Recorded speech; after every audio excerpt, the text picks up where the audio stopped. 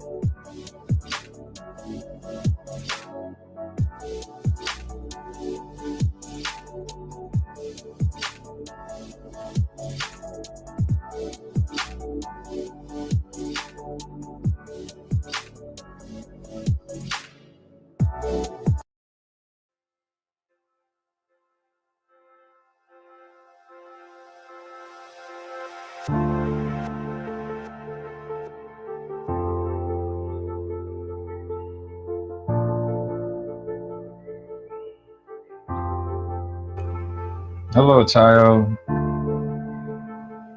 We can add words to the music. I don't know how loud the music is for you guys.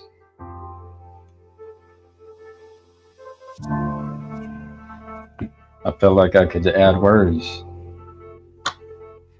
I've heard my voice will put you to sleep. Sweet dreams. It's a live performance. Do you wish I could go faster? Come on, Tayo. You could do it. Meet Freddie and Paul.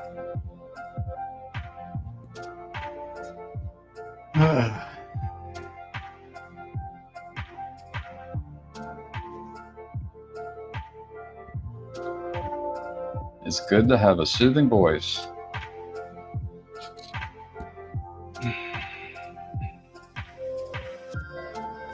My children definitely notice when it's not a soothing voice.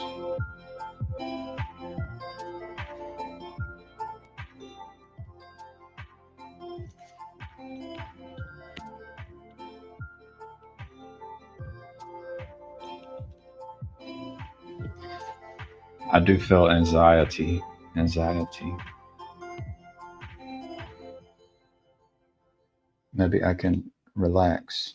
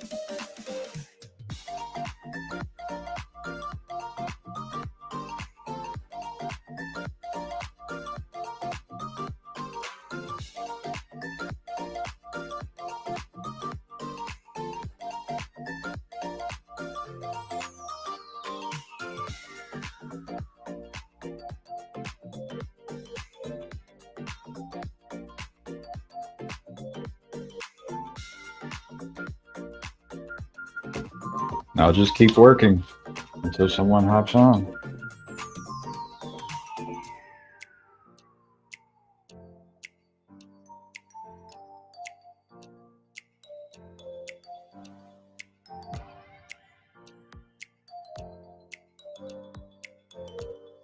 By the way, I'm cool getting in a voice chat on a Discord too if any of you guys prefer that. I actually think that's where things can be more intimate.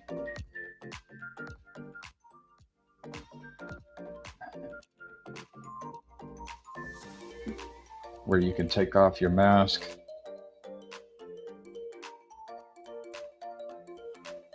We don't want people getting naked on the YouTube channel. But spiritually naked, I mean. It can happen.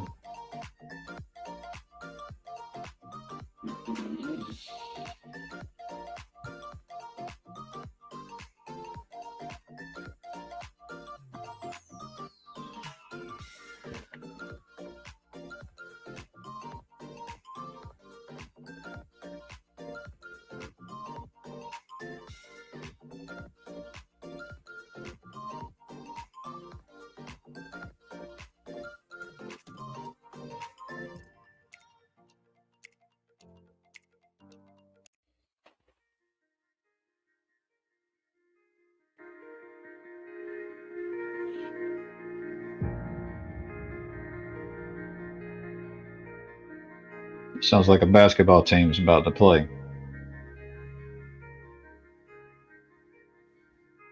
Welcome to the stadium.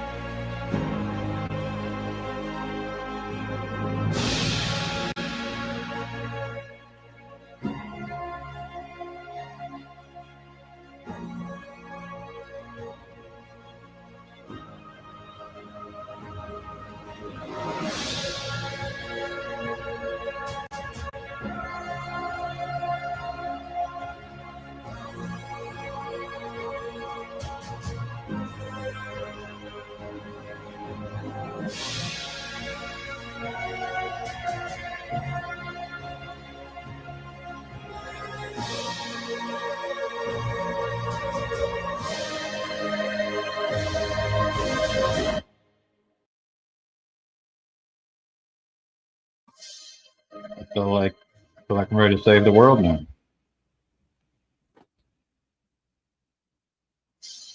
I feel like I'm ready to save the world now.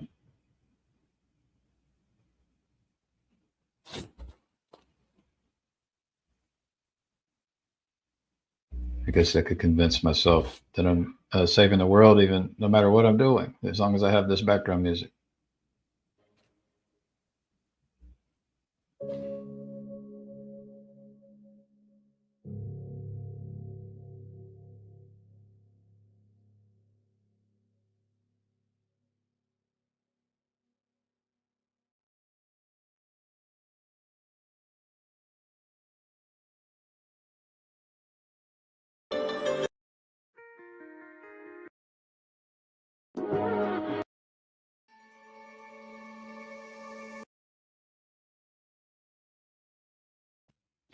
Did you guys see that? It's kind of sneaky. Like there's a list here that says background music, no copyright, and then I saw one that said copyright, do not use. There it is. Copyrighted, do not use. Golly. I hope I don't accidentally play something that has copyright. It could happen.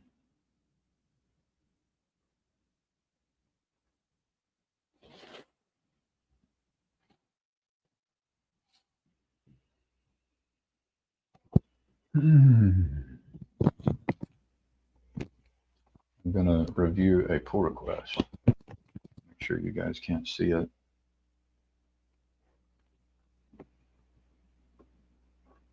In the software world, we solve problems and we have a lot of review. We review the plan, ideally. We include the right people to the review, and then we'll make changes, and then we review the changes. And depending on how reliable the solution needs to be, you'll have increasing amounts of review before and after the creation of the changes, because changes jeopardize reliability.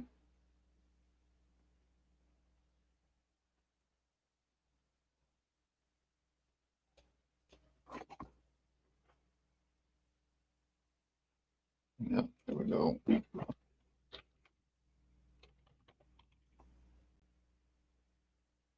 And we like to avoid, in our line of business, we like to avoid changes right before weekends and holidays.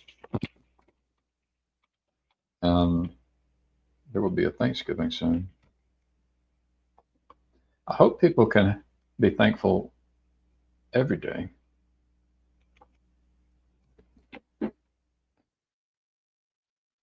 Let's see. Young God. Eventually, it will pay royalties per word depending on language. Dust to Dust. I'm your biggest fan. Not sure. Not sure if to get 3D printer or VR headset.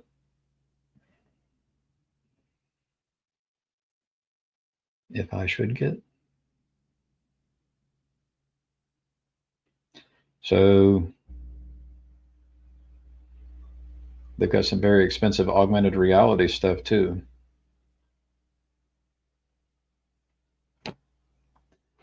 I think seen I've seen some glasses that like it will use facial recognition to identify a person and then pull up all the information about that person that's available on the internet.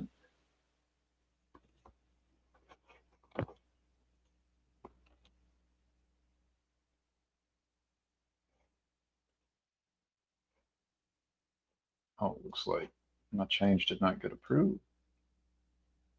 Here we go.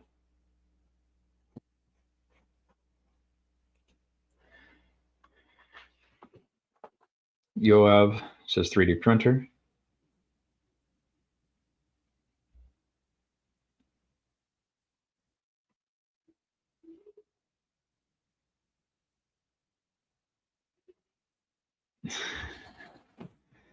Yoav makes 3D printers. That reminds me, maybe I have an announcement. So my birthday's coming up. It's a few days before Christmas, and I'm planning to start a campaign to do a water project. I should text my contact. All right, Brandon. I my wife and I want to start a campaign to do a water project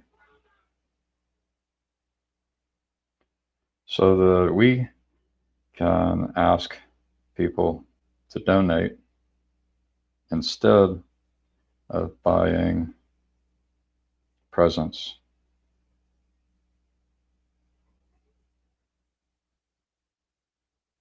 My wife and I want to start a campaign to do a water project so that we can ask people to donate instead of buying presents. There we go. I need to get that started. Here's Neil. Hey, Neil. Gavin. Good morning. Good morning. I forgot my headset. I'm over in Texas visiting family for Thanksgiving week, and I forgot my headset at home.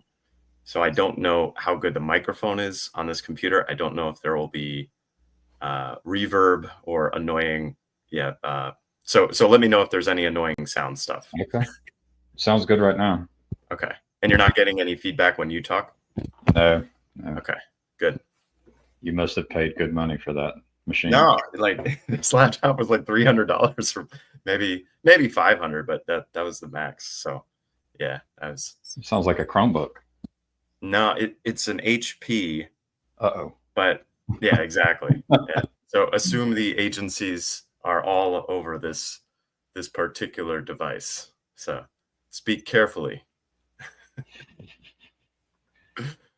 Oh man, what's your experience with that? Having the technology misbehave at strange times. At strange times. Yeah, I mean, oh, hold on. I'll be right back. Oh, there it is.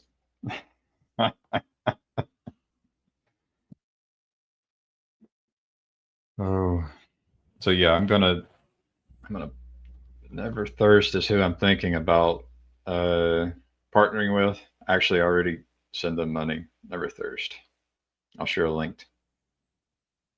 I've always been interested in trying to frame. I like to put on the glasses of how many people are without good water, because when you have, like, there's people dying from dehydration because of waterborne illnesses. There's quality of life issues, but I'm going to share a link. So I'm going to end up starting a campaign, and I'm going to, if people ask, what can I do for your present or your gift, I'm going to share a link. Say, here, just whatever you're going to spend, send it here. Yeah, and we're going to do a water project. I like how that website, that organization, they will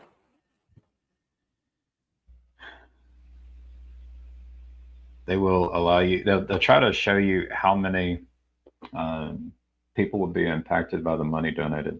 Hey, Kirk, I see you, cool kid, Kirk. If you would just please show your camera so I know you're not naked, physically naked in the material world. Ah, he's not naked. There we go. Hello, cool kid, Kirk. Oh. You are now visible to 8 people and maybe more people in the future. How are you? I'm well. It's Thanksgiving break here in America. Yes, it is. It's I'll be off work tomorrow and Friday, so I still have some responsibilities going on.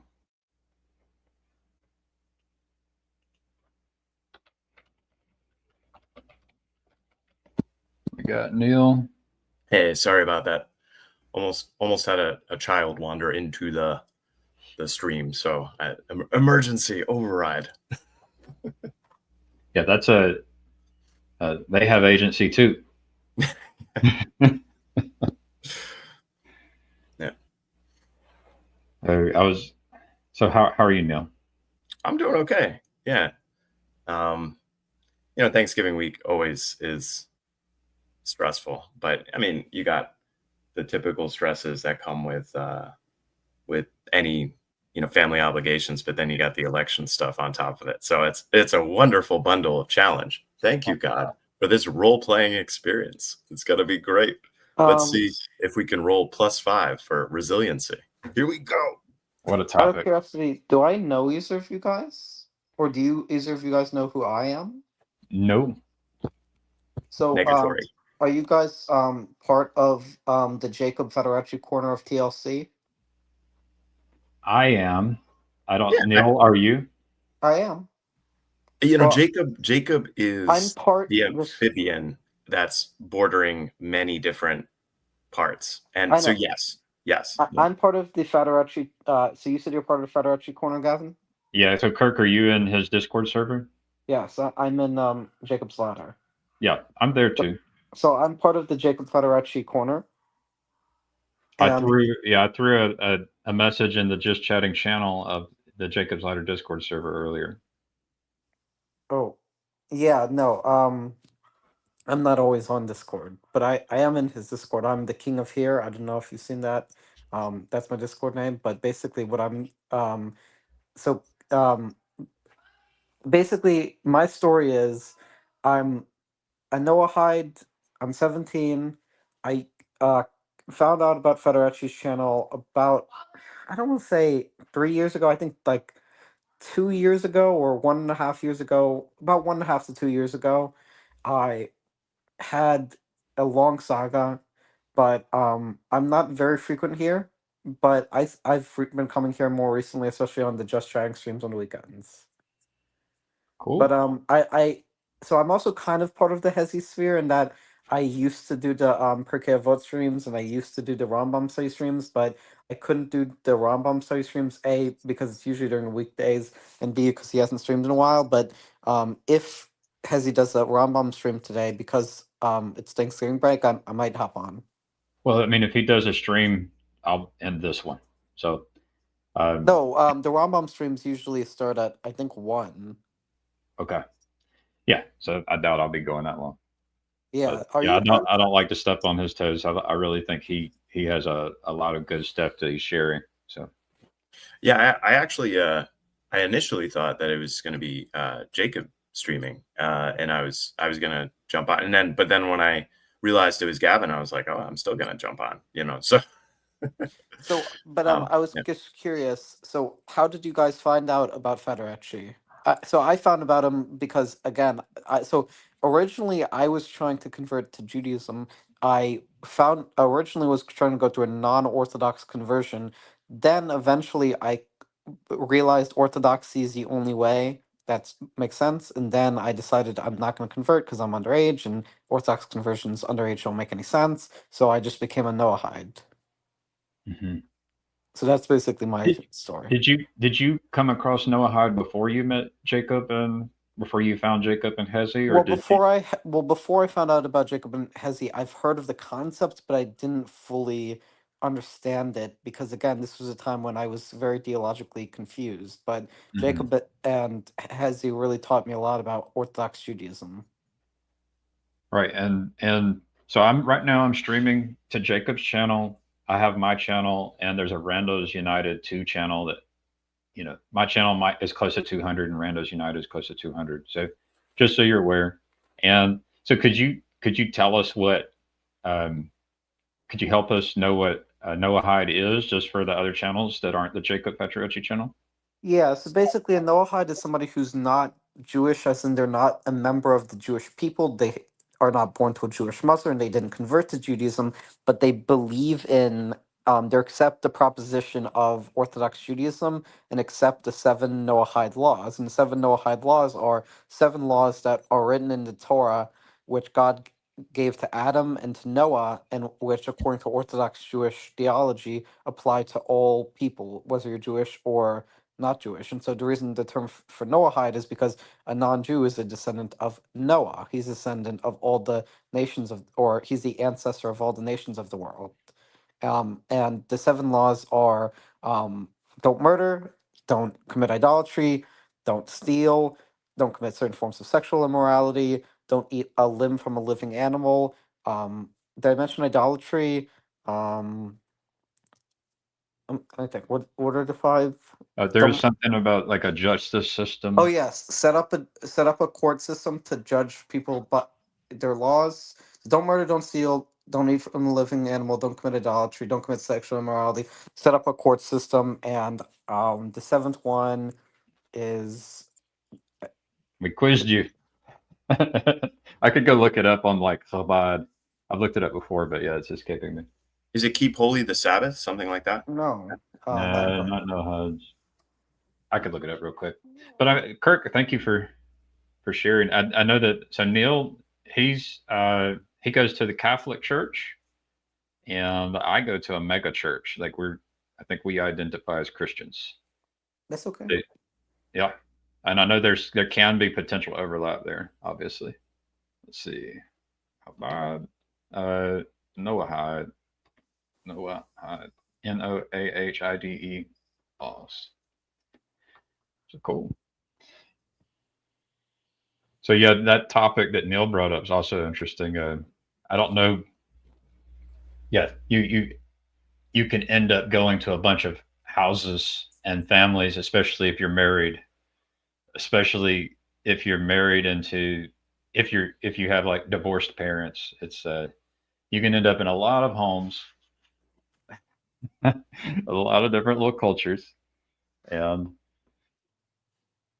yeah, there is a bit of a political season for a lot of people as well. What was your upbringing, Kirk?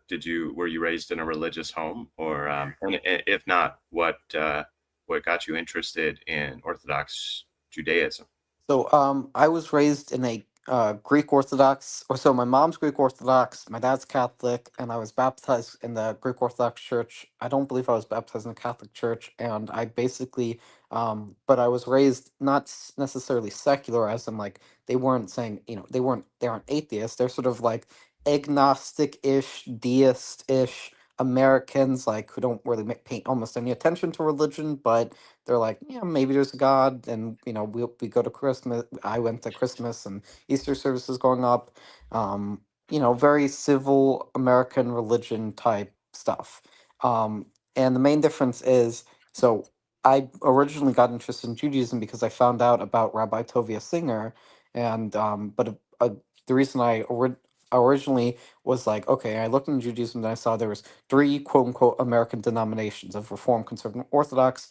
I for some reason picked conservative because I thought, I'm not I don't like super traditional, I don't like super lax, I want to go somewhere in between. Then I realized that, and it was Jacob who really converted me to Orthodoxy, that not as in like I converted to Orthodox Judaism, but as in he convinced me Orthodoxy is the only valid form of Judaism because of various theological problems with the conservative and reform movements.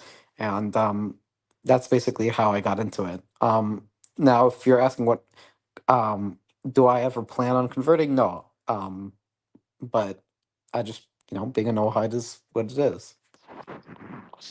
Yeah, a lot of things can happen between 17 and the end of your life. So I would say stay open-minded, but none of us are open-minded until our axioms are changed or shattered in some way, shape, or form, and then the open-mindedness is like forced upon us. That's my own experience.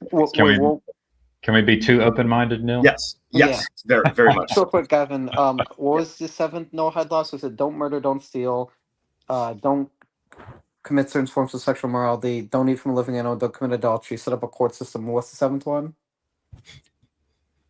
I have to say, your mind is very fast. I can read it off. Let's see. I'm clicking. I shared a link in every YouTube channel to like a Chabad website that do not profane God's oneness in any way. Do not curse your creator. Do not murder. Do not eat a limb. Oh yeah, don't blaspheme. That's it. Don't blaspheme. That's it. Yeah. Do not Okay. steal, harness and channel the human libido, and establish courts of law and ensure justice in our world. Yeah, so the seventh one is don't blaspheme. You're not supposed to take the Lord's name in vain. Pretty basic one.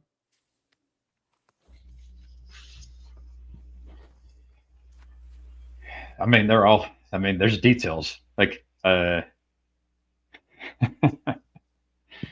I guess what Jesus said, love God. They always ask what was the number one commandment. He said, love God, and the second is to love your neighbor as yourself. So I imagine the seven Noahide laws are connected to that.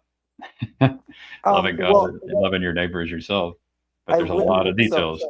I wouldn't posit this absolutely, but I will say Jesus was raised obviously in a religiously Jewish environment, so like it very well could have been some of the ethical instructions Jesus gave to his followers were based on some rudimentary understanding of the Noahide laws. I just don't know, but No, because I'm not an expert in Christianity, I just think I mean, remember the historical context that if there's any similarities, it would make sense.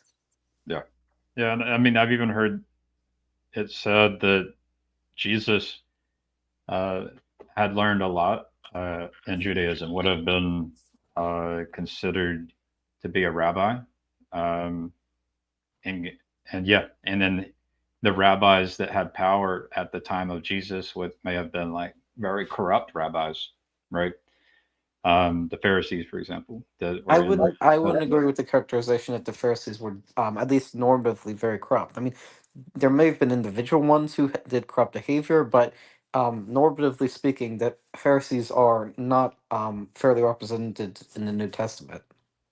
Yeah, I mean, what that means is if the Pharisees, as they were represented in the New Testament, were real, then they don't represent like what a good Pharisee should be, right?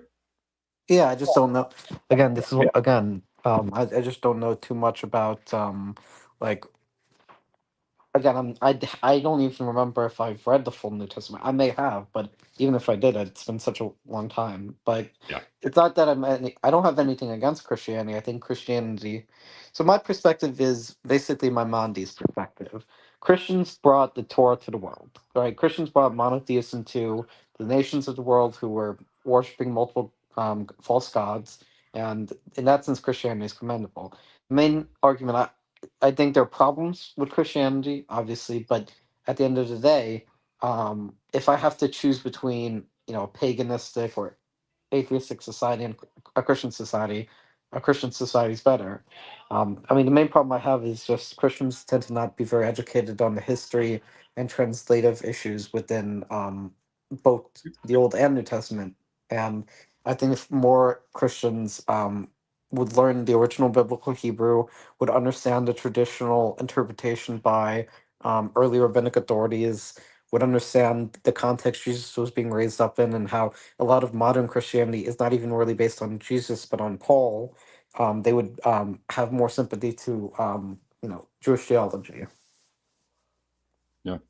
I mean, if you were to tie it back to the Noahide laws, the concern would be that Christians don't know God and are blaspheming. That would be the concern, doing some kind of blasphemy or idolatry. Well, not necessarily blasphemy or idolatry. It's a like so the basic consensus among rabbinic authorities that Christianity is not a form of idolatry, or it's for a Gentile to be a Christian is fine. The problem is just theological. Like the problem is that most Christians um, are not very well educated in why Jews reject Christianity. So, like, a big argument Jacob brings up frequently is that there are very few, or at least in his case, he says there's no known cases of an Orthodox educated Jew who's genuinely steeped in the Orthodox Jewish community who converts to Christianity. There are examples of secular Jews, there are examples of non Orthodox, Reform, and conservative Jews who convert to Christianity. But if you're talking about like a Torah observant, Shomer Shabbat, Shomer Kashrut Jew who, is very well educated in the Torah and the Talmud. Very few of them, if any, have ever converted to Christianity. And Jacob's guess is he knows none. I know none specifically. I'll draw it out as a possibility, but I just think that there's a good reason for that, and the good reason for that is once you recognize the problems with the Christian claim Jesus is the Messiah, when you understand the messianic prophecies as outlined in the Tanakh, then it's hard to convert to Christianity. But does that mean that Christians are necessarily worshiping some sort of idolatry? No. Mhm.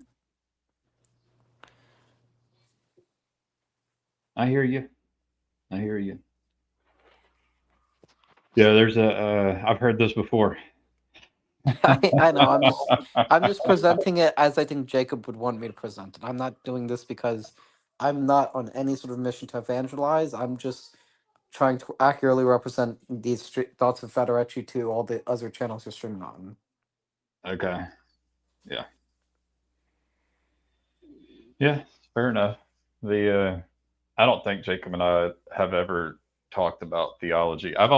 Uh, I've only practiced like making Jesus my king for the last year. So, And that's okay, and that's good for you. well, What? it's actually it's weird to try and be king and then become someone who says, "Okay, I'm not king anymore." So that's a huge change of like an inner state of the interior for any person for their psychology who does that. I understand. But I'm curious, how did you find out about Federecci's channel originally? Oh, we had a conversation probably like 4 years ago. Um, he invited me to have a conversation on this channel. Um, Wait, you knew him beforehand? so we met through Bridges of Meaning Discord server, which is connected to Paul Vanderclay. Okay, so you met through Bridges of Meaning. After meeting him through Paul Vanderclay's Discord server, you were invited to have a conversation on his channel? That's right. And so how frequent are you on TLC? In the last year, less frequent, and even in the last, I kind of have paid more attention to this little corner TOC, these network people in the last month or so again. Um, but I've been hanging out in Discord mostly because there's a I'm aware that this is public, and I feel like to have a community that is healthy, there needs to be kind of more intimacy.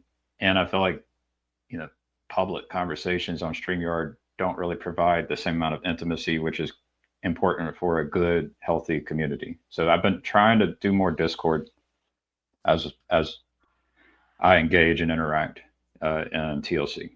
I understand. I think both Discord and StreamYard are fine.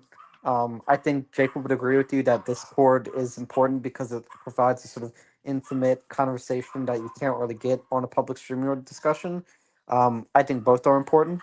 I've so for me, the reason I said that's a long saga is originally I came in as part of Jacob's TLC.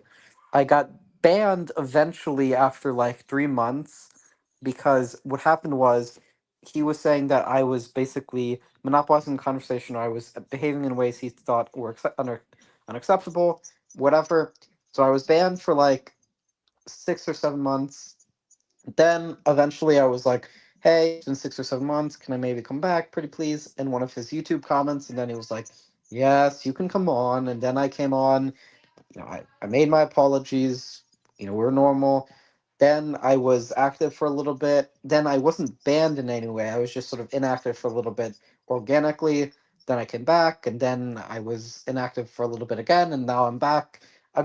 I haven't been the most frequent, but um, I've Hey, just been participating more recently because like he's been doing more just chatting streams recently, and with the election and a lot of the Jordan Peterson type community focusing on like political affairs recently. I've tried to become more active, so it's a good little community. I think Federacci's channel is good because it's not like it focuses on almost everything. Right? You can talk about culture, you have some political conversation, you have religious conversation, you even have a little bit of philosophy. I mean, you have self help, and I just think it's a pretty neat little community. yeah, I'm personally not very good at being a part of a community. Um, I can be like a support class. Like if I don't know if you've ever played like World of Warcraft or anything No, like I that. don't believe so. Yeah, or on a team. I don't know if you're pay attention to any sports. Do you pay attention to any sports? Not anymore. I played soccer when I was growing up, and I was part of a swim team for a little bit, but Okay. I'm not currently part of any sort of like professional sports or not even high school sports team. Yeah. Are you aware of how much did you play soccer? Uh, I played for a couple of years. I forgot, but again, this was a while back, so I forgot most Okay. about it. Yeah. Yeah. There's community is something that I crave, and I never knew it was important. And yeah, having an online community is better than having no community at all. Um, but yeah, I'm looking for try to be a member of a team and a community that's good. That where people we try to know God better, we try to serve God better. So So you said you're part of a mega church, I joined. Yeah, that's the first church I ever went to. I got invited, and we just kept going. and so do you attend services there relatively frequently? Yep, I do. Yeah, so if that's the case, I mean, it's not exactly a community, but if you have people there who you talk to, who you consider acquaintances that you meet on a weekly or semi-weekly basis, then I mean, you know, even though that's not the same as some other communities, it sounds like a fine community. So do you identify with any specific denomination within Christianity out of curiosity? I don't. I understand. So I guess you'd be like non-denominational. Yeah, I'm a really weird one. So uh, yeah, I'm a really weird one, and I'm new to taking it seriously. So it allows me a little bit of it reminds me to be humble. It allows me to lean into the humility as well. So like I get to say, hey, I've not been doing this my entire life. Yeah, I mean, I think yeah, it's good to have a connection to God, and so I'm curious, have you always been? Were you raised Christian? I was not. I was raised kind of a pagan with some Christian influences. What do you mean you were raised pagan? Out of curiosity. When I was about 16 or 17, my father handed me a book called The Teachings of Don Juan by Carlos Castaneda. And to me, it felt like he was handing me something like a father would hand a Bible to their kids or Torah. Who's out of curiosity? Who's Don Juan? It's basically related to shamanism, Yaqui, uh, Yaqui warrior, kind of. If you look into it, there's Is people that that Native? Is that like Native American? yeah, Native American. There's people who say it's kind of made up. My father basically would take me fishing and camping and would say, "This is church." Um, so he, yeah, he was definitely into kind of that territory of spirituality. Yeah, no, that's definitely not fine. You know, but so out of curiosity, when did you consider yourself, or when did you like abandon paganism at a certain point, or was that in the last year, or Well, like even there's elements of it. I think the big thing is my relationship to God. So I think with kind of shamanism, paganism kind of thing that I was doing, however you want to call it, I was treating God like a vending machine, kind of like you can do and say things and then the world will change, like you have some kind of power. And I was actually seeking power. But my new relationship is more like I'm trying to be like a feather in the wind, and I'm trying to move towards the holy wind, the Holy Spirit, and allowing that wind to carry me to places where I can serve God. Right. I I understand, but I'm saying when did you consider yourself abandoning paganism, or when did you abandon the spiritualistic shamanistic thing? That relationship changed last year in October. I understand. Like So yeah, that was so when I really like committed to like surrendering and submitting. yeah. I understand. So last year you, I guess, became a Christian, and so out of curiosity, what was the original conversation you had with Jacob about? Was it about theology? Because if you were still having these paganistic tendencies when you had a conversation, that sounds like it would make for an a We weird conversation. Jacob and I connected over the topic of secure distributed cognition, and so I've been a person who trusts nobody, did not trust God, did not trust anyone, and so and relatively good problem solver, and so we connected on the topic of how there's so much untrustworthy, insecure thinking and problem solving throughout the world, and this interest in how should you do your problem solving and thinking in a way that's secured, it can't be hijacked and corrupted, and will end up producing the best fruit. Um, so that's kind of that was our common interest at first. Yeah, I know Jacob does talk, I don't know about a lot, but quite a bit about securing distributed cognition and about trying to create more trustworthy sources for people to get their avenues of information from. Um I think the term actually originally comes from John Vervaeke, although I could be wrong. Yeah, I think he was leaning into words from John Vervaeke. I was gonna say, have you ever participated in sort of the John Vervaeke, Jordan Peterson sphere at all?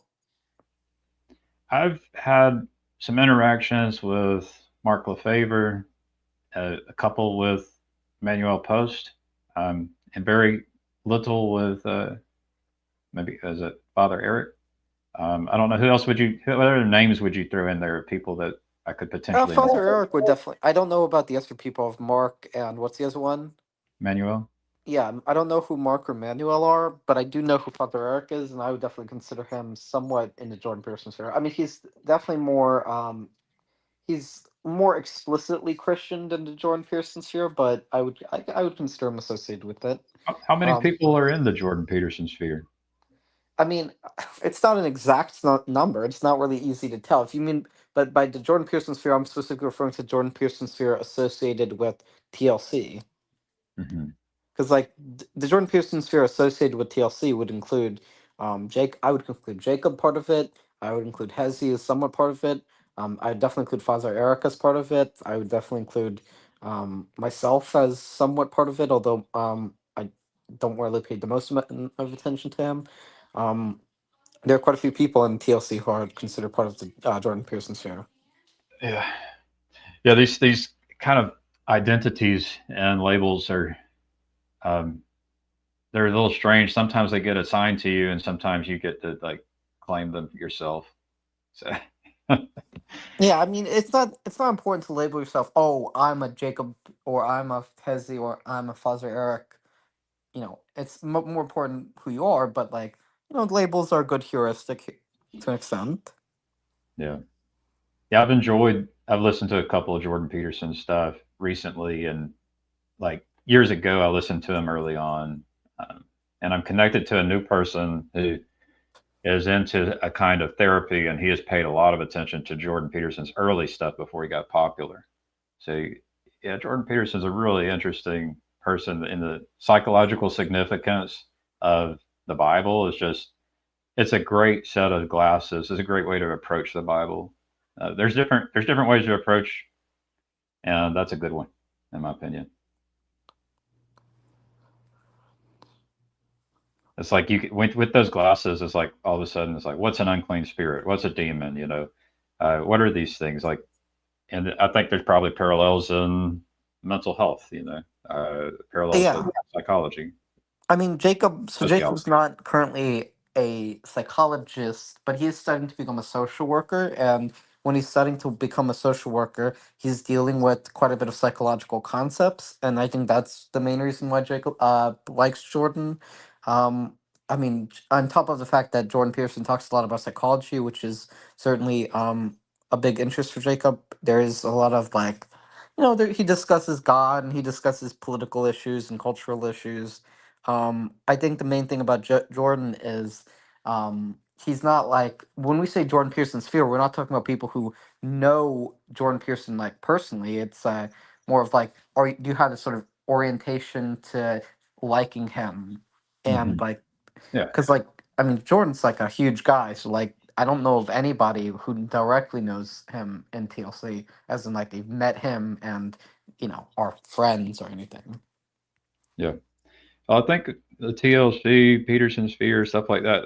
There's probably anywhere between 5 to 7 degrees of separation between us and people all up to about anyone in the world.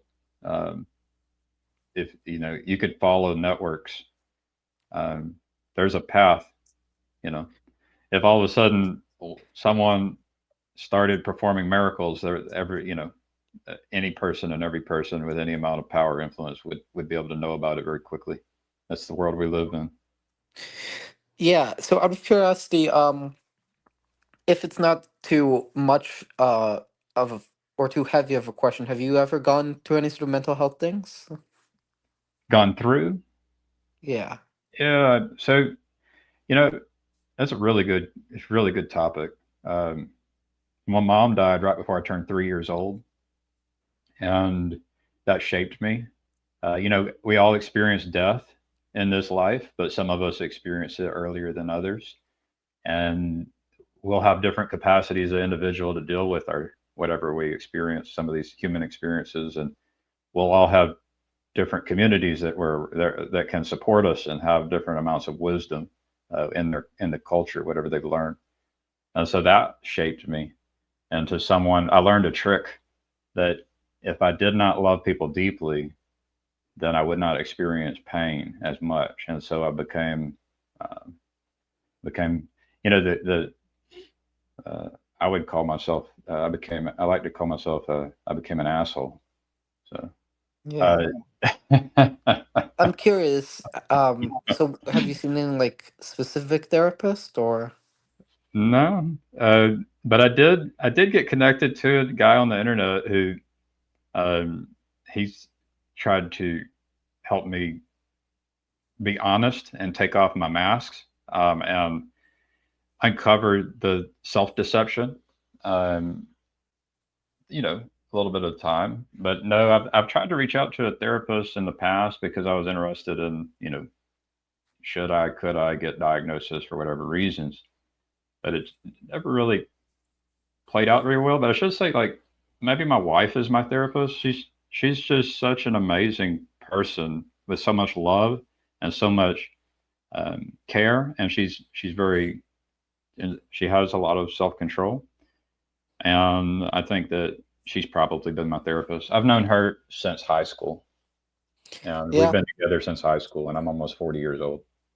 I mean, I hope the best for you, and if you ever need oh, by the way, Hezi, I see you're in the comments. I can't pull it up, but Hezi, real quick, can you put in the comments if you're going to be doing a Rambam study stream today?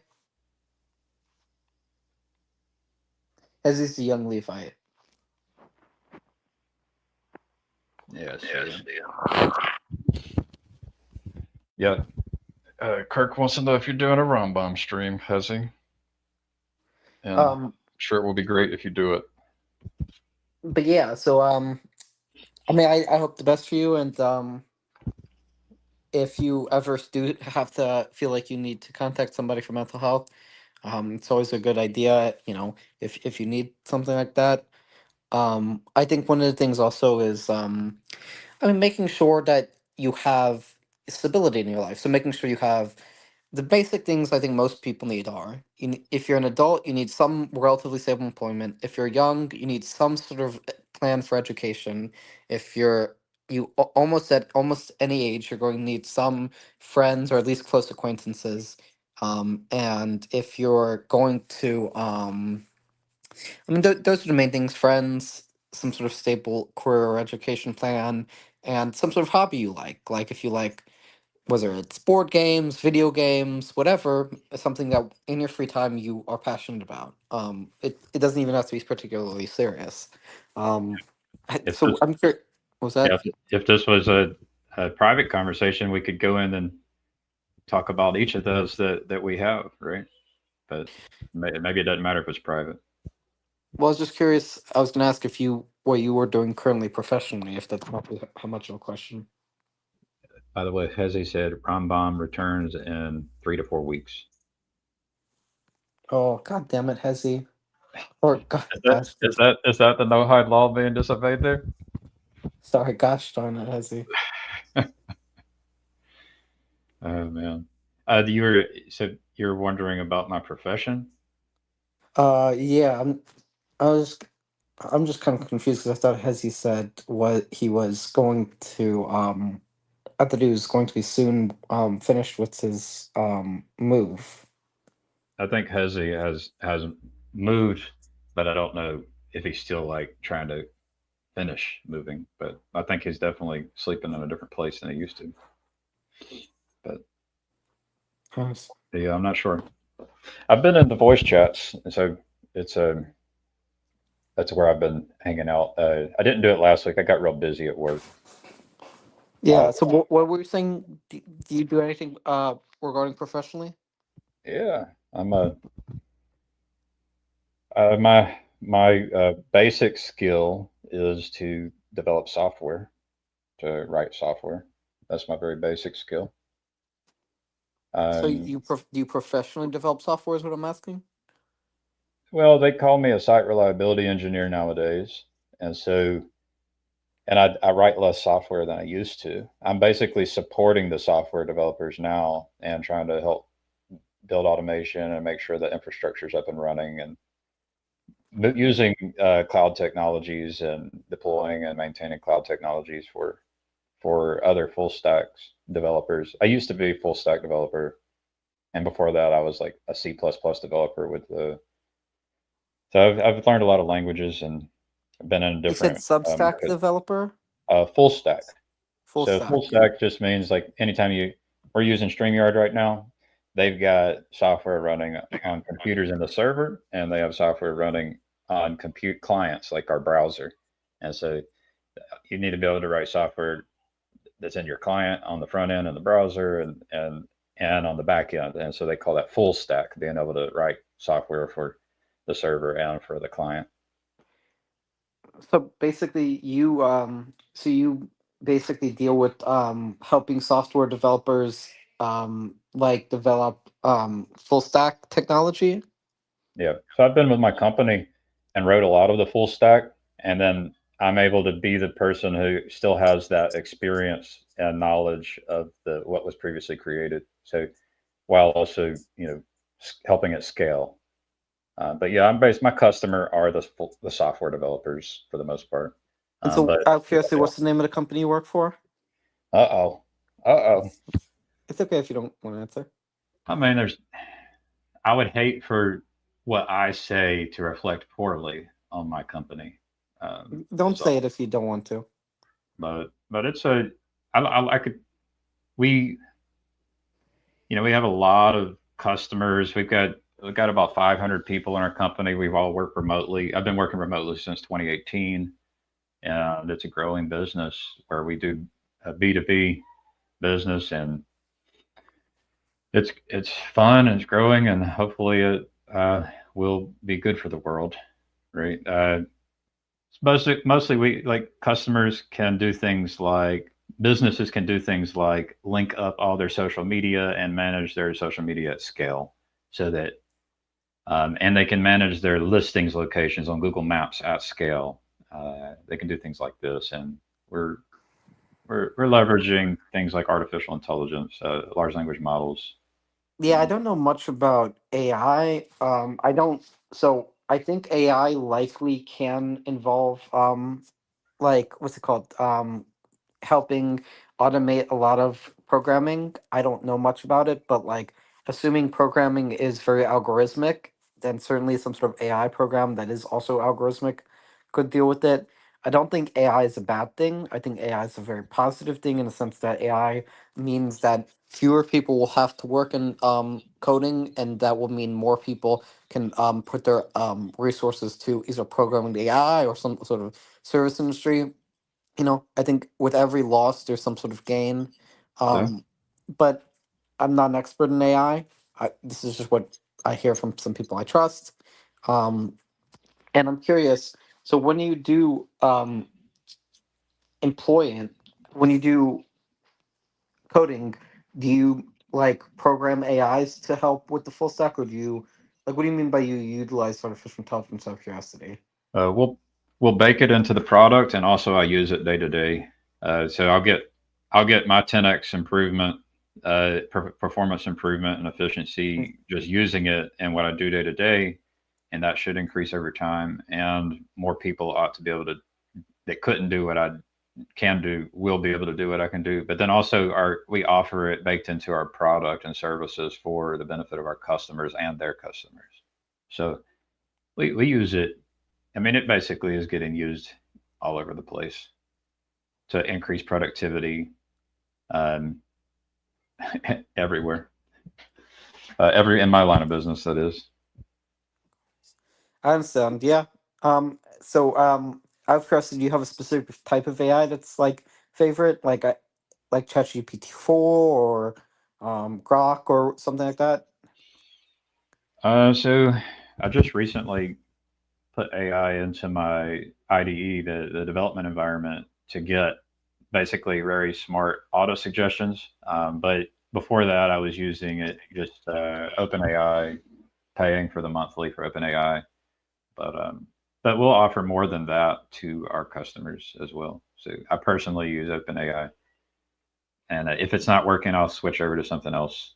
There's a lot of them, and Is they can all OpenAI be cool. free? The free version is not going to be your most capable version. Um, so, and then I mean I haven't done it in a while, but I've also tried to create like custom tools and agents using APIs. That's really where it's going to be. You know, you're gonna end up with basically just increasing. You could imagine like an agent as some kind of a worker that has a certain skill, and then you'll end up with a variety of agents. And one agent could be something like a manager, if you imagine like a giant company. And all of these agents and their skill can get better, and their ability to coordinate and cooperate can get better. And then a fleet of these agents can be deployed for a company or a person, and it's just going to be force multipliers. I understand.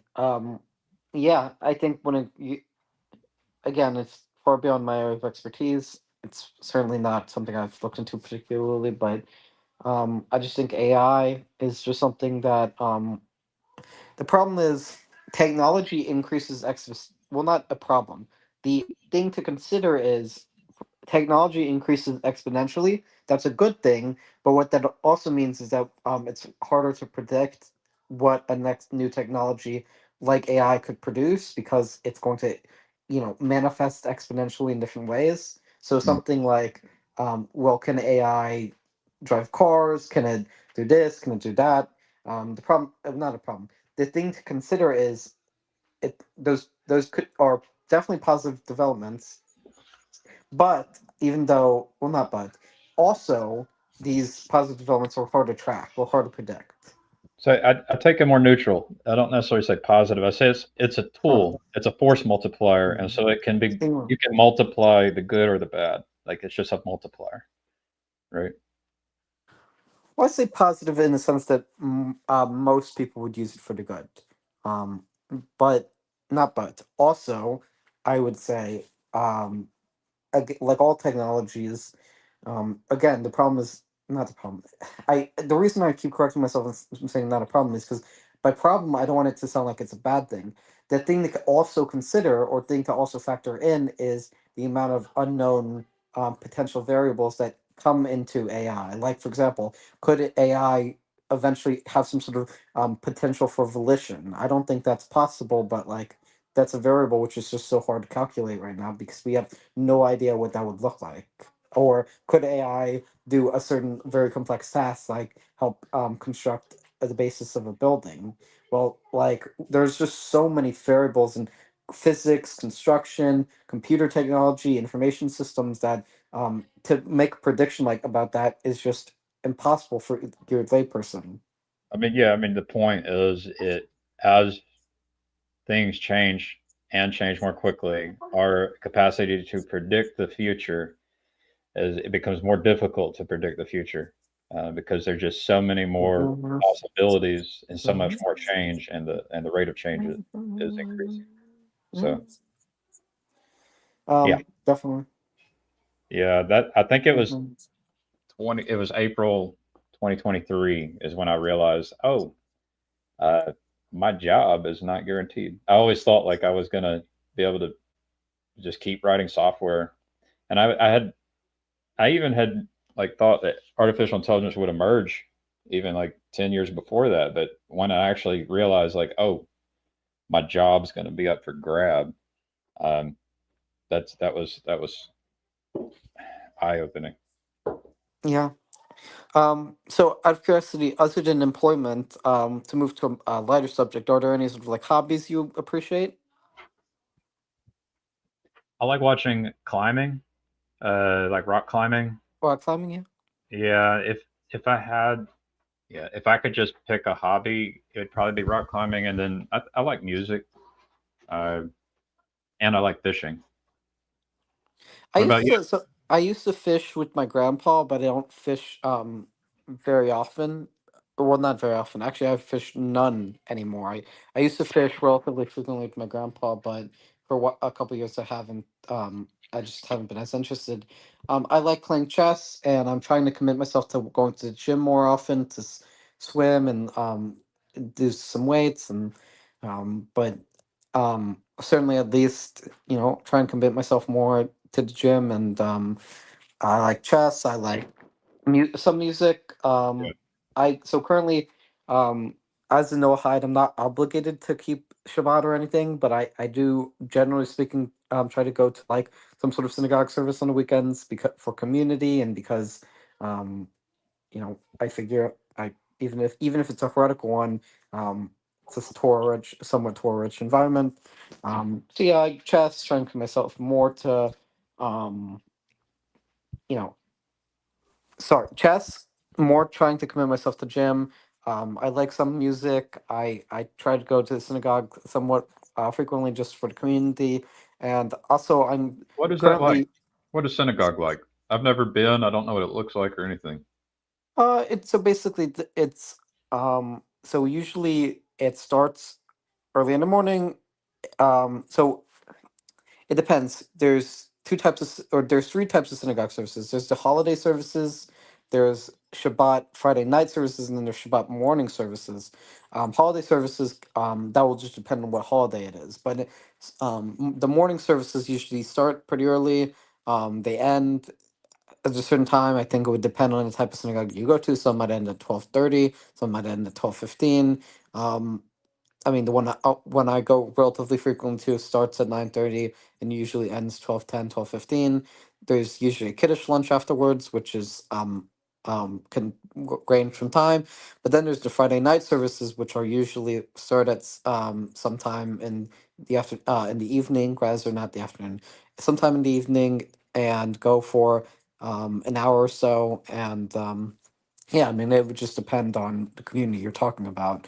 Um, what I was gonna say is also, so I'm 17 and basically I'm currently trying to in January I plan on doing dual enrollment, and so basically what I'm gonna do is I'm gonna try and um do what some class at home at where some class I'll do at a regular high school and some will do dual enrollment at like a community college. And then by doing the community college, I'll try and get an associate's degree by the time I'm 19. Because if I enroll in January, I'm 17 now, and 2 years for an associate's degree, that means 2 years will be nine. I'll be 19 years old. And a dual enrollment program will mean I'll be able to save a lot of money. First of all, on college because an associate's degree is much cheaper, especially for a high school student. Um, um, and also, it'll mean that I can graduate earlier because if I graduate when I'm 19, then I'll, basically won't have to go through 2 years of community college. So I can graduate basically a year earlier than if I started when I was 18 and graduated when I was 20. So that's what I'm also trying to plan on doing, like education wise. But that's not necessarily a hobby. I just want to get that out there. Hmm. Very cool. 17 years old. Sounds like yeah, sounds like a good life. Sounds like you've got a lot to look forward to. But what I'm curious when you go to synagogue, like what do you do in the synagogue for 3 hours? Like on that. that morning service? Well, so basically, oh, if you're asking me what happens in the synagogue, basically they have a Torah reading. They on Saturday nights and on Friday nights when I don't usually go. I very rarely go on Friday nights. They usually just have a an hour service or so. Although there are some services, especially in that involve like a dinner. It just depends. Um, Sometimes there's a dinner on Friday night, sometimes there's not, but I don't really go to the Friday night very frequently, so it's harder for me to speak on that. On morning service, there's a Torah reading, and then afterwards, when the service ends, and there's prayers, so like um, there's the Amidah, I'm sure you've heard of, there's various other prayers, and when it ends, there's like a Kiddush lunch where after the service ends, you can go and sit down with other congregants or other people who are attending who are congregants and um, have lunch. And that can last, again, depending on the synagogue you go to, for a certain amount of time.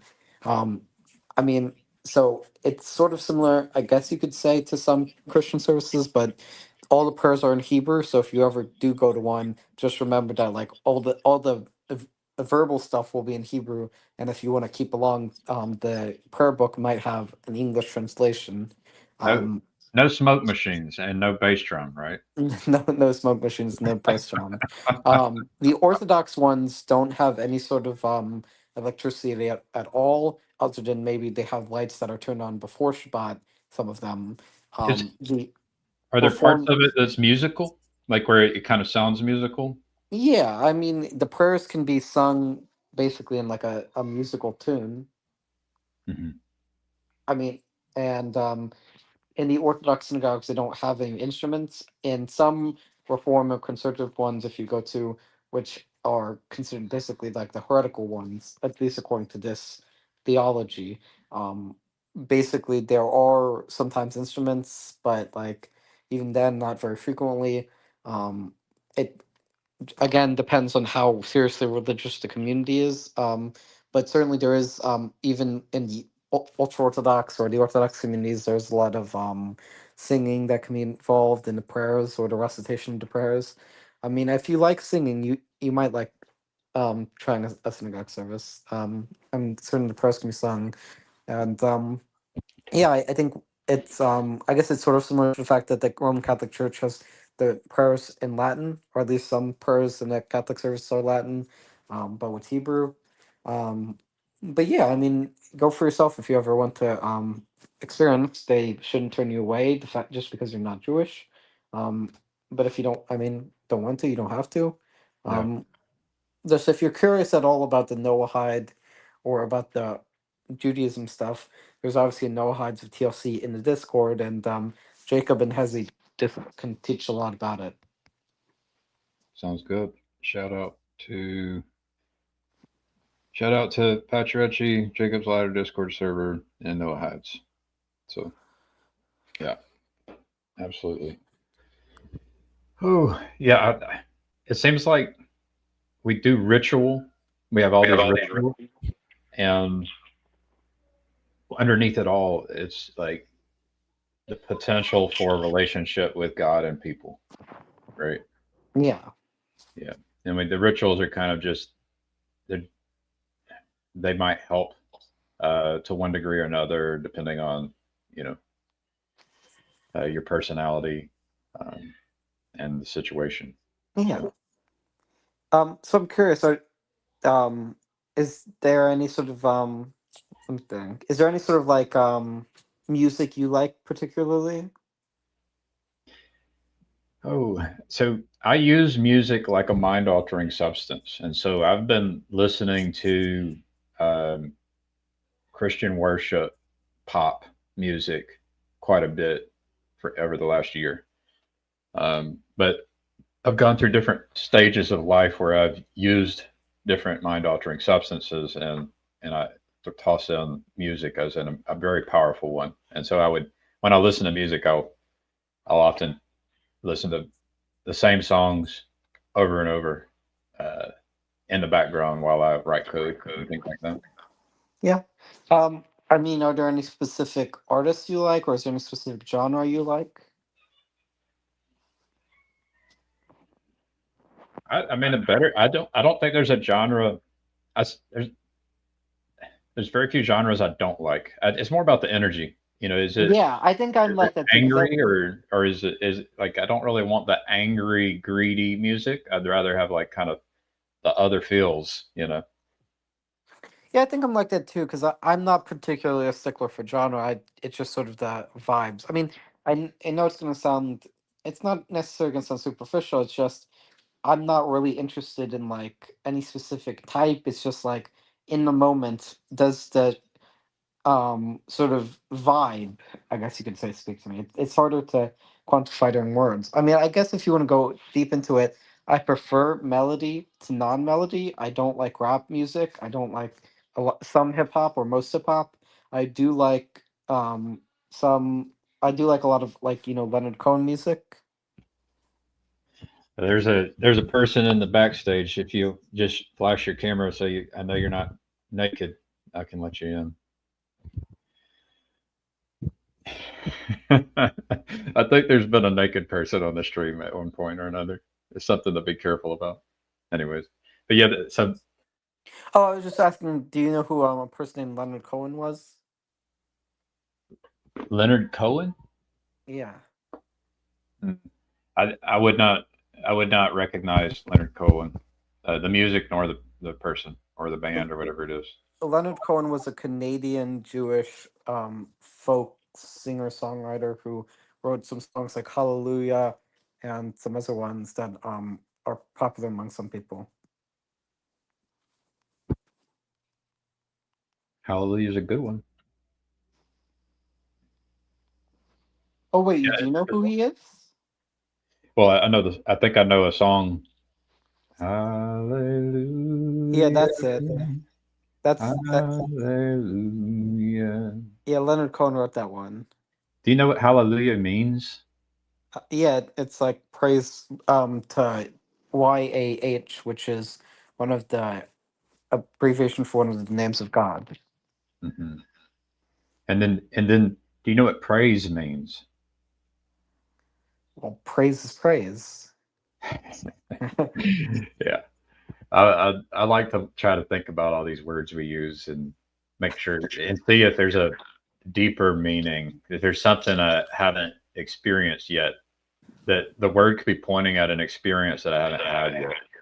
Yeah, I mean, so Hallelujah, I was written by Leonard Cohen, and he wrote a couple other songs, and a lot of his music is like one of the reasons it resonates with me is because it's sort of existential, or it's sort of getting to like certain base emotions about the human experience and tragedy, and getting over grief. I mean, do you like Hallelujah out of curiosity? What's that? Do you like the song Hallelujah out of curiosity? I do. And then you mentioned the word grief. It's actually a topic.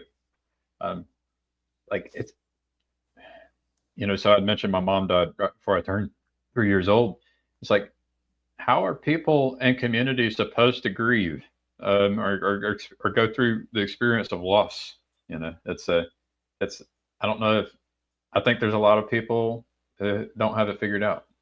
Um, it can actually be it can cause stumbling blocks, you know, for an individual and for people. Yeah. Yeah, I mean, like, I don't know if I have a specific favorite artist. I mean, there's like, oh, here's a Blink-182 song, or here's a song by whoever, and it's like, yeah, I don't really care. I don't really know almost most of the band names, or I may know the name of it, but I never think about it. It's just like I listen to the radio. If you change it, I'm gonna like it, or I'm not gonna be particularly compelled by it. Either way, you know, that's it. I mean. I don't know. I'm not saying like there's no objective criteria to judge when it isn't or is, a better song. That's like, I guess you could say, a philosophical aesthetic question, but like that's just beyond my area to judge. I just know what speaks to Mhm. me and what doesn't. Okay.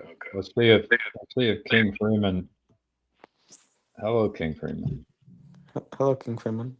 Hello. Oh,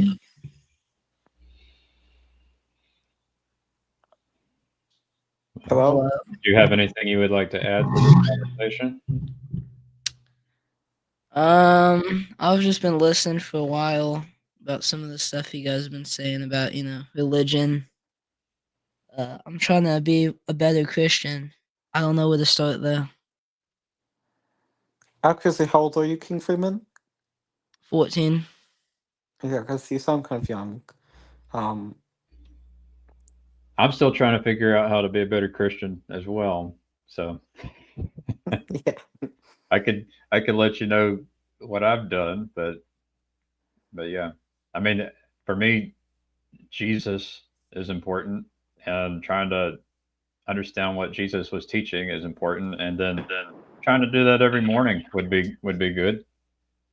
Yeah.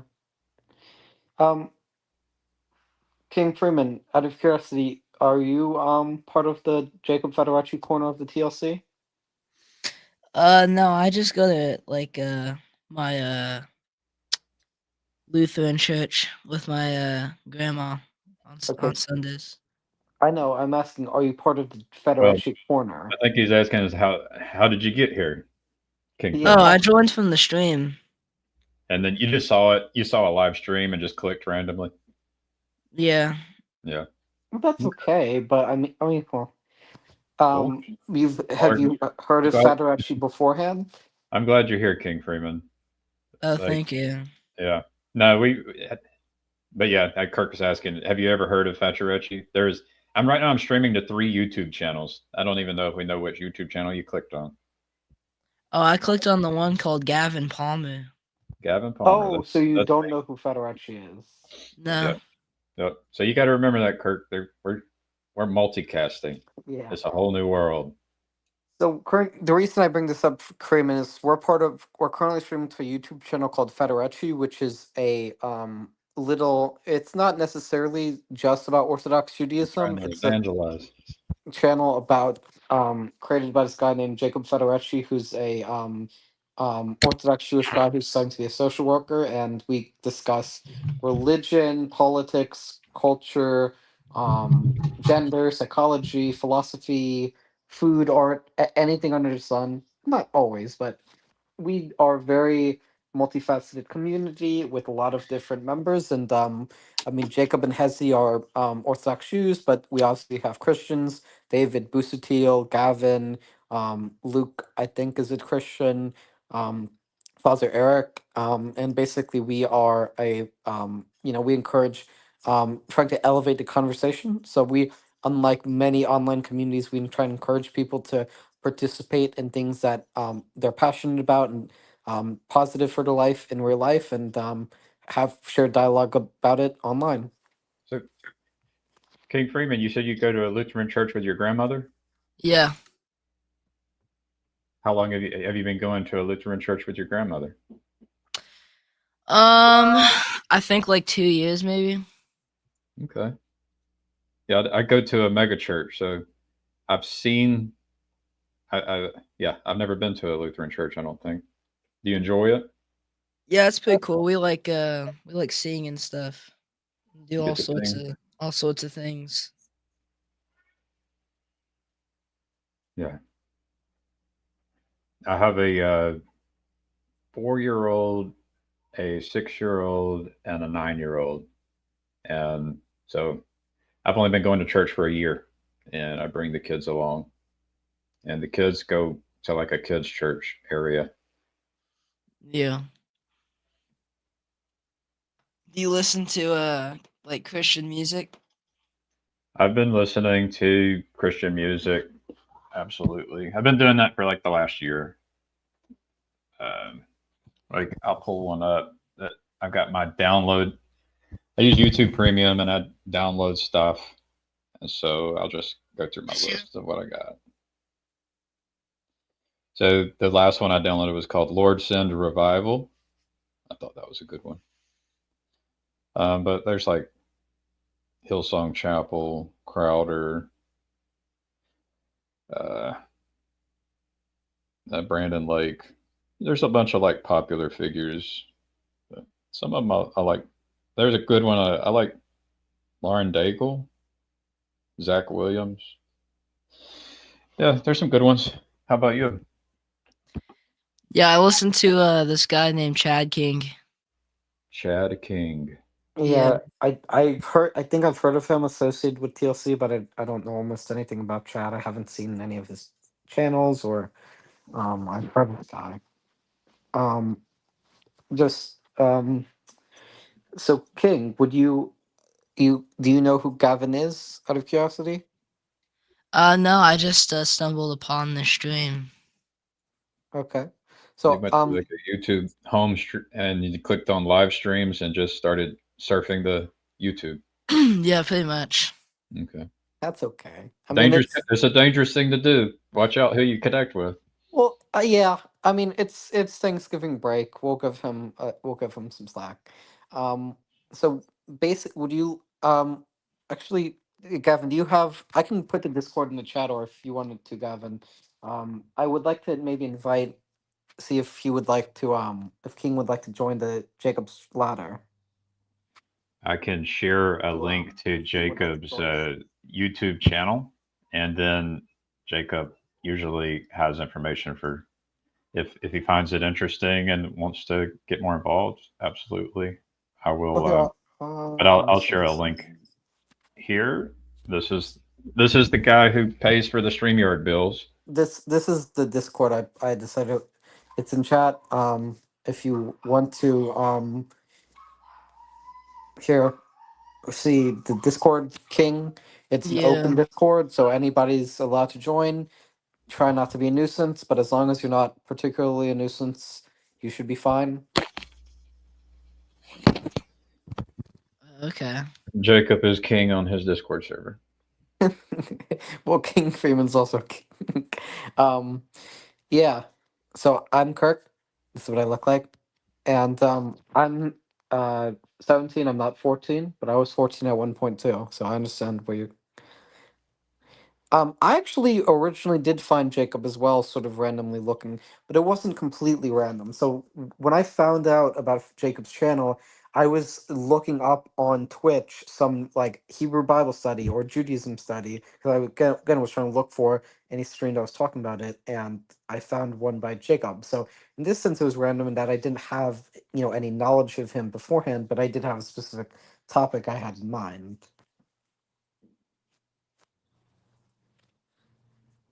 Yeah, it sounds like Kirk. You really enjoyed learning about the theology.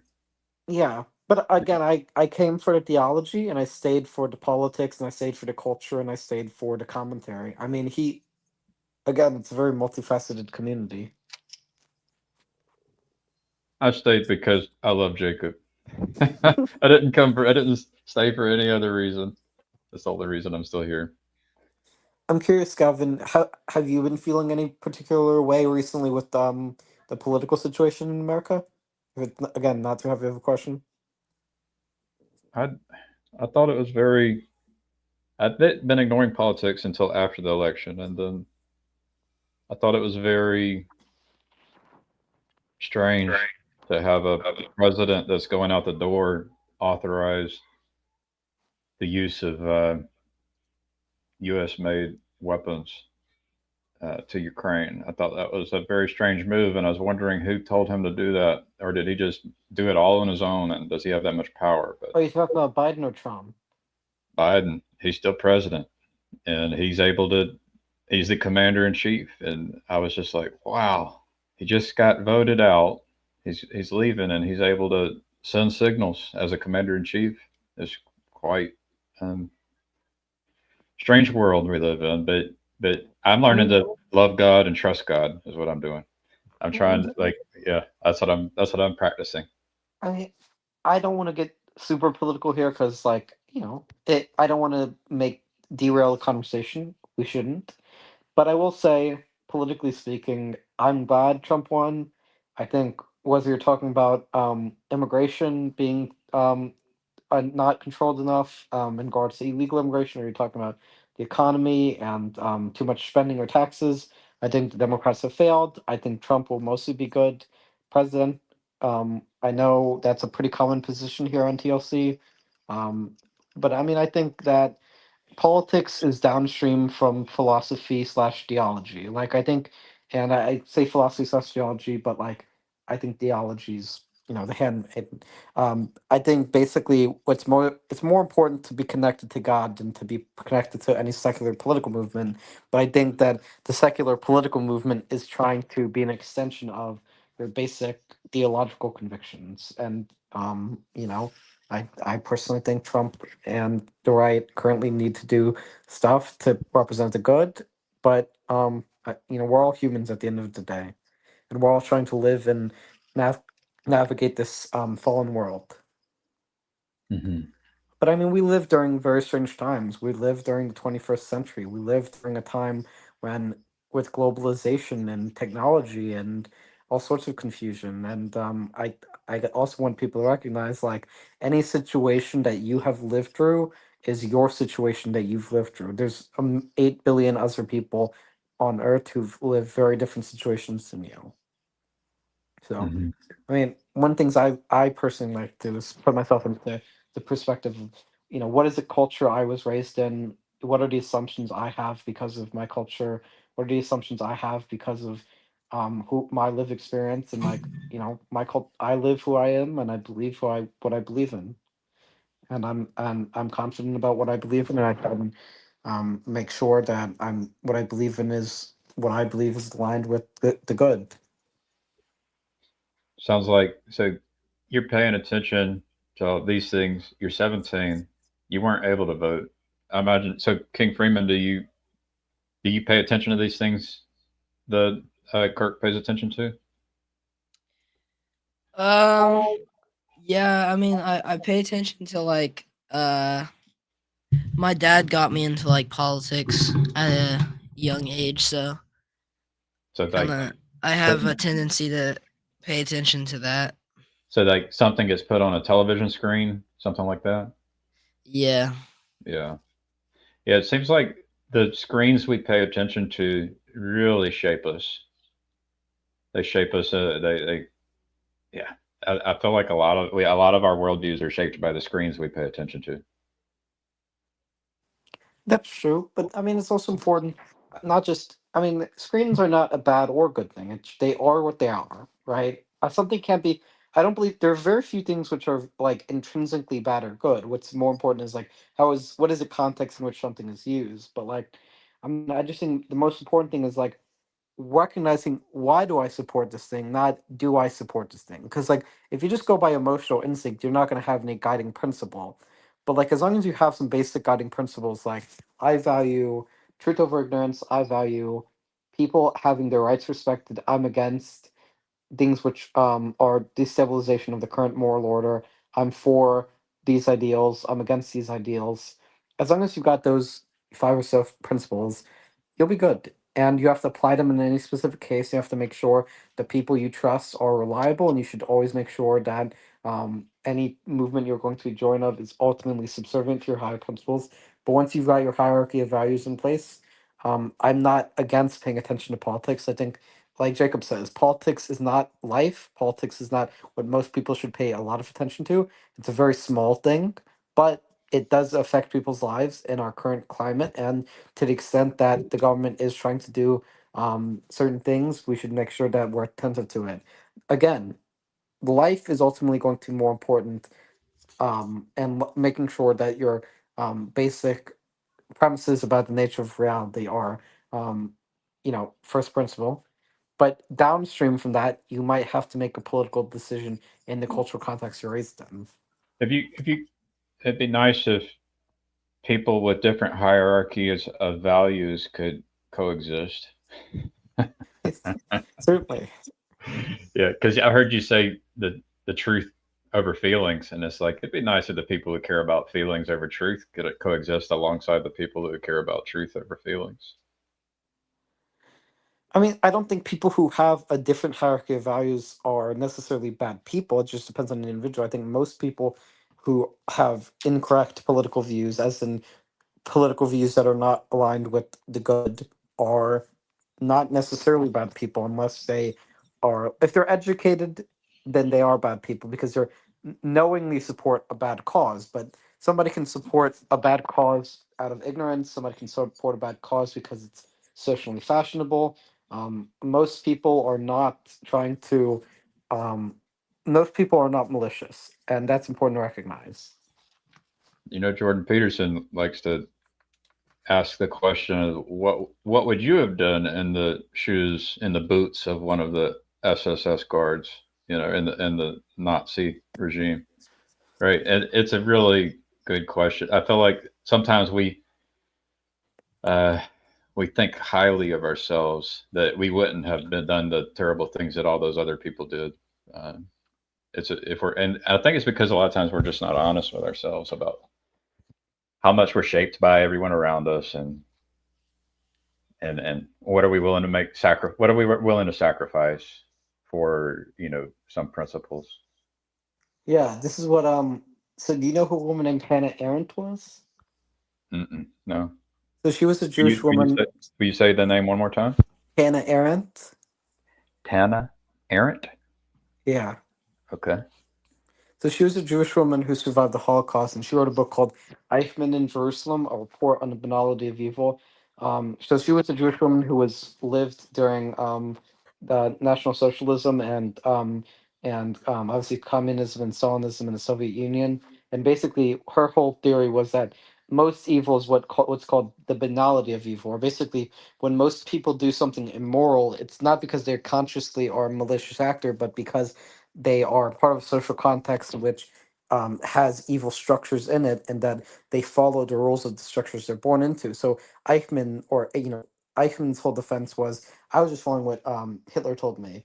Well, in Eichmann's case, he was caught up in what's called the banality of evil, where the structure of the Nazi government was, trying to be authoritarian, and he was caught up in that because he didn't, have the balls to stand up to the structure. And a similar thing to the Soviet Union went on, where you might have had an average person who was joining the Stasi or what have you, because of, again, it's they didn't have the balls to stand up to power structures that exist. And so, like, I think that sort of idea resonates with me in the sense that, I mean, if you're looking at not just the Soviet Union, National Socialist Germany, or any sort of totalitarian regime, the basic principle is that your average person who's getting caught up politically is basically socialized from birth to be an authoritarian.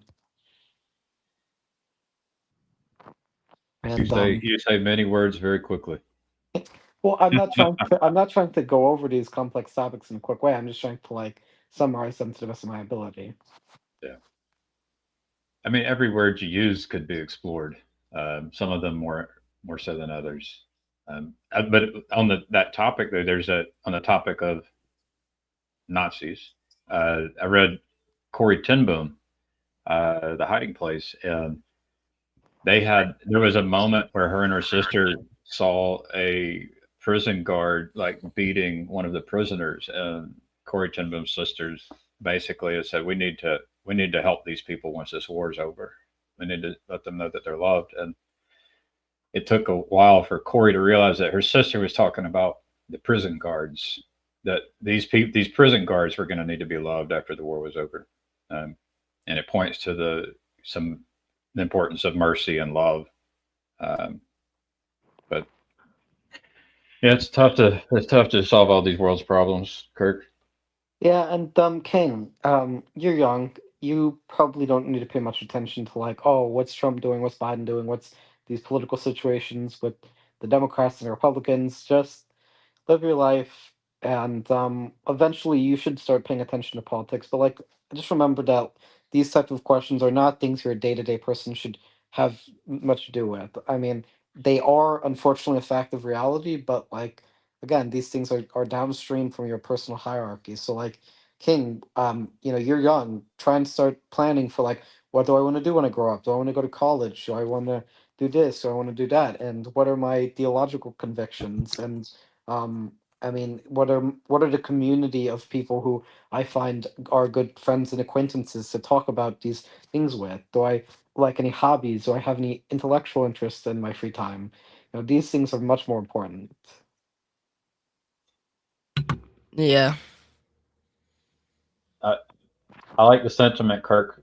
but it would be good to know King Freeman, to know more about a situation in order to be able to before start we say you should, but I definitely like the sentiment of trying to encourage him.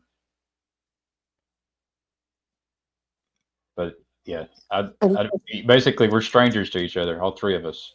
We don't yeah, really know each other very well.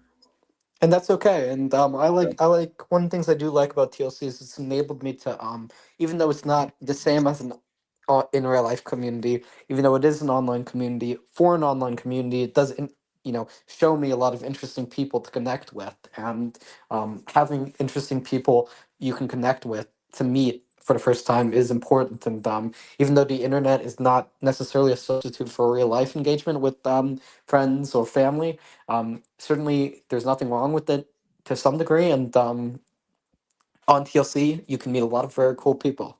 You know. Yeah, I think this community, these YouTube channels, um, I trust these people more than a lot of the other people I've seen on YouTube, and but but yeah, I'll try to echo that if you're going to be going to live streams and clicking a StreamYard link, you're probably you want to be careful, and then these I feel like the people here tend to be pretty good.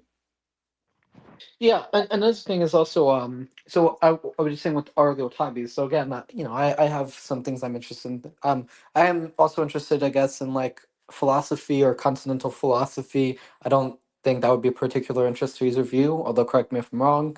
Um, Other than that, I mean, I have what I like.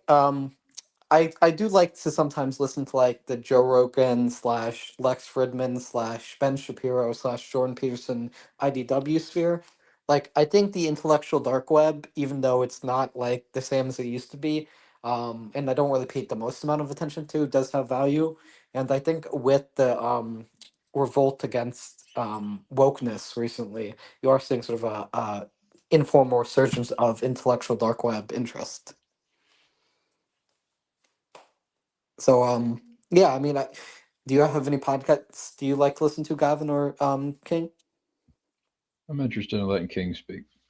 I don't know. I don't really listen to any specific podcasts, but yeah, I don't really listen to podcasts actually. Do you know who Joe Rogan is? Yeah, I mean, I don't listen to him very often, but you might like some of his stuff. I've seen some of his stuff. So, Clara says, "Someone please tell King Freeman to go outside and get off of YouTube."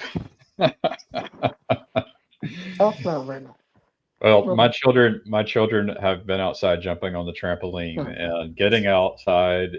She sounds, she's rhyming with my wife, who loves to get outside as well. So I had to show it. It's not bad advice to get outside if you can. And Yeah. Um, I mean, Gavin, or King, do you like what grade are you in, King? Freshman. Freshman. And do you have any plans for what you're gonna study when you grow up? Out of curiosity. Um, I think I'm probably gonna be a gay porn star. No, but for real. Well, no. Okay. I mean, there's a lot of. I mean, is there any specific subject in school you like? Mm, probably PE. So you might want to maybe do something like a coach or some sort of like physical activity. Definitely something physical, very intimately physical. Well, when you're winning some NBA or NFL, rather, when you're winning an NFL championship, I'll be happy to have known you. Oh, thank you. Um, um, Gavin, do you like any podcast or do you listen to Joe Rogan at all or those type of people? I have, I used to in the past, but but no, I've not been paying attention to many of those. I'd say I have started listening to more of the Christian apologist type stuff, but no, I Yeah, I don't either. So like I don't really listen very frequently to like Joe Rogan or anything, but I do occasionally like listen to. So the last Joe Rogan interview was the Trump interview I listened to, but I don't really, again, I don't really pay much attention to him.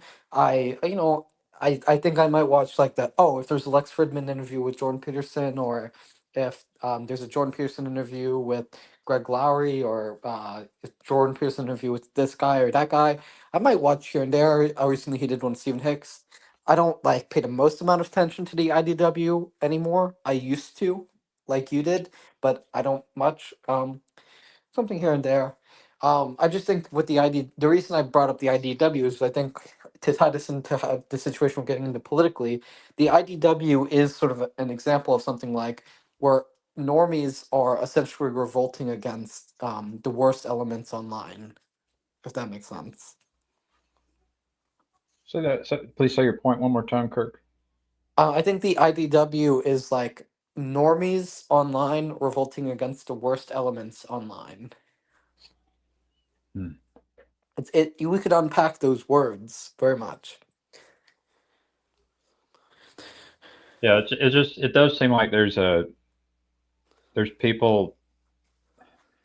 I don't know. I'm reminded of sports teams, like where people have a team, and then people like you either want to win or maybe even like to see the enemy lose more than you want to win. And I've seen there's a lot of dynamics in sports teams and rivalries that I see playing out on the internet in a lot of rituals and identities. You could make that point. I'm just saying, I I think specifically the IDW is like unique in how like the people who started to join the intellectual dark web did not join it from like, oh, I'm going to go into this from the perspective of like a political streamer. No, the people who started the IDW were like established either academics or political commentators, and like it's not it's a much more like connected down to earth movement, in the sense that like even if the people who are part of it aren't necessarily reflective of how average people live their lives, they are ultimately connected to like, previous real world causes. Whereas like the main problem I have with a lot of elements of like BreadTube or Destiny Sphere, and I don't want to name any other names, but there are some people online who I don't say live their lives online, they do have like personal lives that are detached from their online personas, but who entire online career is debating or some sort of political thing, and they very rarely have like, oh, I've gone from, a real world talent like coding or like law or like um, evolutionary psychology like Jordan Peterson has, and then I've made an online career. No, it's the online career is the whole basis of the career. I hope that makes sense. Yeah, there's a tricky networking aspect of things that it's caused resentment within me. But there's a reputation game and a status game that people play, and it's there's a question of like how much should you play that game, and are you what are, there's trade offs. You're going to be missing out on things. So like all the people who are playing like the IDW or these people you want to mention, it's like there is a bit of this other kind of thing happening. Maybe you could, yeah. I don't know how good it is, and I'd say that honestly. I don't know if it may be good. I don't know to what degree it is good to be playing status games and reputation games. It might be good, but I don't know if it is or is not good. I mean, again, like I said, there are very few things I think that are intrinsically good or bad. I think most things are contextual.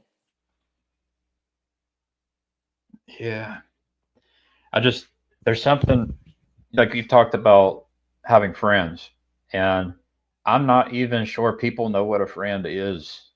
I think it's a word that gets thrown around and abused, and like Facebook has used this word friend, and it's like uh, So yeah, when I say think about these words we use, try to imagine there's an experience behind that word that goes much deeper than what we are familiar with, right? And so when you're playing status games, I suspect that there's a sacrifice of friendship and intimacy between, you know, people and or God. Like that's the concern. That's what I worry about. I understand.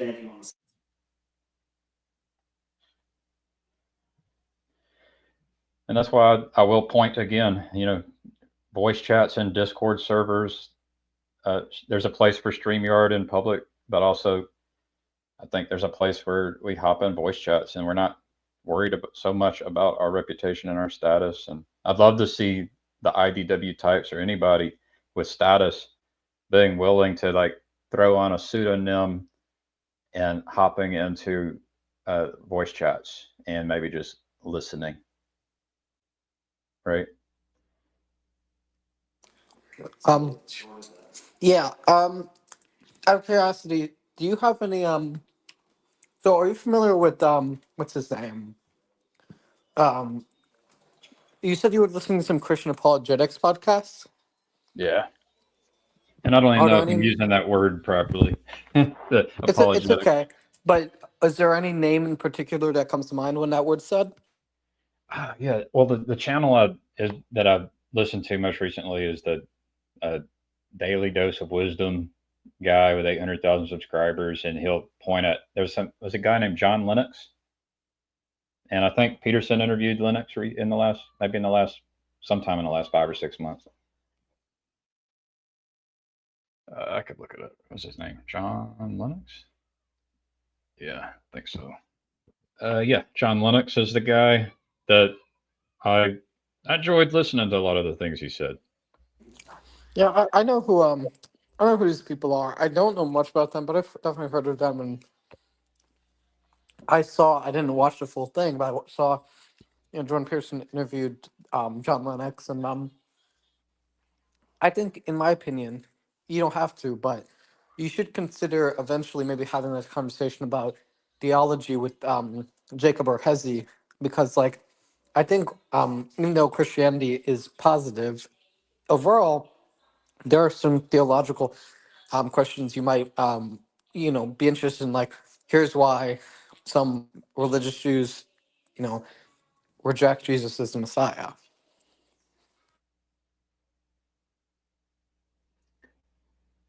My understanding, I always hear Jacob say, "I'm gonna look out my window, and I can tell the Messiah's not here yet," and I don't understand. I mean, do you ever I don't plan? know what he's looking for when he looks out his window. Like I'm looking out my window. Like what does he I expect? think he means like world peace and all sorts of other things. But before world peace happens, the Messiah would be acting and would have to start acting and would have to be born and go through like all of that. And it's like, well, how would you know when the Messiah has started? How would you know when the Messiah was born? How would you know when they started doing their ministry or mission? Like, how Well, you would would know the Jew when you know start that? saying world peace begin, and when people would start worshiping the same true God. And would you see a leader emerge? Would they hide in the background and cause things to orchestrate? Would they be all over everyone's television screens? Like, what would this Messiah look like? Um, I don't know if this is necessarily just the Orthodox Jewish view, but I mean, if the Messiah comes, it should be pretty obvious the signs of what a Messiahship would look like. Like, what would you expect? Like, what would have to happen like today or tomorrow for you to kind of like raise your eyebrow and say, maybe?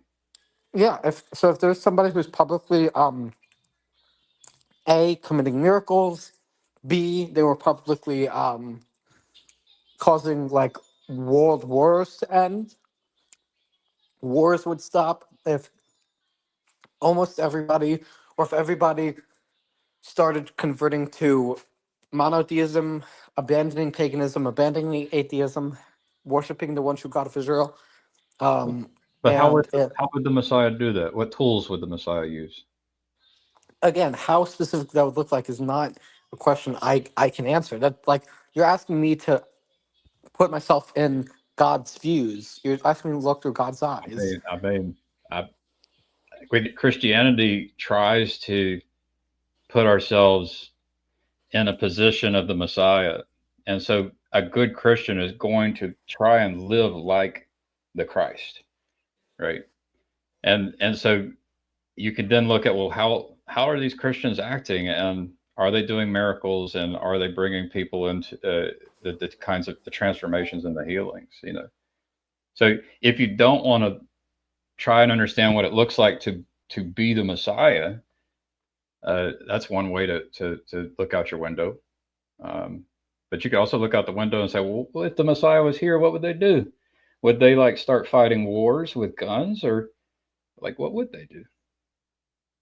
Yeah, I mean, I understand what you're saying. I would just say like the main problem with specifically the concept of Jesus being Messiah is during Jesus' lifetime, he didn't bring about major messianic prophecies like not just world peace, but monotheism, like um, people speaking a similar language, um, like you know, they're like people not committing murder or like sin, people becoming repenting for their sin, and like you can say, well, Jesus caused this movement to begin, and Christianity flourished, and Christianity caused monotheism to spread. And what I would just say is, yeah, Christianity was a positive development relative to where the world was previously, but I, um, I the just main don't problem. think I just don't think you can have world peace until like there's enough people trying to be the Messiah, because any one person can really screw it up. But I think what I'm saying is I would interpret the Old Testament, the Tanakh, as saying that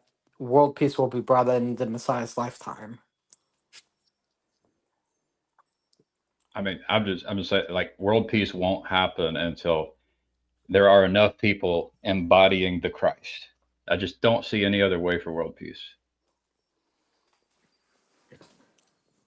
I just don't logistically. I mean, the only other way it would happen is if God like controlled your brain like you're a puppet, and that's just not a loving God, you know.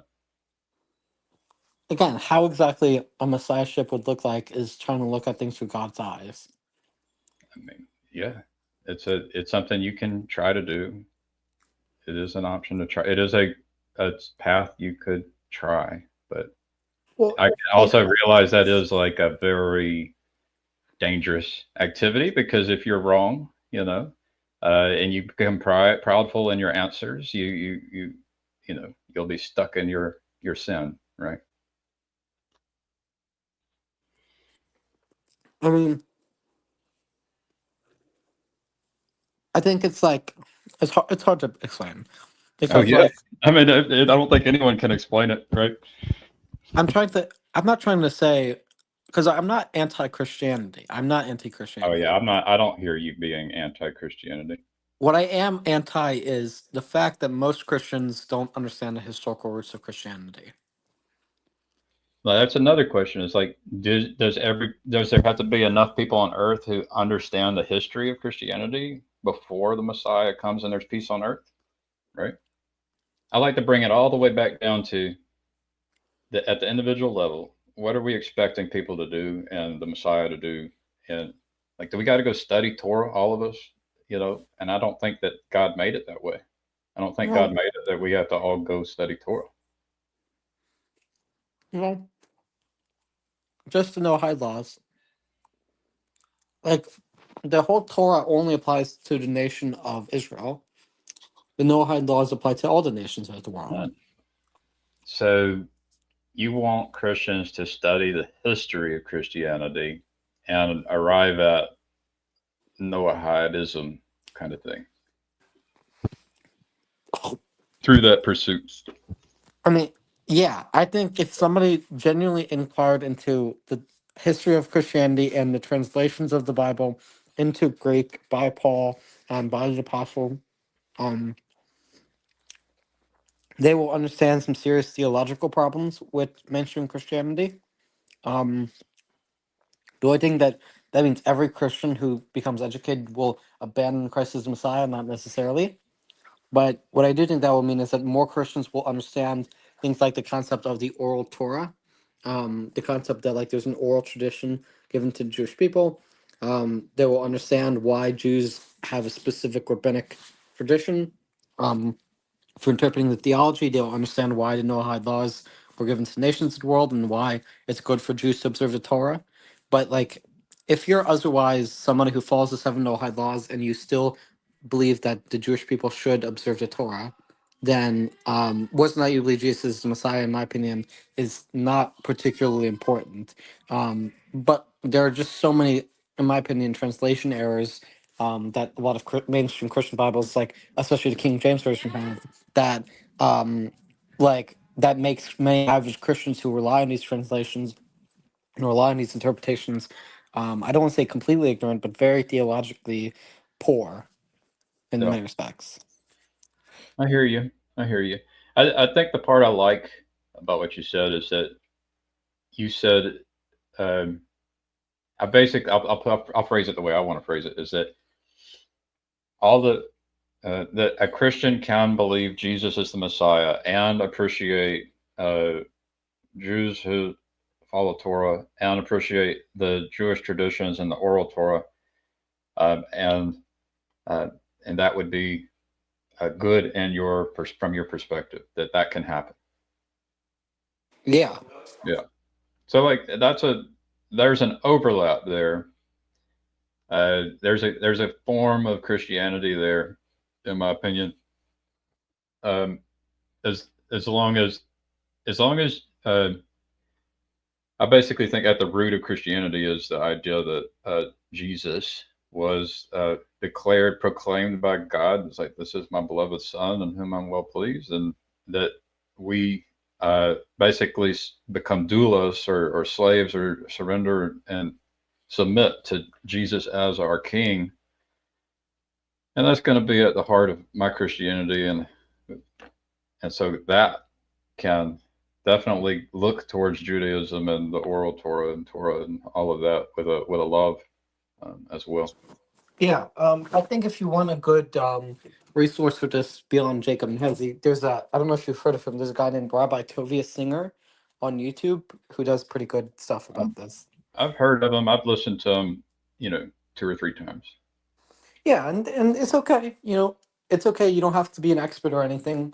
I'm just saying, you know, there's a reason why TLC tries to foster interfaith conversations between Jews and Christians because of the fact that even though Noahidism is not a very mainstream thing and Judaism is obviously a very small religion globally, um, Noahide, I mean, Judaism is the basis of Christianity, so having Christians recognize the theological origins of the biblical canon and the theological origins of the rabbinic tradition, which happened to, in one movement in, you know, thousands of years ago, spawned into the Jesus movement, you know, and that doesn't necessarily mean it has a direct relation to modern day Christianity. And I mean, there's a problem with Christians, some Christians, not all, but some Christians who interpret the entire biblical canon as if it was intended for Christians or intended from a Christian perspective. When the biblical canon, at least the Old Testament, was authorized, modern day Christians didn't exist. And when even the New Testaments were written, the conception of Christianity that's observed during Jesus' time is not necessarily the same Christianity that formed during the Council of Nicaea or later, adaptations of the theology. Yeah. I mean, honestly, my experience is that I've come to see God as good. Like, I've always believed in God, but in the last year, I've come to see God as good, and loving and trustworthy, in which I have hope. Um, it's when you live your life uh, with that worldview, with that, if that's your inner state, your spiritual state, if that's your spirit, that's huge. And I think there's a lot of people who don't have that, and I was one of them. So the view that and the knowing that God is good and Yeah. can be trusted, and we can hope in God. Yeah. And I hope the best. And Azid and Jacob, who are the people you know in TLC in this sort of Jacob corner with like I know Hezzy, I know Andrew, I know what Jason. Who are the people you're familiar with in TLC out of curiosity? There's a lot of them, but I would say uh, I'll do a shout out, for example, to Yosef Rosen. I think there's a lot of people in TLC who are married and have children, and it makes it difficult for us to participate as much as everyone else, especially if we have children in the house.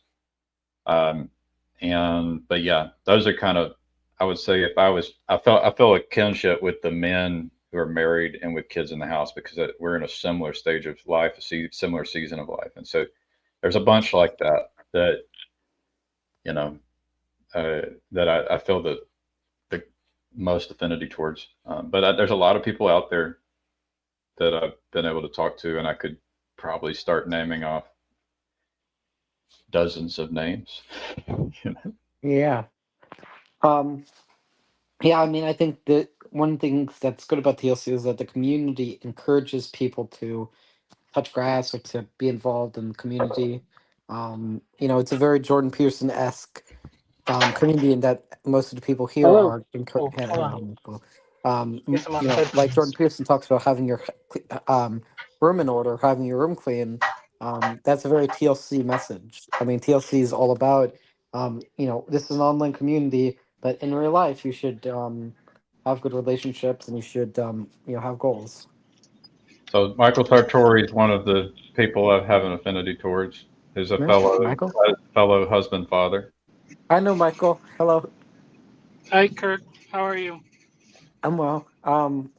I'm doing good, and I'm excited for tomorrow with the tomorrow's Thanksgiving, and I guess also I think are they going to do they're doing a Bible study tomorrow, right? I think, I think we said we were gonna not. I'm pretty sure that was my vote because I mean I won't be able to. I don't do it, and I think Cassandra said the same thing, but I don't know if the Canadians are all gonna do something. But yeah, Yeah. I didn't hear anything about David about it being canceled. yeah, we just kind of talked about it at the end of the Bible study last week. So I think kind of the consensus was we'll take a week off. I think, pretty sure. So Okay. Well, hopefully yeah. Jacob will stream, or if not, or we'll see. I'm really excited for when Hezzy can start streaming again because I missed the Rambam streams. Mm.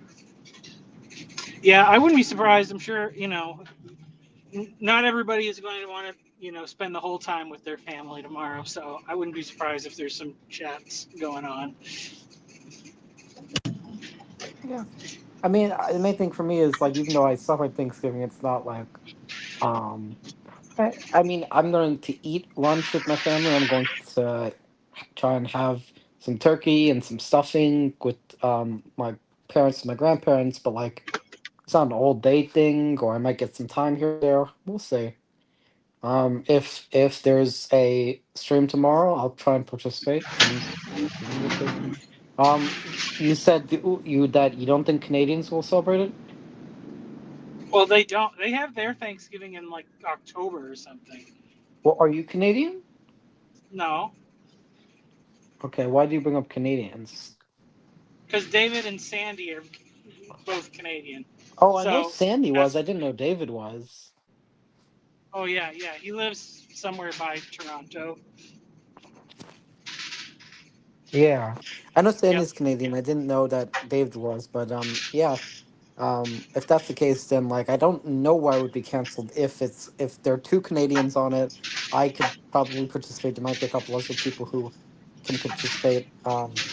Is Cassandra Canadian? No. Okay. Yeah. because if you and Cassandra can't participate because you guys are American, then I can understand why that would be reason for some people to cancel it. But yeah, I like the Bible streams, and I figure, it's a week off. I have a reason to.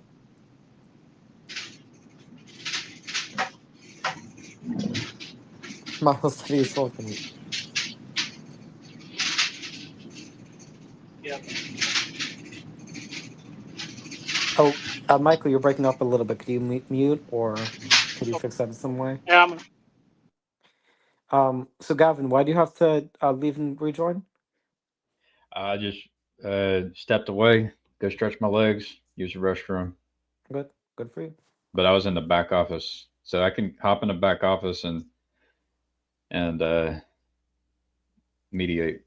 So when you Yeah. guys start like yelling at each other, I can No, like. we don't do that. Me and Michael are actually pretty good. I mean, I don't know if you consider me a friend, but we're somewhat close acquaintances from the Bible study streams. Cool. Yeah, I think there are a lot of cool people in the TLC. I think the main thing, I think TLC is weird because it's like a interesting combination of like IDW. It's like some part IDW, some part Orthodox Judaism, some part Christian sphere, some part Jordan Peterson sphere and psychology sphere.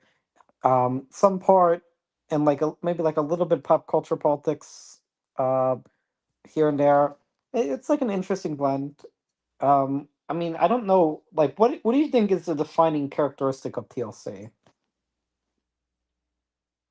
I think underneath all the rituals, it's going to be about relationships with people and with God.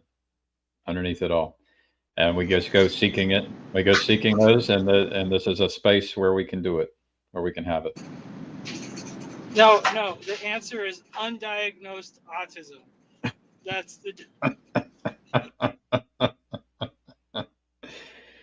Michael Sartori and I have been paying attention to a YouTube channel called Christianity on the Spectrum. It's very good. It depends on what you like, I guess, but I've enjoyed it. I wonder if I hope Jacob or Hezzy might come on soon. Or if not, then that's fine. But yeah. I think I mean TLC is like I don't know much about it because again I'm really only in the Jacob Hezzy sort of Noahide sphere, and I occasionally I've gone on Father Eric's stream a couple times, but like, and I'm not super familiar with Christian Baxter. I'm not super familiar with, um, so Christian Baxter I know of, but I'm not very familiar with. I know who Father Eric is, and I participate in some of it, but only a couple streams. I know who Father Steven is, but I've never participated in a stream with him. To my understanding, I could be wrong. I know, who Grail. You know who Grail Country are. Yes.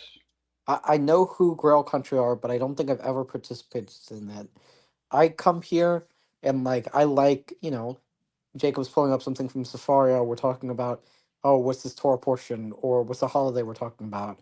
I like sometimes going on here and Jacob, ranting about wokeness. I like having these conversations somewhat politically and like, even though I'm not the most political, certainly, member of TLC, I sometimes like paying attention to it and seeing the state of culture. Um, I just think like taking a step back from it all, um, you were right. I think the different things that make TLC is um, trying to form a community. Community is very important here, and God. Religion is more emphasized here than other parts of the online culture. But I think TLC, even though it's a pretty niche thing overall, do you think it has any opportunity to grow seriously? It would grow out. Like so, for example, Paul Vanderklay or John Vervaeke or any of these people, they're not going to be able to have meaningful, intimate relationships with everyone in a big group. But and then even those, there's like people who have levels of popularity. Like you have a limited number of people you can connect with, so it'll have to grow out, and there would have to be each person has a potential to kind of have their own little small group. And ideally, every person has a little small group where you hop in a voice chat or on some Zoom call and get to hang out with some friends, and it would help you become a better person and better at essentially doing God's will. So I imagine it growing out, not necessarily where it's just everybody's focused on like one popular person. I agree. That's what I would say. But I was just asking if you think not what you think it would be one popular person. I would agree in that sense. No, it wouldn't grow. Not just one person. It would be grow out. I just don't know whether or not you think it'll as an internet culture challenge other parts of internet culture for popularity or for attention. Like, do you think TLC has a potential to say rival another big internet subculture? I mean, TLC is just a bit ambiguous in itself, and it's like I wouldn't even. I really, it comes down to relationships with people, and maybe we have different. Uh, Maybe it's the quality of those relationships and the kinds of rituals we do. Like I could ask, for example, tell me about the home you grew up in, and that might be a ritual that is a good ritual that we could do. And if you do that, you would know that maybe it's somehow connected to TLC, right? If you hear someone talking to someone else and they say, "Tell me about the home you grew up in," that might be a keyword, right? I'm not, I guess I'm not trying to ask for like a defining characteristic, but do you think what we associate with TLC will, as a whole, like, see it contrasting to like another, for example, I'll take another major internet subculture. You have like, the Reddit podcast sphere of like people on Reddit who like Joe Rogan or the IDW. Like, do you think it'll have the potential to rival those for size? Is what I'm asking. I mean, ideally, if we want to have peace on earth, everybody should be interested in their relationship with other people and God, and that means being able to ask questions like and being interested in answers to the question. Tell me about the home you grew up in. So I don't necessarily like what is the defining characteristic and what do you name it. I'm less interested in that, and I'm more interested in peace on earth. Right. Okay, but I'm asking, do you think that will happen? I'm not Yeah, trying. I think it's I'm not trying to happening. pin you down. I'm asking, No, do no, you think it will happen? I think it's happening. I think there are places on the internet where people are practicing loving other people and loving God, and it's shaping up, and it's a good thing, and it's important, and it needs to keep happening. And I understand personalities aren't really very important compared to like, yeah, being in a relationship with other people, being able to ask, very personal questions like home and community and family and what culture did you grow up in. Those questions are important, and having a relationship with God and the transcendent is also important. Um, and meaning, like, I think meaning making and the ability to get meaning out of transcendence, and meaning out of the transcendence we associate with religion and God and ritual are all defining characteristics of TLC. So these are, I agree, the definition is more important, or not the definition more important, the ideas are more important than the people. But there clearly is some sort of phenomena online we can roughly call TLC, even if we don't think it's a very precise term. That's all I'm saying. But there's But I there, would agree that as a I'll just the there's one thing there that really stuck out that I think there are a lot of people here who would say would disagree with the statement that ideas are more important than people. But that would probably be like, do you think ideas are more important than people, or that people are more important than ideas? That's going to be a one to wrestle with. I think ideas are more important than people, but I think ideas being more I've been in important. I've been in your camp before, and I've left that camp. But yeah, it But happens. what it also depends. What do you mean by ideas? Because like ideas aren't these floating things that are not connected to the real world. Ideas are just values and priorities. Like, I value certain things. I have meaning out of the transcendence I get in life. These are ideas. These are concepts. But these intimately tie into my relationships with other people. So I also think it's sort of a false dichotomy. I think Yeah. if you genuinely care about people, you'll care about the ideas they hold, and if you genuinely care about ideas, you'll care about the people they represent or the people that they are trying to pertain to. Yep. I just connected to people, not divorced from people. Yeah. I mean, I just think the whole culture of TLC is what I'm trying to say is, you say you think the culture of respecting other people, respecting God will grow. I would agree with that. Again, that since TLC will grow, I'm just saying like there's also an important distinction to remember who are the actual people associated on the ground with TLC. And I'm not saying everybody loves Jacob Hey, Federer, and I'm not trying to. everybody loves Paul Hey, Vanderkray, but so I started the TLC is called the Losers Club, and if you want a card, that's you have to that's get in not. touch with me. I'll send you a No, card. no, it's not. TLC is called. Not only is it called This Little Corner, it's called Tender Loving Care. I Well, don't know. I also created one called the Losers Club, and I'm selling membership cards. So No, no. I mean, and this is. I think one thing is to remember. Sorry. Clara asks, is Kirk using TLC inclusive or exclusive to Peterson Sphere? Clara, what I would say is TLC is intimately related to the Peterson Sphere, but it's not the same thing. You can be part of the Peterson Sphere and not be part of TLC, but if you're part of TLC, you're almost certainly going to be part of the Peterson Sphere. So, like, Peterson Sphere is its own thing, and it's not necessarily dependent on TLC. TLC is almost certainly well, dependent on so these identities, the names of these TLC's identities employment. can be a little bit scary Pearson. because it's just if someone starts naming you and labeling you, yeah, people are. You might actually be connected to people, and they'll just start naming you a racist or naming you whatever, just because you're connected to people. So So I'm 17 and a couple months old, so like in some, I don't know, I think like 9 months or something like that, or 8 or 9 months, I'll turn 18. Um, go to a quick segment is about hierarchy and order. I just think you're right.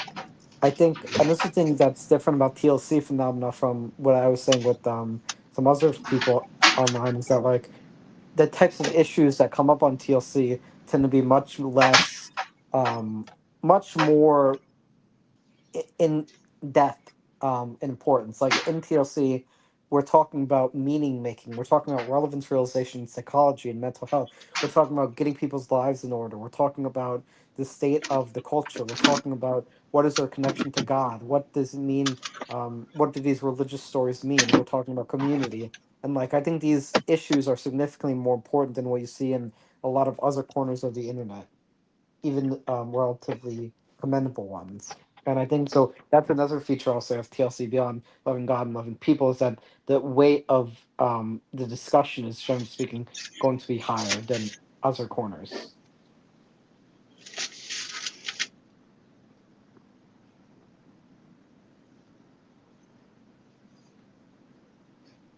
Gavin, I sent you a text message I for the saw that. link. Uh-oh. I accidentally swiped left. Let's see. Uh, Tense Warfare Don, Temples, rough drafts on building a culture that lasts. yeah. But The what's it? Can you put it in chat? let's see. I can definitely get it. Let me. I can move it around. I can move links around. I'm competent. I'm an IT guy. Yeah. It takes a little while. I would just want to respond to this one thing Don McD says. He says where they say we can't change the culture here. We can only change ourselves. That's true. We can't change the culture. We can only change ourselves. But each decision we have on a StreamYards conversation and in a conversation that could get say 10, 20 people watching, that's not going to change the culture.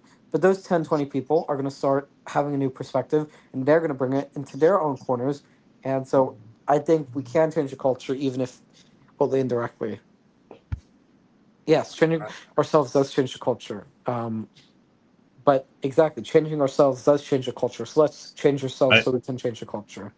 Sartori, may I share your link in our live stream? Oh yeah. Go for it. Okay, that's part of the plan. Yeah. There we go. Let me share a screen. Let's see. Oh, that's a lot of links. Stop Jesus, screen. 6 links. And then present. We have a present. Are we presenting or presenting? Let's Uh, see. We got that. Share. Here we go. Pre-order with one click. Come on. Oh, you don't have to pre-order it. I'll send it to you. Here we go. But Tents Before Temples by Michael Lewis Thomas Sartori. Sounds good. yeah, it's about how you can change culture. So kind of How many cultures have you changed, Michael? my own. I mean the culture of my family. There you go. Cultures, every family is a blending of, two cultures at least or more, and that blending creates something new. And you discard traditions, you create new ones, and then it's really just about the exclusive cultures don't always do so well, but um, it's spreading. But ones that can get people to opt in, they it has an impact. So Yeah, cool. I definitely want to read it.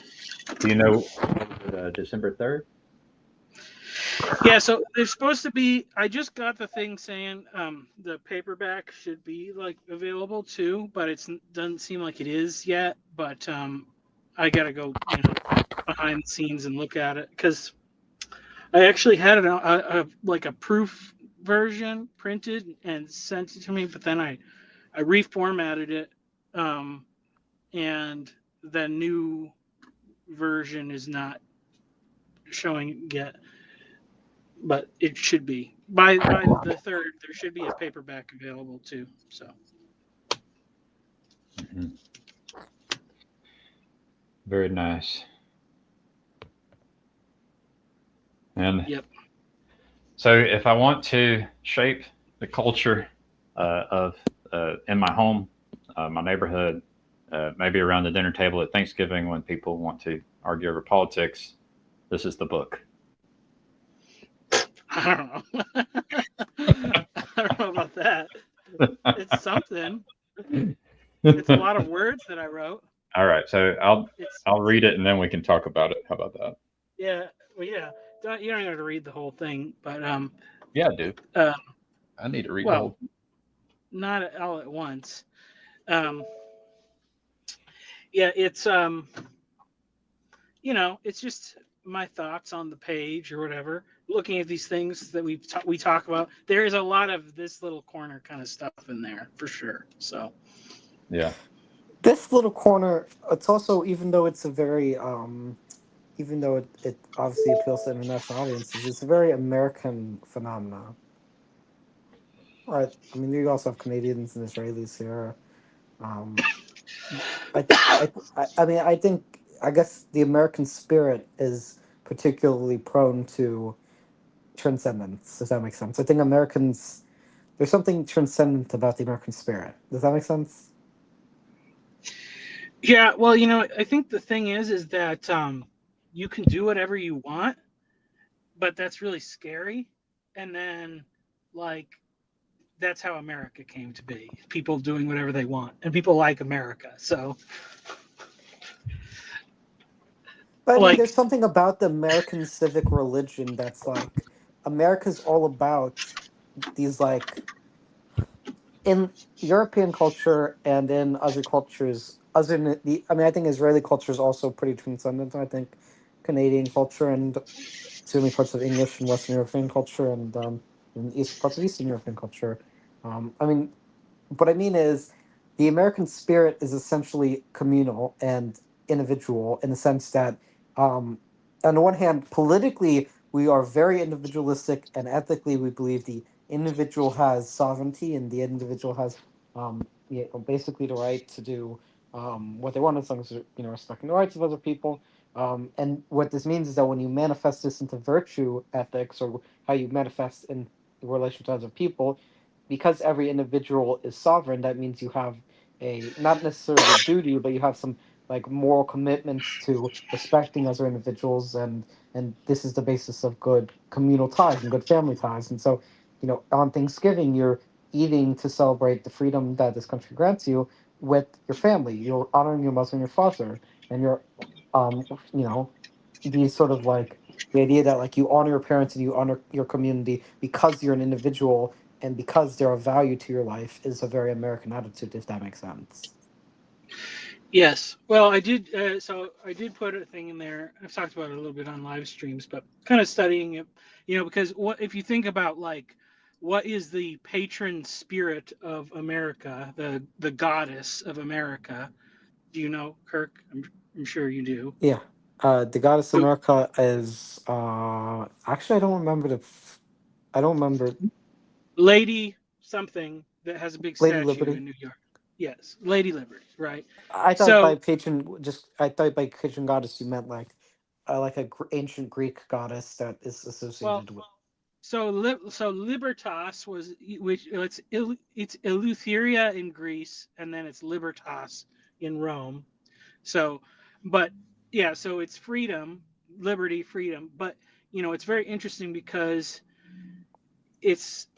but because it's a goddess, it's a female, uh, and it's this is the land of the free, and it's a Arenic type of liberty that is what made America great. Because if you think about like the plaque or whatever with the poem that's on the Statue of Liberty, are you familiar with that? Give I'm us familiar your with that. poor and Yeah, your that was written downtrodden and by all that. that was actually written by a Jewish woman named Emma Lazarus, I Yeah, believe. yeah, Emma Lazarus, the new Colossus. So it's a very strange thing because you think it's like, okay, wait, what does like freedom have to do with like these people who are somewhat um, you know, incapable of action or whatever. And it's this thing where like there's the strength of the community is put into protecting the freedom of the least of these, really, which means that the strong who could do basically, Emma they could do whatever Lazarus. they want, but it's the willingness to uh, put your own self interests behind those of others. Well, I don't know if it's Putting the necessarily interests of putting your self others. interest, but I don't. I think a better way to Well, contextualize it. Can I? But here's how I would contextualize it. You're not putting your self interest, but like those are others. You're putting your narrow, short term whims well, yeah, underneath a hierarchy of values. And those hierarchy of values involve the communal institutions, which are rooted ultimately in the axioms of the individual being sovereign, and that individual being sovereign is rooted essentially in the Judeo-Christian conception that the individual is made in the image of God. yes, for sure. So yeah, I would say obviously it is but it is it's a denial. It has to be a denial of something. So it is a denial of the short-term selfish interests of individuals for the greater good. But But the reason I don't say I don't like to demonize selfishness or self-interest because I don't think people who act in, you could say, a short-term way that denies the transcendent order are acting in their self-interest. Like, I think if you're talking about self-interest in the sense of like somebody pursuing what's actually going to be beneficial for them in the long term, then that requires being part of a transcendent order. But does that transcendent order, is that anti-selfish? Well, no, it's actually the basis of a form of selfishness. It's just like I I'm not trying to say, if it depends what you mean by selfishness, but I think if you're talking about selfishness being what's in your rational interest or what's actually going to be good for well, your life. no, well, so I'll give you the contrasting image. So in Rome there was a female goddess named Libertas who only really emerged in the pantheon when Rome changed from being like a more traditional monarchy into a republic. And then she was associated with like freedom for slavery, freedom from slavery. But then if you contrast that, there's another god who's her male counterpart. Not really. Well, his name is Liber. So Liber versus Libertas. Liber is known as the free father, and he is like one of these phallic wine gods. And basically, the image of is a guy who this is putting agentic freedom at the top of the hierarchy instead of arenic freedom. So basically, he cannot be tied down. He will do whatever he wants. So it's like, this wild god that goes around impregnating everything that moves and drinking, wine and all this stuff. Except for And the puppy like, dogs, of course. well, no, I don't know. They have all sorts of those weird hybrids in the mythology, So, I mean, like, what Zeus even like turned into an ant or something one time to impregnate somebody. I don't know, but like, so that's the thing, is that I think somewhere along the way we've changed it.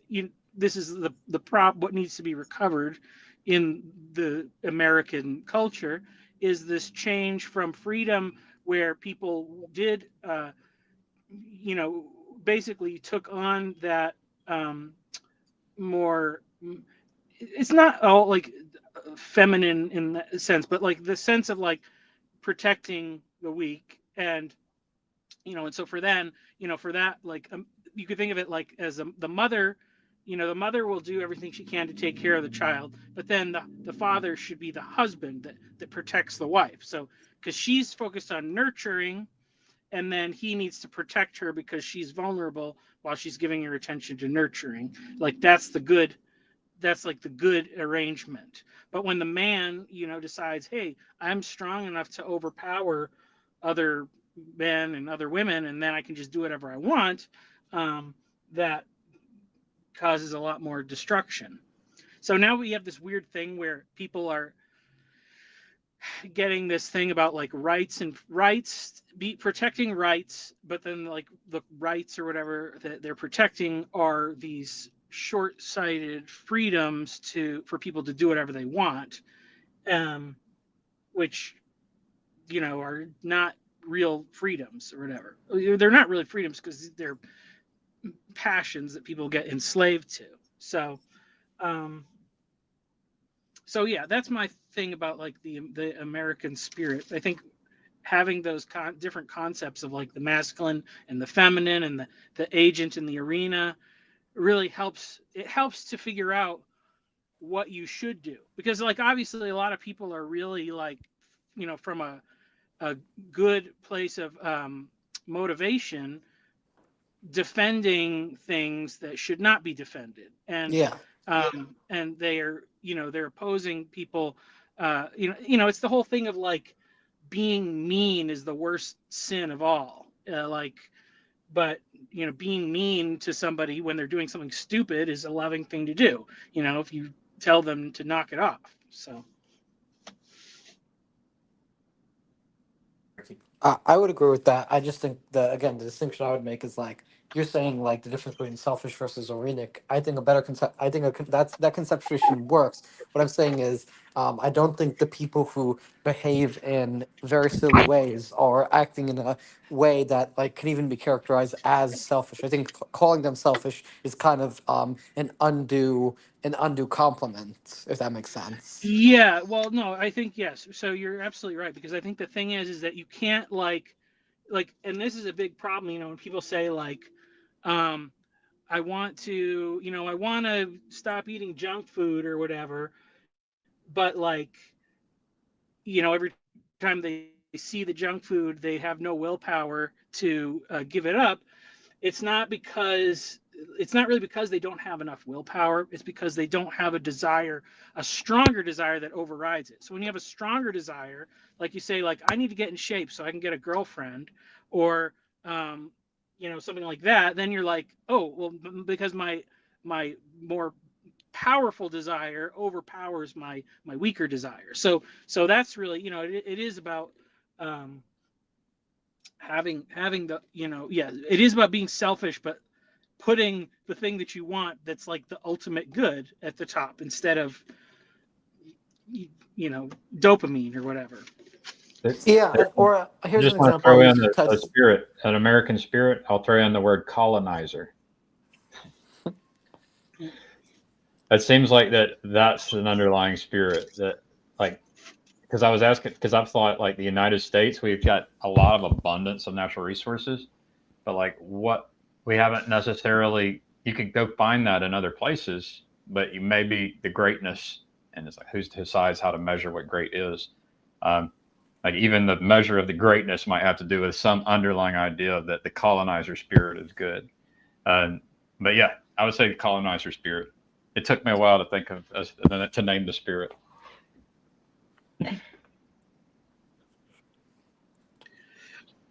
Yeah. I just colonized.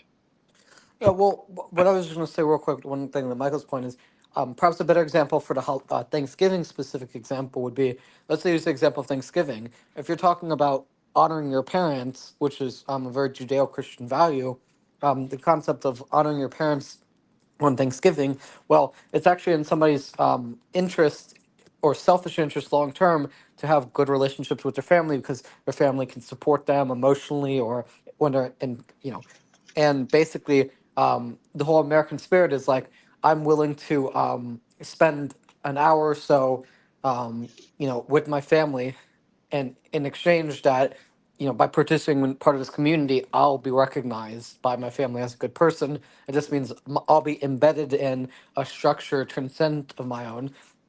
Ultimately the higher structure goes up to God, and then below God you have family, and then there's different nation and state, and then city, and then county, or like different hierarchies of the community or culture you're talking to, highest being God. And on this level of abstraction, the American spirit is being embedded in this you could say substratum of transcendence at these different levels in the hierarchy, because by being embedded in it, ultimately every individual can get a piece of the pie, if that makes sense. Sounds like colonization to me. Well, I think the thing about colonization or whatever is like, so it's weird. Like, obviously, like, in the part of the like postmodern problem is that people have these words that mean one thing, that, and they always change the definitions, or Yep. use it to describe something bad. But if you look at like the progress of culture, like, and I think okay, just like like, because people will be like, things are so bad and all this stuff, and it's like, okay, kind of like there are bad things, but just take the fact of like um, infant mortality and women dying during childbirth, and how much those things have been reduced, and how much that was the primary way that women and children died for most of history, like, and those things are like basically eliminated in Western countries. Um, and like that's a really good thing. So like, but what got us there was kind of it wasn't one culture. It's kind of this it's always, the evolutionary people will talk about it as like this competition kind of a thing, but there is something there where like you have to be able to observe what your neighbor is doing that's different, and like take some of that good thing, and like cultural appropriation, like that's a dirty term or whatever, but literally that's the only way that like you ever get any culture. Like how like, because if everybody starts off at the Stone Age, like you're you Well, know I you're think, not going to all advance like on your own. but there are ways of transferring. You could even change the word and call it spirit, like over time through people. You could use a word like spirit or culture, information, but I there's like ways to. to do it in which like you opt in and say, "Oh, I want that." That monkey over there is using a stone to bust a nut. It's like I want a nut, you know. Well, But I like. Yeah. but if you go in there and like just kill all the monkeys that are Yeah, like you that are shouldn't be using doing that. stones and nuts, then you've modified culture in a colonist way that's Listen, different. colonization was a mixed bag. Uncle Sam is a pretty good dude, but what we did to the Native Americans was not the nicest. What I like the term transcendence, because the reason I use the term transcendence is, a, it has religious connotations, and B, when we say transcendence, we mean it transcends an individual's context in favor of a larger substratum with the But highest. it's not transcendence. Just sounds too good. Like it's not all good, right? No, but the transcendence means we have a hierarchy with God, nation, city, state, city, county, family, individual. We have a hierarchy that transcends each little element of the substratum to the highest goal. Does that make sense? I mean, as a Well, spirit you being a person definitely or a culture, yeah. you definitely need to have something that's outside of like the measurable and like the here and now and whatever, like because if you make your well, yeah, because if you put anything that's not at least something that is transcendent as a highest good, in a sense that it's like not attainable, because if you put anything that's attainable as like your highest goal, that's an idol, like you can make your family an idol, you could make your nation an idol, you can make your race an idol, and that turns you into all the isms, And the kinism, negativisms.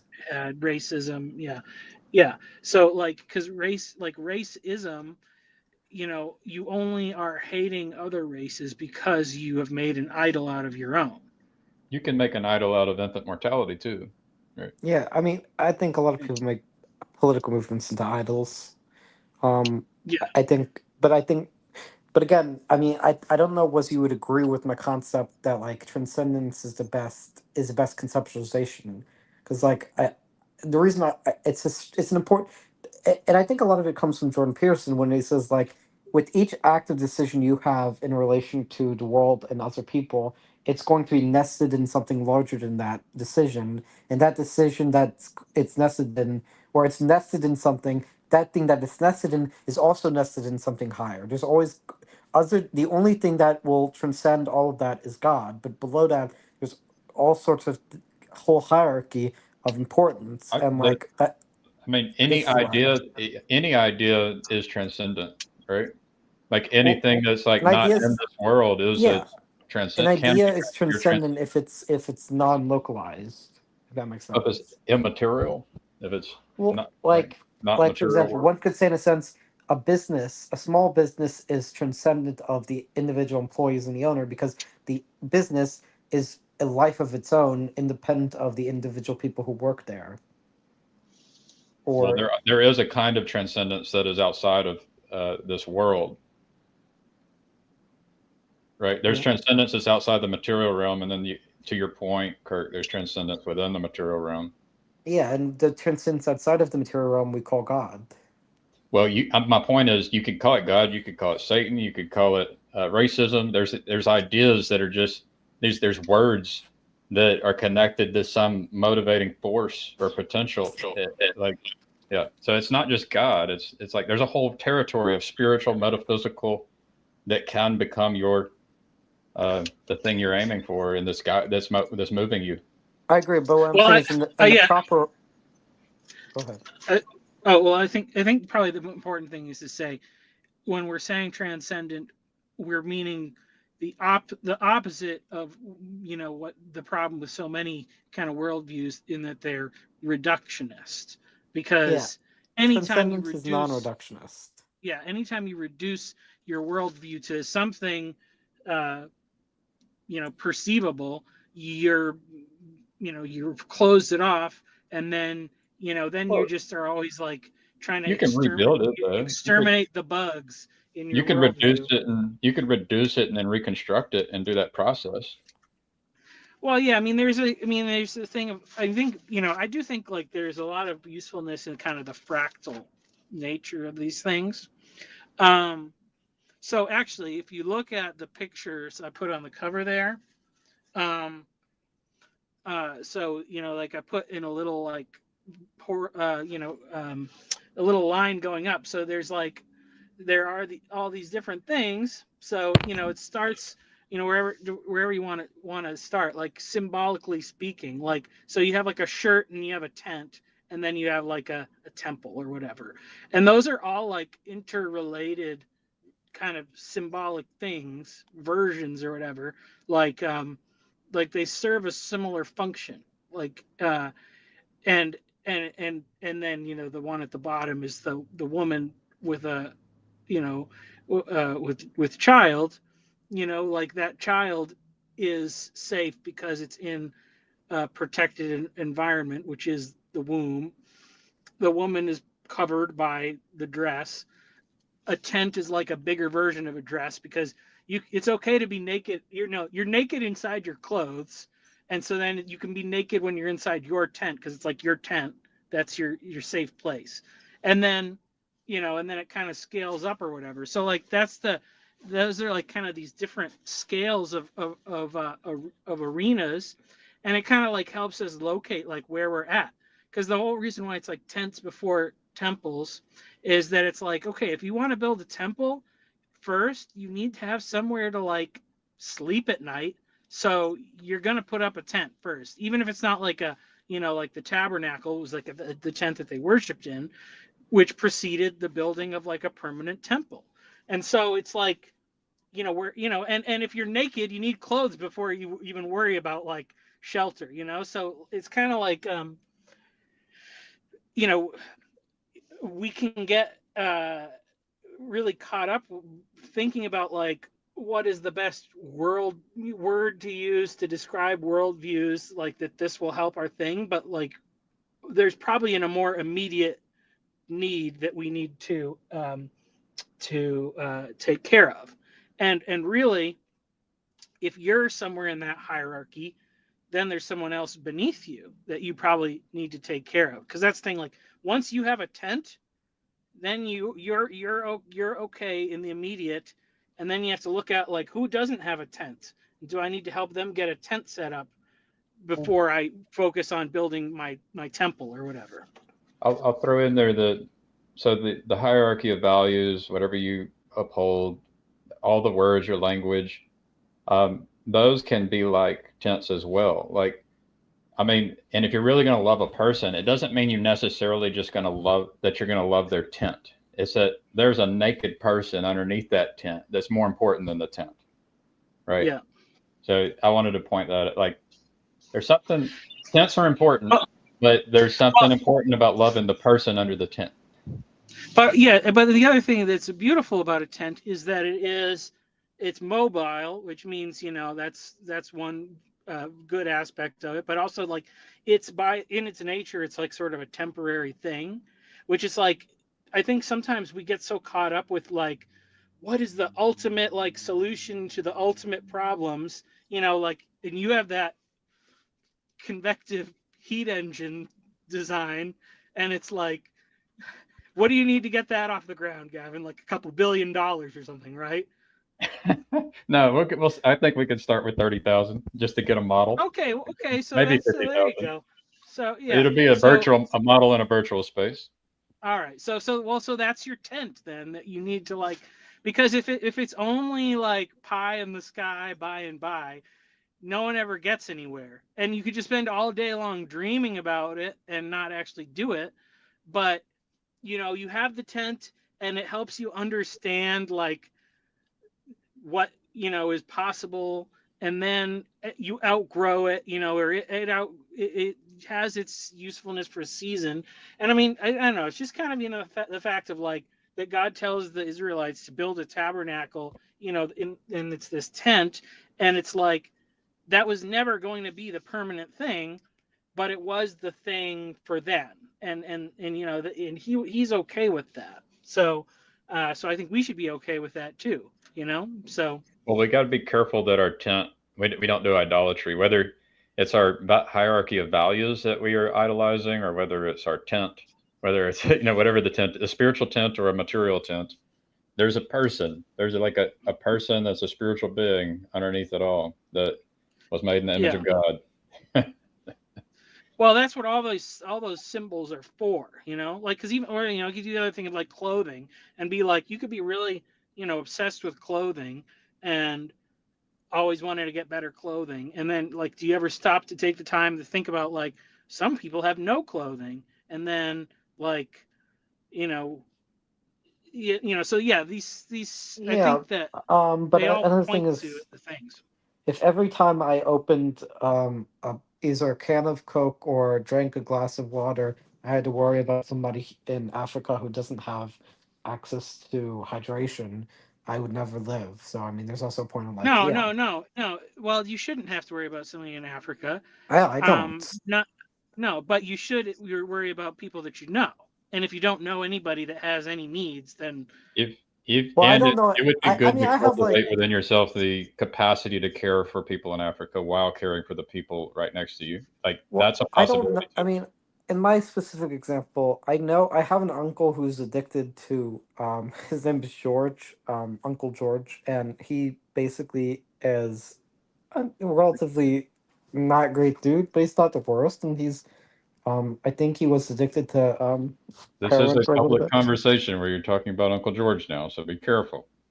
Yeah, and I'll just say is, if I could help him, I would. But I mean, it's just a little bit hard from my perspective. If if he can't help himself, or if he's got some problems, then I hope the best. Anyway, it's a public conversation. I'm not going to divulge further. Well, we gotta love Uncle George. We Like, got to look to Uncle yeah, George.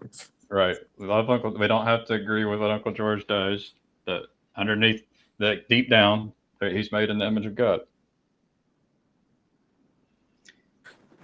yeah. Well, I also Well, make a point of I just want to say, Yoav, if you want to come on, this is up. Just throwing that out there.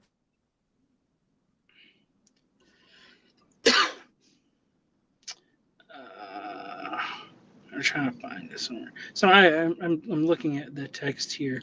I don't like using ebooks, but they're useful for some stuff. But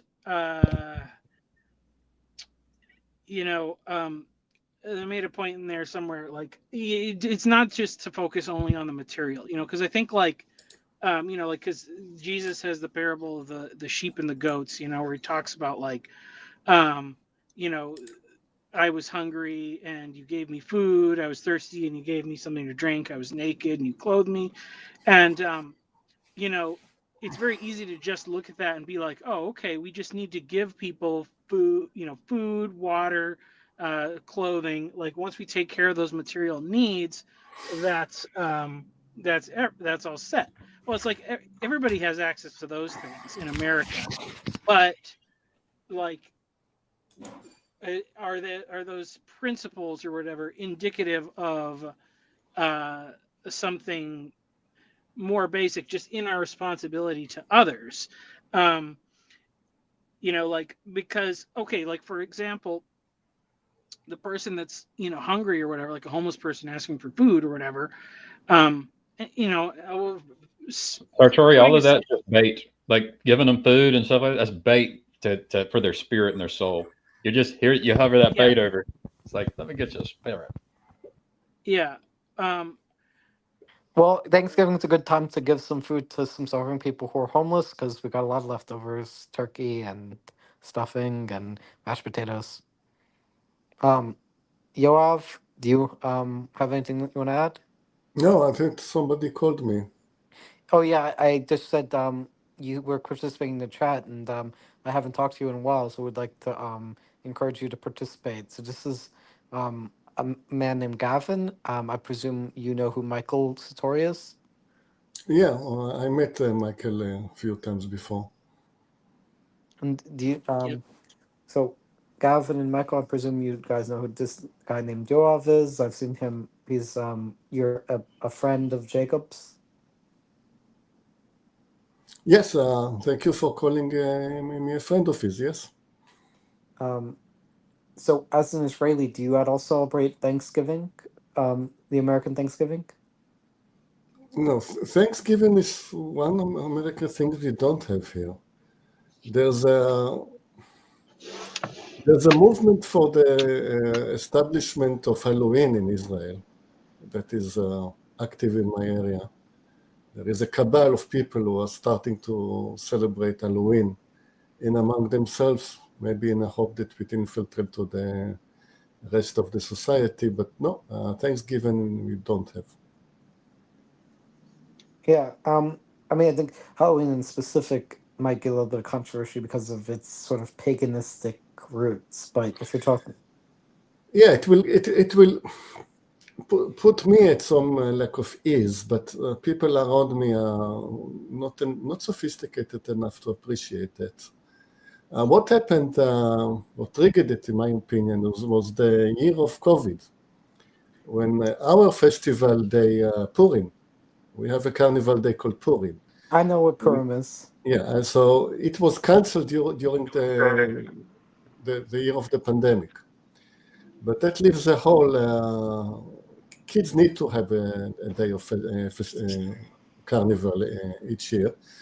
So that was the first, I mean, that was the door opened that let Halloween get into Israel. This is how I see it. Yeah, well, the reason I asked about Thanksgiving was because even though Israelis are obviously not Americans, there are many people, Americans who immigrated to Israel, and if there was any sort of cultural overlap with regards to that. Well, maybe lots of communities keep some of their holidays from back home, but there's not enough Americans in Israel to make to be weighty enough, which is not the case for the Russians. We have perhaps 10% of the population Russian speaking. So their family gathering holiday is Novi God, which happens to be on the What's that? 31st. What's that called? Novi God. It's a new year. So it's celebrated the last day of the calendar year, 31st of December. Oh yeah, so I guess the Russian people have a different New Year. What do they have? You said they have a different New Year? No. They celebrate it in the correct day, the 31st of December, because it has no religious meaning. They don't celebrate Then it. why is it different for the Russian? You said it's called the Russian New Year. It's a Russian holiday. I mean, the 31st of December in the West, you would call Sylvester. And Sylvester has some kind of, it's a saint. So it has some kind of Christian religious meaning. But the Russians coming from the Soviet Union will not have any religious connotations whatsoever. So what they celebrate is Novi God, which is simply New Year. I see. So it's more secular origin. It's totally secular, but this is the holiday for them of the family gathering and having a good meal together. So Novi God has got into the culture. Well, Thanksgiving is also relatively secular, and to the extent that it's religious, it's very not Christian. It's like all about just praising the one true God, so it's not necessarily exclusive to Christianity. So I could see, for example, even Orthodox Jews in America celebrating Thanksgiving.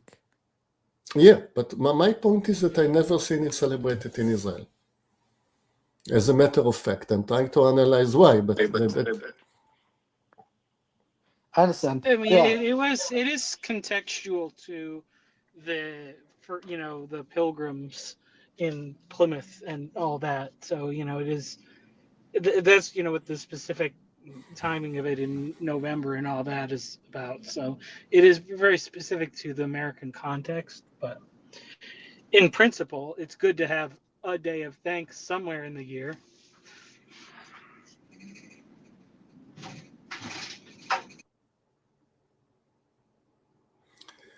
Well, the point of Thanksgiving is, I see it for most Americans, is the family gathering, not much of the Thanksgiving Well, things. Thanksgiving is important, as in it's important to have praise to the virtuous elements within existence. But certainly, if you weren't going to specifically praise virtue and give thanks, spending time with family is important. And Yeah. So In the Orthodox yeah. Jewish community, every Shabbat, almost every Shabbat, the family gets together on Friday night or on Saturday morning or Saturday evening for a meal, and it's Orthodox Jews have very large families. Yes, so I'm saying I don't see any lack in Israel of opportunities for family gatherings. So I don't. The niche is not there for Thanksgiving to flourish.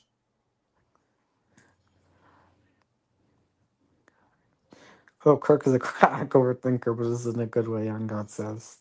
I think it's in a good way, but um, Do you ever take time to not think, Kirk? I almost always like to think about something, Yeah, except I when mean, I'm sleeping. I've run my engine like you do. My mind, I've run it like you, and I've found eventually it's nice to be able to quiet the mind. Like it's a really important skill to learn. But Yeah, yeah, and that's what I think sleep is for, and that's why I think um, I don't know. I had a little bit of Coca-Cola and some water, so maybe it's the caffeine speaking. But yeah, I have no problem with anything you're saying, Kirk.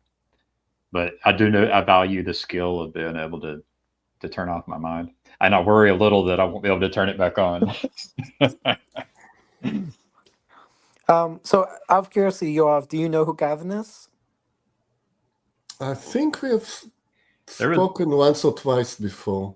one time I think there was a call out for some engineering, a thought from an engineer, and so I hopped in and shared a Yeah, perspective from an engineer. I could get into the boring technical discussion with Gavin now, but I don't think this is the step we should do at the moment. Maybe. I found that his technical work so much different than mine that there's a lot of. So what do you do professionally, Yoav? Well, I think I already said. The 3D You- printer. Yes, What did you say? I make 3D printers. Oh yeah, I remember. I'm sorry. It's been such a long time since I've seen you.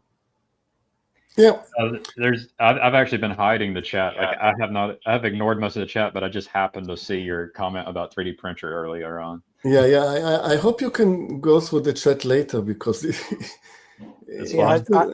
I was it just was ignoring the chat. it was worth reading that chat. I was Shout reading out some of live it, but stream. I'm trying to Okay. focus on the conversation of the people on screen. The people off screen are important, but that doesn't mean that I'm going to spend as much time, in conversation or dialogue with them. Yeah, I need better hive mind etiquette, and I might just need to. Yeah, I might not have that skill, honestly. So I was also going to ask Yoav. I actually heard a story from a little somebody who's a rabbi or a Jewish person who said that Israel is actually one of the largest purchasers of turkey globally. Or Israelis purchase more turkey than other countries per capita. I don't know if you've heard of this. I don't know that we buy it. I know that at least in the past we used to grow it in large quantities. Well, I I'm haven't just been telling you what I following. heard. I haven't been following the industry for a while, but at least in the 60s and 70s, we had a large farming, large farms of turkeys because we don't eat pork. So you're left with not too many options, and if you want something that is Yeah. a little bit more porkish than a chicken, then turkey is your choice. Yeah, maybe that's what I said. Maybe I was confusing, but either you buy more turkey, or you grow more turkey, or you sell more turkey in other countries. But what I'm saying is, I don't think we will import them. That will not make well, sense maybe not because import them, but you guys eat more turkey than other countries, is what I'm saying. yeah, and it's very the red turkey meat is very good for you. It's a very good red protein. We feed it to children at the right age. It's just mince it and give it to children at the right age. It's supposed to be the best thing, the best form of protein. Well, I think the reason Israelis eat more turkey than other countries is because of the fact that, on top of the health benefits, the fact is it was considered by not all but most of the rabbinic authorities or rabbis or halakhic deciders that it was a kosher bird. And so if you're talking about something like pork, you obviously don't eat, or turkey's a pretty good substitute for other meats because it's it's flavorful, it's rich, it's not as I don't think there was ever any question about turkey. Different story with them, because well, there as was a matter, there was some debate, but it wasn't big. It was like a no, little it bit. cannot be, because as a matter of rule, we can eat every bird unless it's specifically named. And turkey is not specifically named as a No, bird you but the cannot eat. reason there was some debate was because the way I read the history of it, or I think maybe Jacob described it to me this way. The way it worked is you're supposed to eat, you're allowed to eat any bird unless it's specifically prohibited in the Torah, but there's certain wild birds which are prohibited, because even though we don't know that they're prohibited in the Torah, the tradition or the Masorah was lost, and so the Masorah could have been that turkey was actually prohibited in the Torah, but it wasn't. We forgot. But the rabbis debated that, and is like, is turkey one of these wild birds which could potentially be prohibited in the Torah in the same way like a stork might be? Well, no, turkeys are not like that because turkeys are not a predator bird, and so turkeys are fine. Yeah. Rabbis would debate anything. Why not? So yes, so they've debated it. There is a nice story about turkeys in Israel.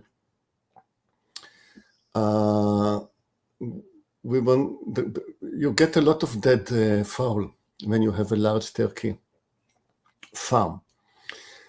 And what do you do with your dead turkeys? You throw them into the river, of course. And in the river, there used to be snapping turtles. And the snapping turtles, with time, grew up on eating those turkeys. And they turned into monsters. Because if it can devour a turkey, it can devour a dog. So there was a kids' attraction going to that river, seeing the monster turtles. Would a monster turtle attack a living dog? If a dog fell into the water, yes. Wow. So you guys trained your turkeys, trained them up to put them in moats around your castle. Yes, we used to have, in the old days, we used to have crocodiles in some rivers. We used to have hippos in Tel Aviv. But those days have gone. Mm-hmm. How long have you been in Israel? Since I was born. Yeah. You've been there a while. Yoav was born in Israel. To my understanding, I think my understanding is Hezi was also born in Israel. I think so. Could be. Oh, I'm not David. sure. Oh, David. I need in the to chat ask says- everybody about the home they grew up in. Is what I need to do. I was just reading chat that David says my wife lives in England for 2 years and said Guy Fawkes Day was like Halloween. I've never heard of Guy Fawkes Day. I know the Guy Fawkes mask. I saw a movie where everybody You saw a movie where what? where everybody wore the mask. Let's see. Are you talking about V for Vendetta? I muted you. When you turned off your screen, you didn't mute. There we go.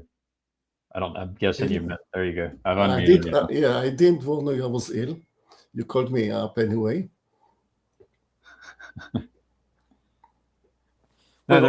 Is the movie you talking about V for Vendetta? Yeah, that's the movie I saw. Yeah.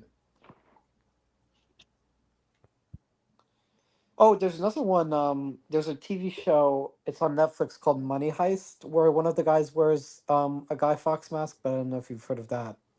No. I haven't watched all of it. I've only watched some of it. I am going to see Moana 2 today. All of the Moana fans out there. I didn't even know there was a Moana 2. Yes. There is a Moana 2.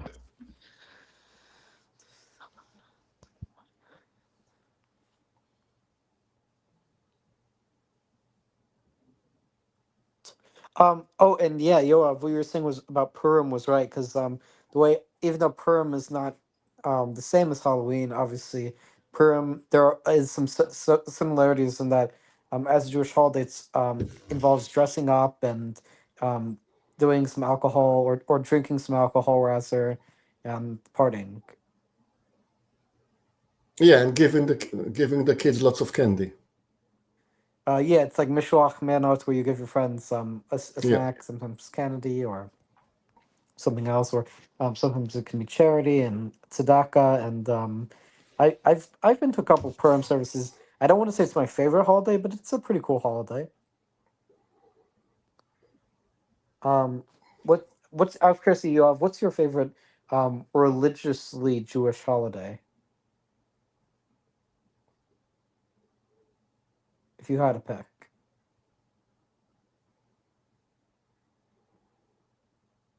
No, I will not pick. They all have their function. They go together. I agree they all have their function, but like, do you have one that you enjoy celebrating the most, or that you, when you commemorate the rituals the most, you feel more connected to whatever transcendence you can get out of the world?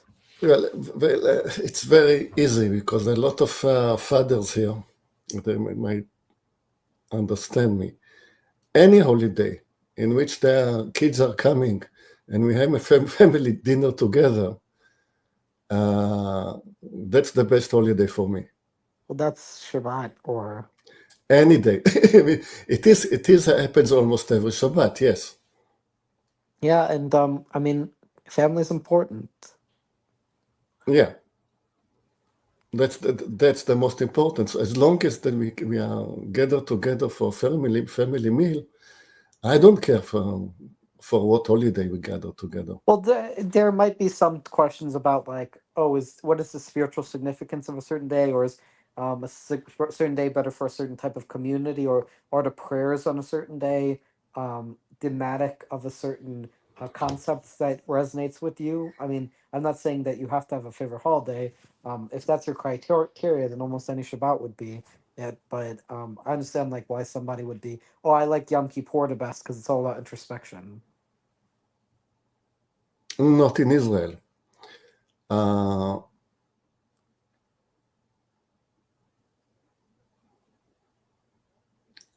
Wait, what? In Israel, you don't have Yom Kippur about introspection? Not in my community. It's a holiday, but not of introspection. It's something special. You have to see it to believe it. What community are you talking about? I'll give you another example. Some family of mine came from England to see the Wailing Wall in Jerusalem.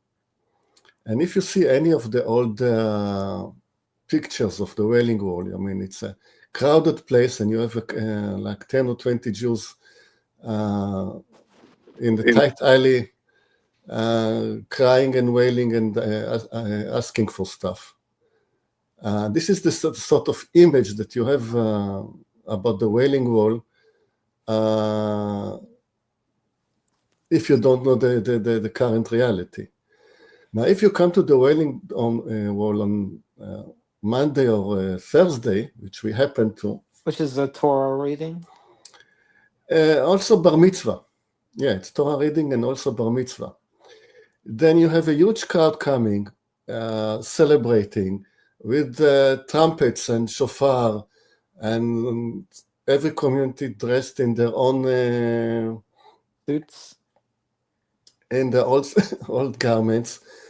And I mean, a huge crowd of people bustling around and celebrating, and it really looks as if the temple is already built. As the image that you accept to see after the temple is already built. That's not what you expect. I mean, you have to boots on the ground to appreciate it. So if you come to Tel Aviv in Yom Kippur, you'll see something different, something you don't expect. Well, even Tel Aviv, the roads are shut down on Yom Kippur. They are, yes. But what I'm saying, I thought the whole point of Yom Kippur about introspection is that you look at what you're doing in the year and how you can change it. Or you repent of any flaws you could have and commit to being a better person. Yes, but Well, not in Tel Aviv, because Tel Aviv is almost totally a secular city. And every holiday turns into a secular holiday. So Yom Kippur, no matter how religiously significant it is among normal Jews, will be something different in Tel Aviv. Sounds like Christmas. In the United States, Christmas is celebrated in secular ways. No, it's something you have to see it. It's not like anything else you ever seen. My point is like there's people who are secular who celebrate it, but then there's people who are religious who celebrate it, and then it means different things. Okay, David J wants to join the stream. Can you post the link again? Yeah. Yeah. I think David's an owner. He could just show up. Out of curiosity, Yoav, are you at all interested in philosophy or continental philosophy especially? Well, I never studied philosophy in any formal way. You cannot be in the TLC without being exposed to some philosophy occasionally. Well, I'm not formally trained in philosophy either, but I'm interested in continental philosophy as a hobby of mine. Like, are there any continental philosophers whose themes at all resonate with you? To be clear, by the way, yes, I do have access, but I am a gentleman. So I wasn't sure if you wanted it private. So I only came on if you said that you wanted me. Fair enough. I appreciate you explicitly stating. Okay, David, thank you for coming. Are you interested in continental philosophy? You are interested Am I in interested in continental philosophy? Not particularly. Yes. I did really, really like a Twitter bio, a Twitter thread called Kierkegaard Kardashian. Kierkegaardashian. Yes, I know what you're talking about. So it's half Kierkegaard, half Kim Kardashian quotes that are very funny. I enjoyed that. Does that count? No, I think we mean like, are you actually interested in Kierkegaard's ideas? But like, so you don't think you're particularly interested in it? I'm interested in listening and learning. I'm not going to speak about it. I'm just interested in other stuff more, I guess. Yeah. Let me read. I'm going to read to you guys. I'm going to read to you a couple of Kierkegaard. these quotes, half Kierkegaard, half Kim Kardashian. Okay. You exist. You are a human being.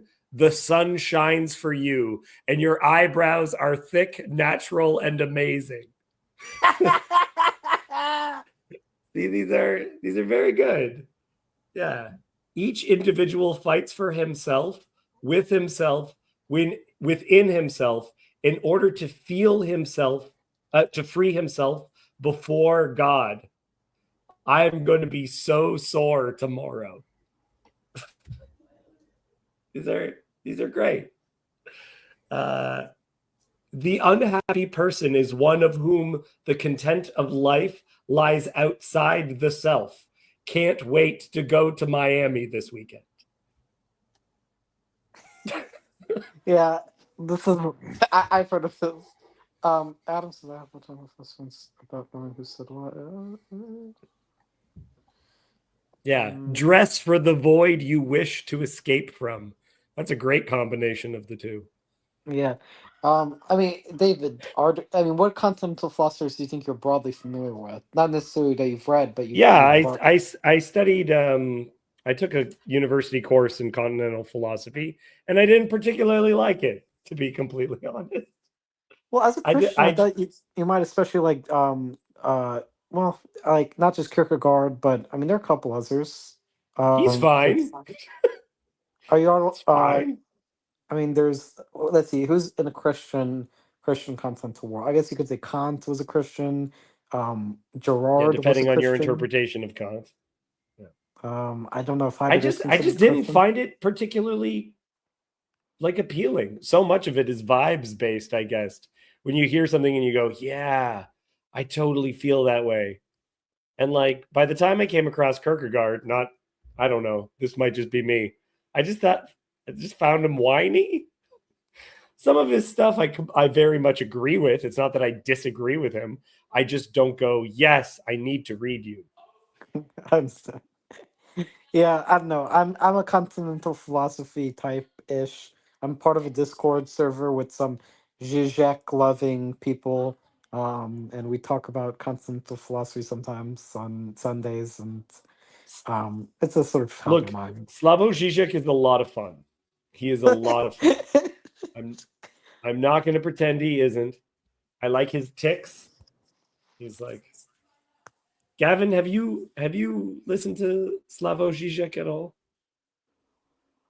I think I've heard him interact with one person, and I remember that one part where he's talking about Jesus on the cross, and that was like a part of his argument against Christianity, perhaps. Yeah, he's a Christian atheist. There you go. But yeah, I'm not too familiar with him. It's kind of funny. He explains a lot of his theories through jokes.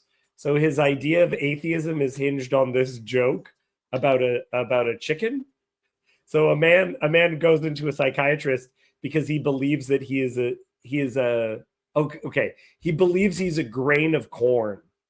He's utterly convinced that he is a grain of corn. So he goes through all this therapy for months, and the psychiatrist helps him realize he is not a grain of corn. And he returns back to his farm. He's a farmer. And then he calls the psychiatrist because he's having a mental breakdown when he's going to go outside because he's worried that the chicken is going to eat him. And the psychiatrist says, "But you know that you're not a grain of corn." And he says, "Yes, but does the chicken know that?" And so he uses the example of Christ on the cross, my God, why have you forsaken me?" Because he says, it is not enough that I don't believe in God. It needs to be that God doesn't believe in God. That's the only way we're at all three. It's like funny. It's like, do you really believe this, or is this just a joke? I mean, it sounds a little bit like a troll move. Yeah. A lot of his philosophy is trollish. If I remember correctly, the first and last I heard of him is when he was having a debate with Jordan Peterson, and it was supposed about Marxism. He's more of a Hegelian than a Marxist. Perhaps, but Jordan Peterson, being sort of a neat kind of guy, came ready and well prepared for debate about Marxism.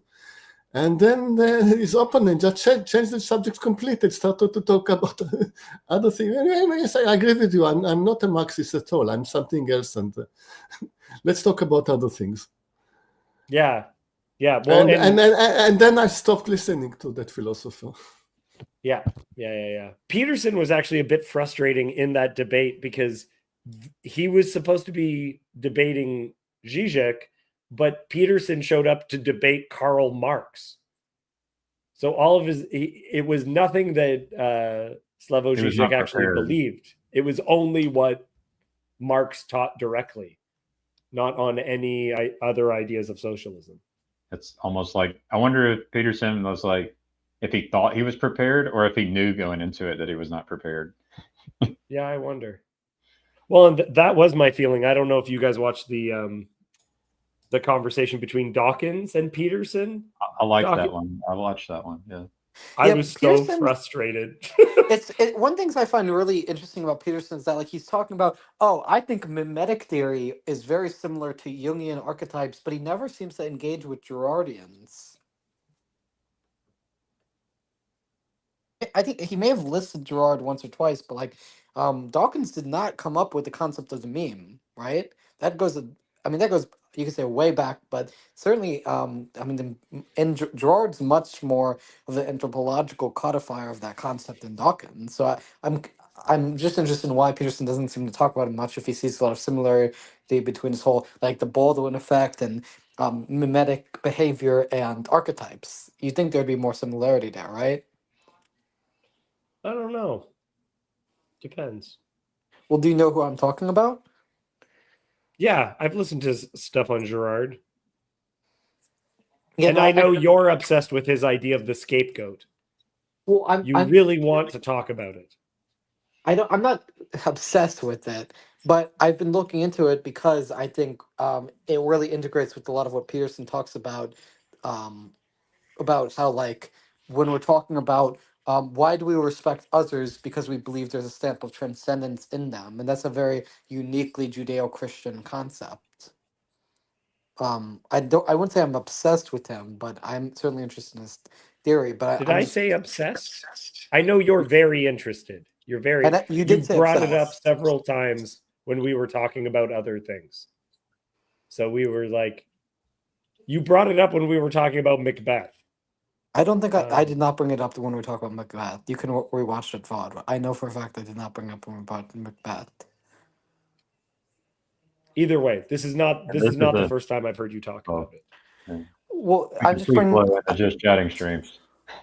I mean, David, do you blame me? I'm just saying it. I think it integrates with a lot of what Peterson talks about. It's fine, I guess. I don't know. No, I didn't bring it up during Macbeth. I did bring it up during the Hebrew Bible streams, but like I'm just saying here because of you brought up Peterson and Dawkins, and I'm saying the concept of meme is not original from Dawkins. That's all I'm saying. Yeah, that's fine.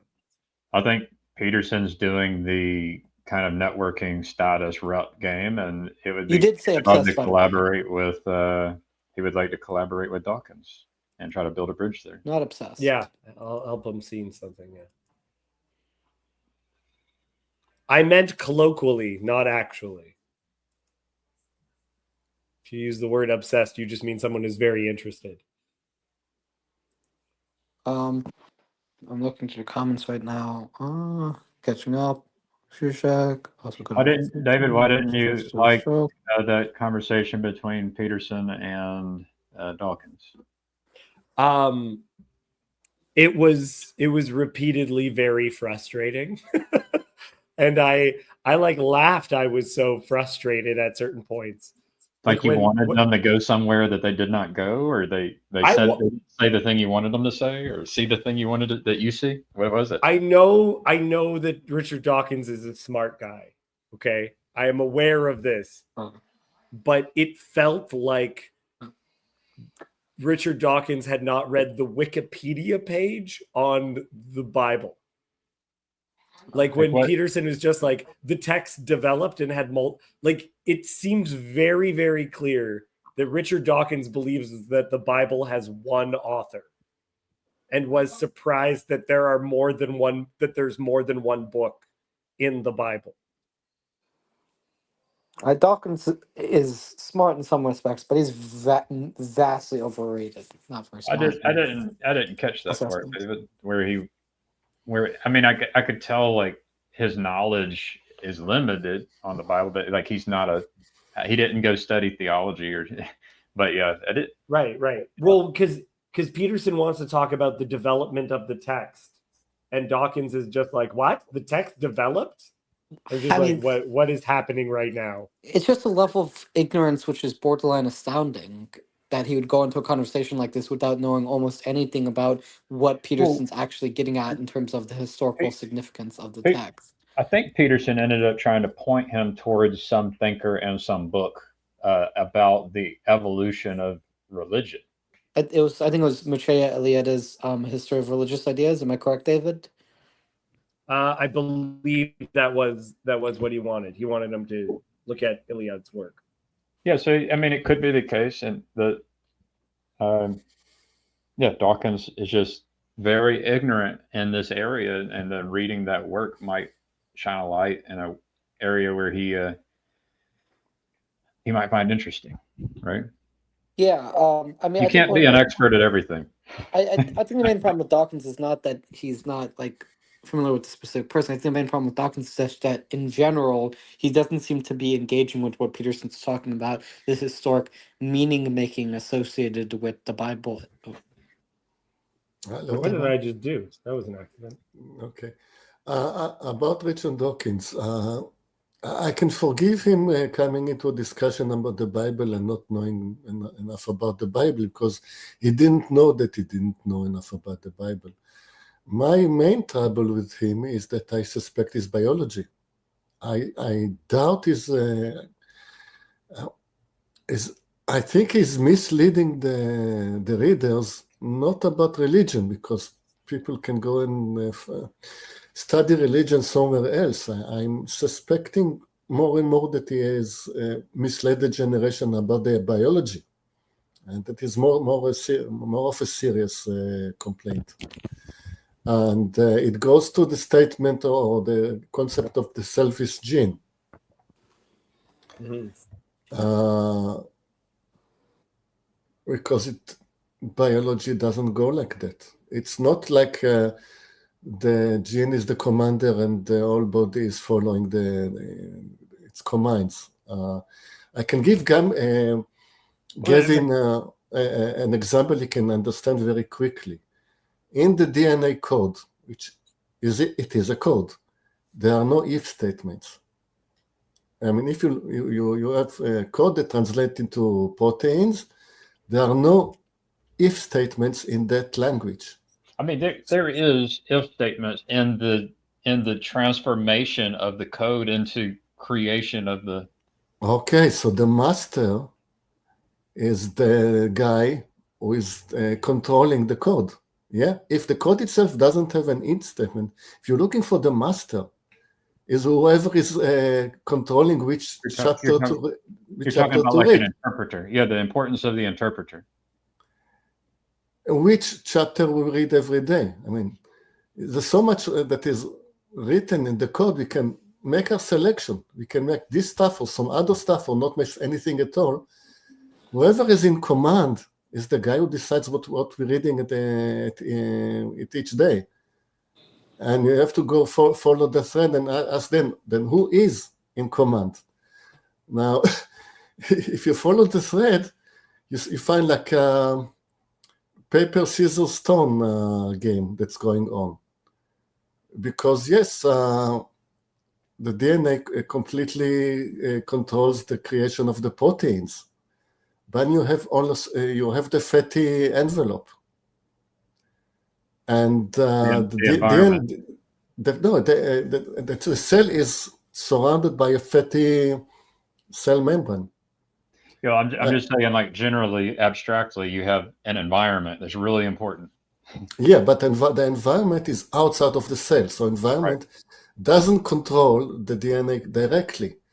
Whoever is filtering whatever of the environment is going to come into the cell and affect the production, the reading of the DNA is the fatty cell membrane. They're the gatekeeper. And the fatty cell membrane is not created by DNA. The DNA is creating the proteins, not the fat molecules. So you have a trinity there. But the fat molecules have to be created as well. Right? Yes, but not so directly. You have like cause and effects, right? Yeah, it all's interdependent. Of course, it is all extremely tightly interdependent, but you have a trinity there. And you cannot talk about the selfish gene. That's completely missing the picture. I'll just throw it like, I think like we can describe something, like sometimes people will say that God was angry, for example. And it's like, it's like saying the gene is selfish, in my opinion, as well. Like it might look like it behaves that way when you look at it, but it's more like that's just that's just us describing what happened from a human perspective, anthropomorphizing. But Yes, yeah. but I mean, But yes, yeah, I mean, but your argument is that he's I'm misleading. not criticizing the language. The language is okay. Yeah. Well, and But I really liked. I'm asking what is it there that is the selfish? Yes, something there is selfish. What? It's not the gene. Well, so one of the bits that Dawkins did that I really liked, I haven't revisited, but he did something called Nice Guys Finish First. Have you guys seen that? Where it's kind of about game theory and it's about reciprocity and That's just a theory. Jon God says the central dogma of molecular biology was a hoax. Now he just put it concisely. This is the right way to put it. Jon God knows exactly what I'm talking about. He just mentioned it by the correct name. I didn't want to use those large words. For once, Jon God and I are in complete agreement. Look, Jon God is making points that people just don't realize that he's making. There are jokes that have no connection to reality and just throw you off, and that there are jokes that help you understand things. Jon God is very Zizekian in that sense. Not in the philosophical sense. He's Eastern European. He's from former Yugoslavia. He has lots of tics. He has a beard. Which part? Well, namely the fact Jon God. Well, I actually didn't even know. I thought he was I thought Zizek was Slovenian, not Yugoslavian. I could be wrong. Oh, that's right. He's Slovenian. Yeah. No, I just meant the part about the fact that he engages in a lot of post-ironic humor to illustrate his points. See, now he's sniffing. Now he has the tics. See, this is the post-irony I'm talking about.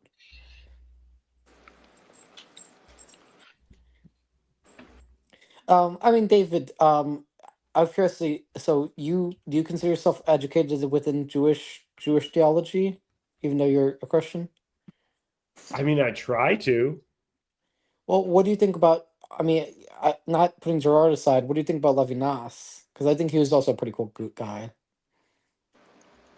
I presume you know who Levinas is. Are you talking about Emmanuel Levinas? Like the yes. Emmanuel Levinas. I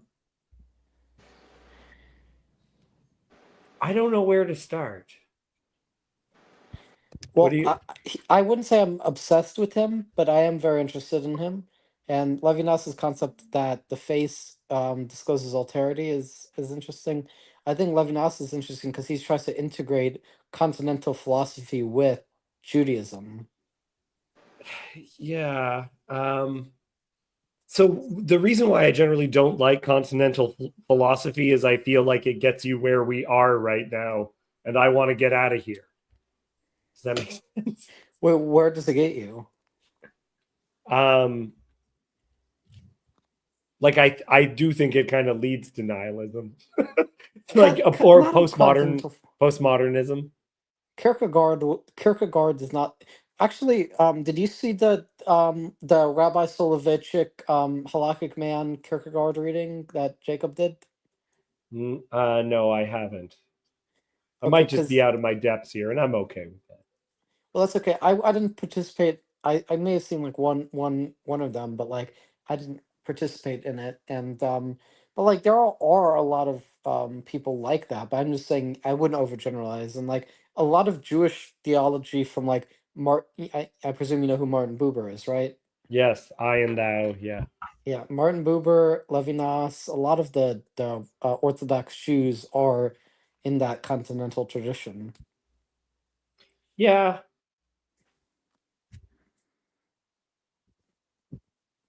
I guess it's just too new for me. I don't know how to explain it. I like very old things. To answer the question that Yoav said, well, what is the it that is selfish? And since Michael is here, I'll say the it is the tent. there's a tent around the genes, and there's a tent around that thing, which was the membrane. There's a tent around the organs and the bodies, and yeah, a bunch of tents. It's not turtles, it's tents. Tents all It's the way down. a tantalizing concept. I get that. Very, very intense. Yeah.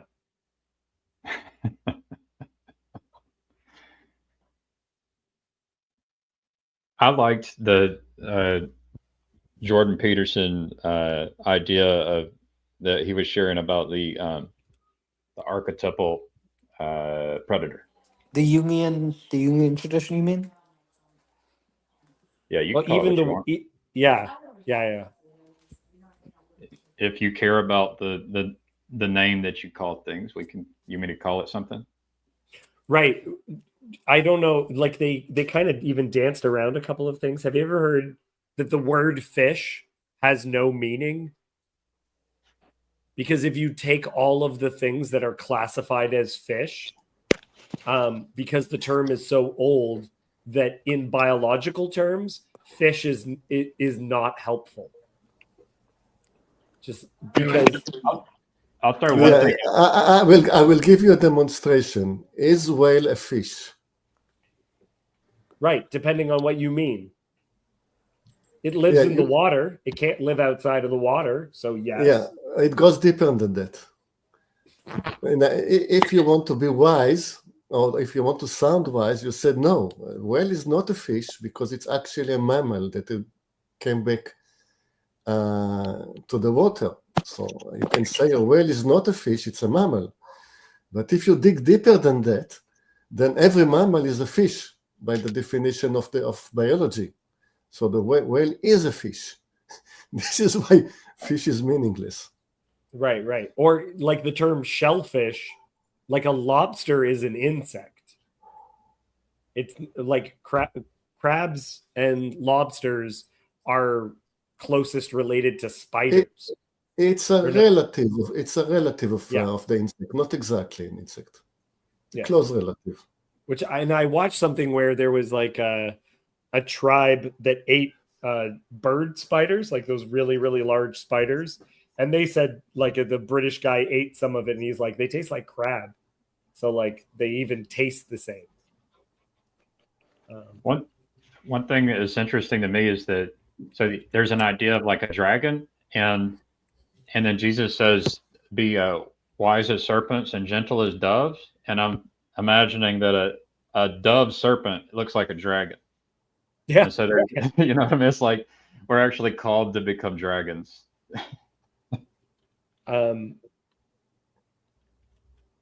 Within that as well, a mountain lion, and like they start, it's very funny how they get into these like arguments, because they start talking about, yes, the term dragon is stupid, but whale but lion is way more important.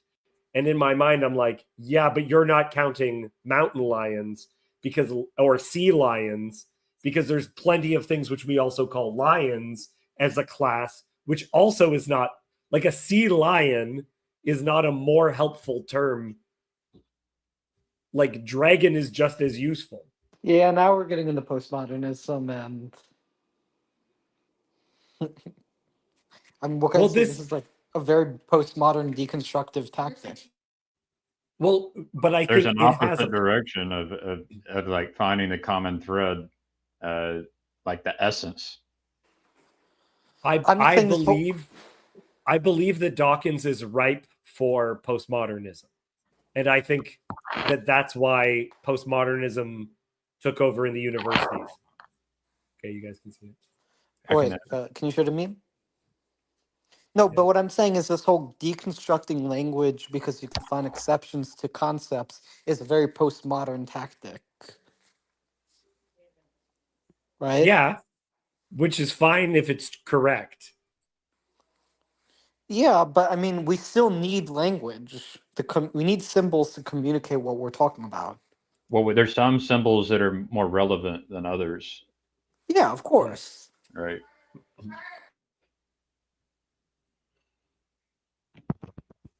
turns out we're like wired to detect threats.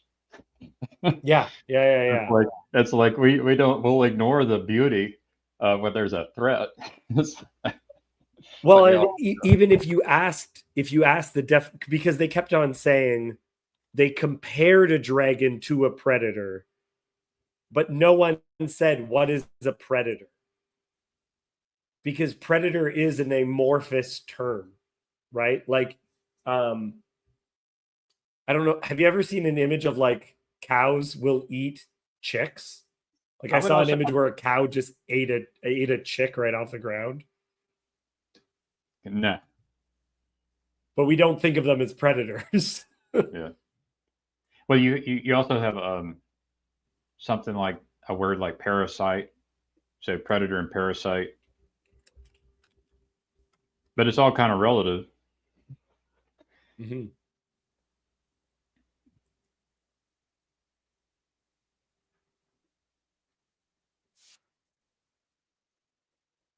I heard it about turtles. The Tortoises. turtles that eat the dogs in the river. No, tortoises. They're land tortoises. They are Okay. vegetarian. It's at least the one we have around here. They eat leaves, but they have to have some protein in order for some brain to develop. So a young tortoise will have to hunt down something in his early days, and then he will remain vegetarian for the rest of his life. So they have to catch something early on, probably snails.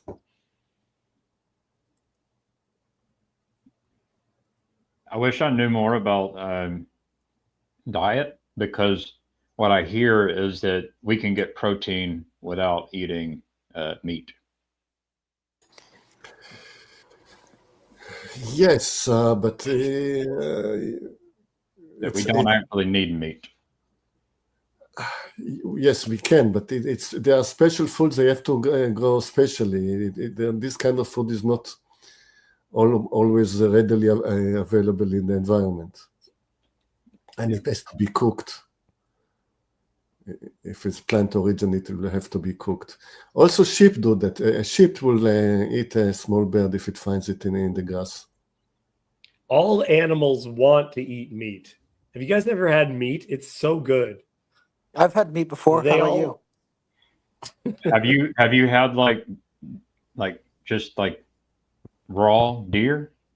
No. I have not had raw deer. Is it good? Oh, no, I have. I've had raw deer once. Okay, I had deer tartare at a restaurant. Was it good? Did they mix things with it, or was it just plain old deer? Plain old raw deer? Shame. So they gave me raw deer with a egg yolk on top of it. David, that's disgusting. It was not my favorite. It was really I'm just challenging the idea that all animals like to eat meat. Butterflies don't. Is that just because they have what is it? The pro? I'd actually argue that animals don't like meat, most of them, but we flavor it with the stuff that we like fat and sugar and salt and seasonings, and then we like the meat. So we really don't like the meat. We just take the meat and add the stuff we like, and then you have a cheeseburger, and it's delicious.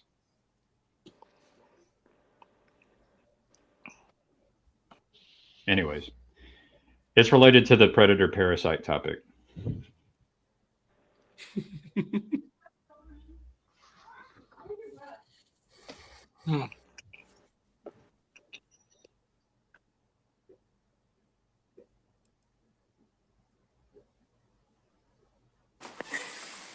It's actually post-ironic, apparently.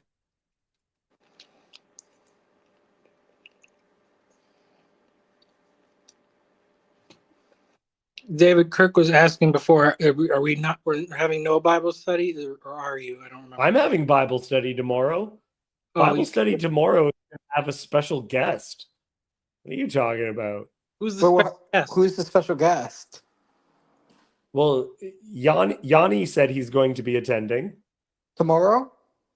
Yeah. So okay.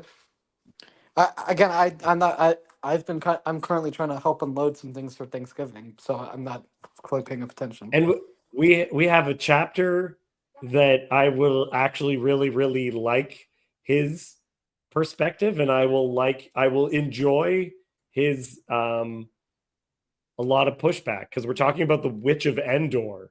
So it's a good chapter to have different opinions on.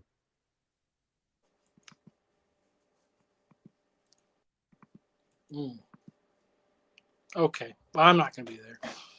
Yeah, I know you're not there. You guys have your Thanksgivings. I did not realize that Jan God is in Europe right now.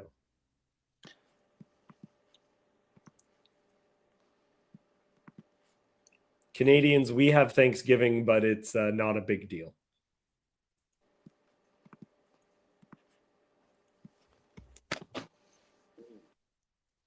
Do you guys know about Squanto, like his story? Yeah, talk about it. Squanto is amazing. Yeah, so he was taken as a slave from the area of New England, but it wasn't called that. And then he was brought to Spain, where he converted to Christianity amongst the monks that bought him or whatever.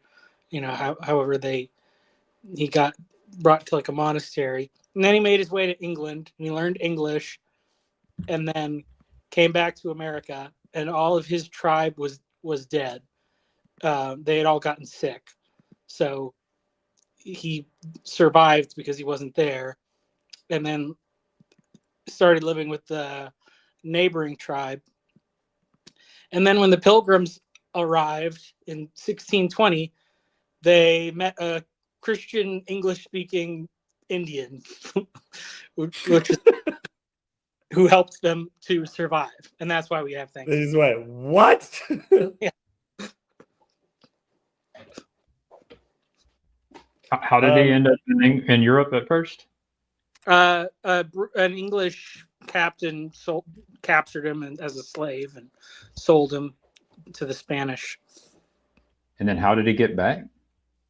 He got like his freedom or whatever, because I guess some of it's like, oh, it's not historical, it's just legend, because they just they don't have like a written copy of everything that's like first from a first person perspective. But he was basically it was Catholic monks in Spain that took him on, and then they allowed him to leave, or he got his freedom or whatever. So he went from Spain to England, and then from England he got on another ship back to America, just in time for the Pilgrims to arrive. Like he got there like a year before or something. So I really have you guys seen the New World, the John Smith Pocahontas movie? Have you seen that? Mm-hmm. It's by what's his name? The Christian filmmaker that everyone likes. Terrence Malick. Terrence Malick made a John Smith Pocahontas movie. But it includes a lot of people don't know that Pocahontas is baptized and takes on the name, I think it's Rebecca. I think she changes her name to Rebecca when she's baptized. yeah, she went back to England and married another guy. Yeah.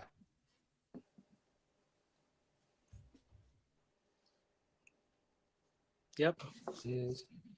What is her other name? Yeah, Rebecca. Rebecca Rolfe becomes her other name.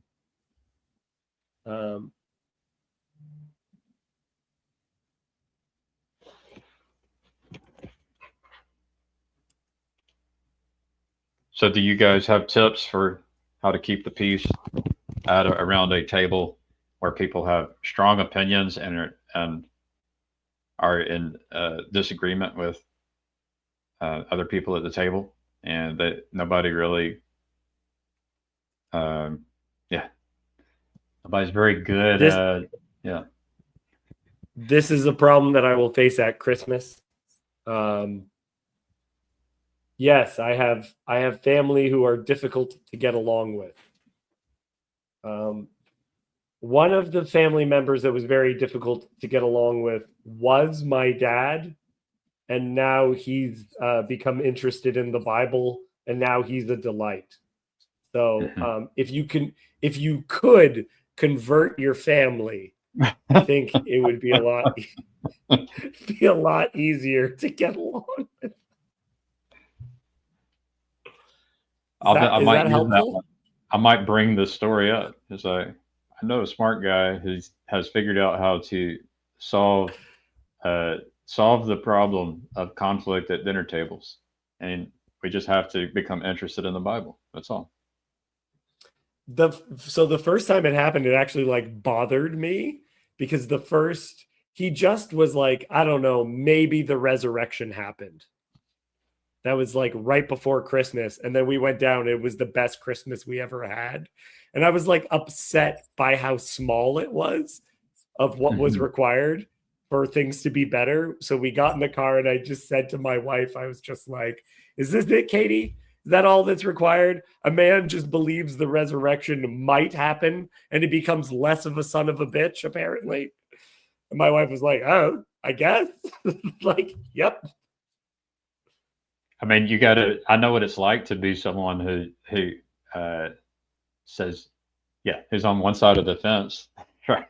Where you're the one who knows the answers and aren't willing to consider other answers.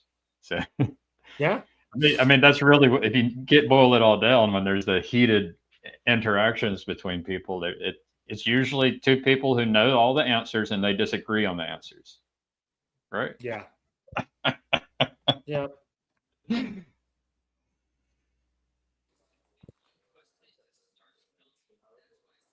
Yeah, it gets stressful sometimes. I remember it being stressful, going around and being around people who know all the answers. And yes. And that was my dad. My dad was very much someone who just assumed he's very, very high IQ. And that's a problem.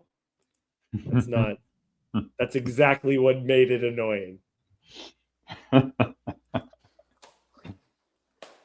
Oh, man.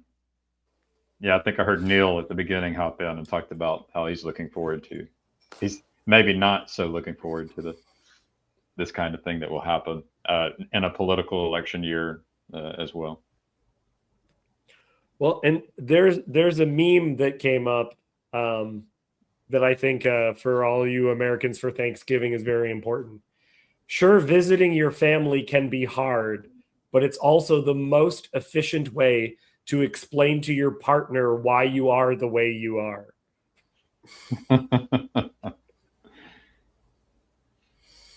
Apropos the resurrection, do you have any idea, any thoughts about the Shroud of Turin?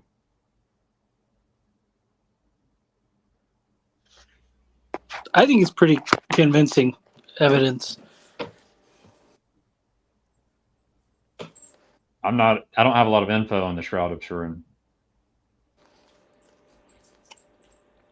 It's weird. It's super weird. I don't know how I'm supposed to feel about it.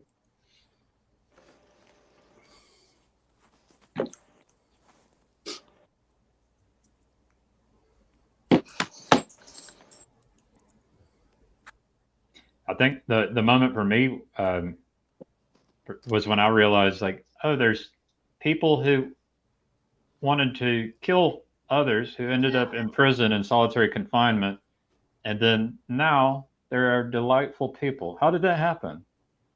Could it be possible that there is a way by which people are transformed? That's really what kind of, instead of me just assuming that this kind of thing just never happens, I said, could it happen? And is there really a way for this to happen? That's what kind of, helped me get to their side of the glass. Listen in the testimony of people. basically.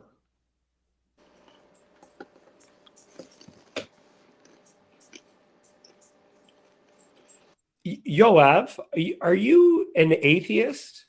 I can't remember. I feel like Jacob has thrown that term out about you, but are you? I like the idea that you just go black at that moment. We had a long discussion about it. He did say I was an atheist, and we had a discussion about in what ways can I claim not to be an atheist.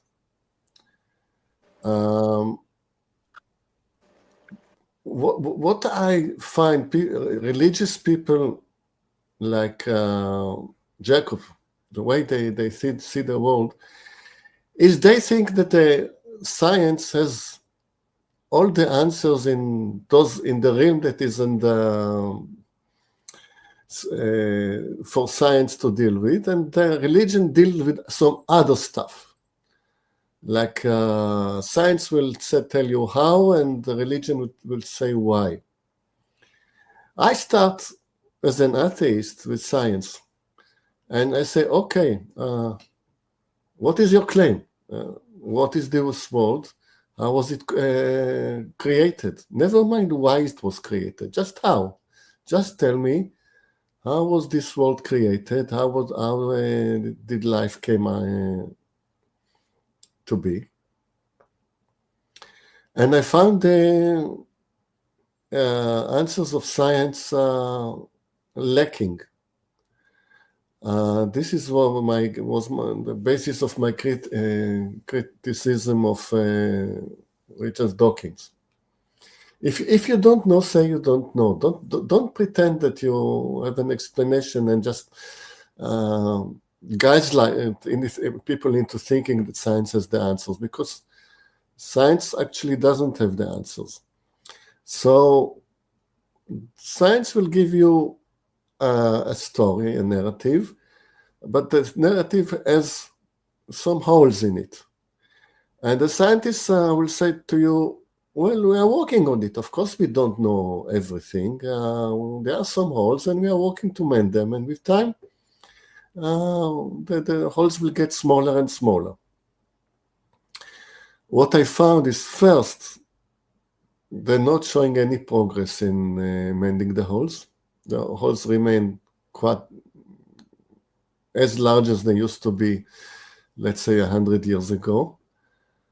And most important, I mean, the holes are also infinite in size.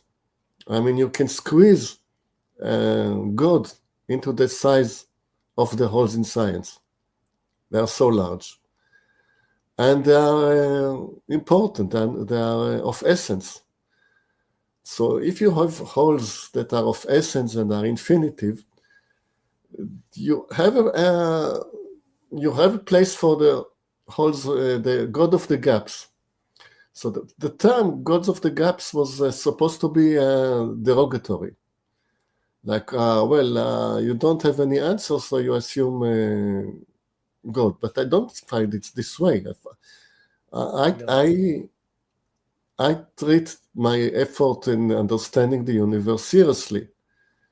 So I say, okay, what is that? So I'm listening to lots of people in the TLC.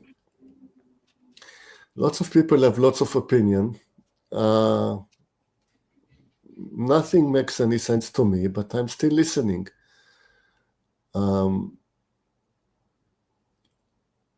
For example, the creation of life.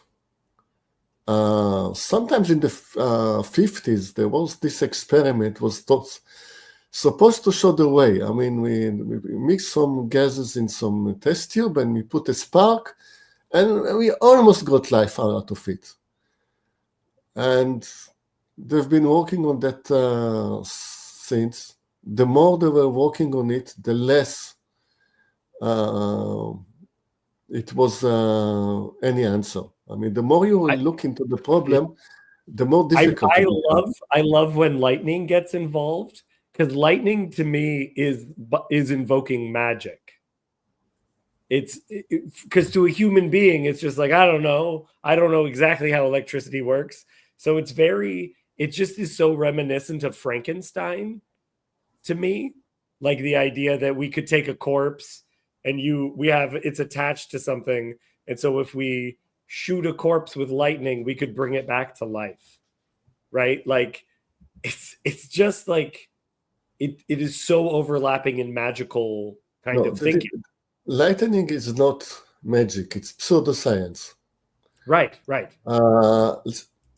Magic is saying the magic word, saying abracadabra. Like in Harry Potter, if you want to do some magic, you have to say, you have to speak something. Okay?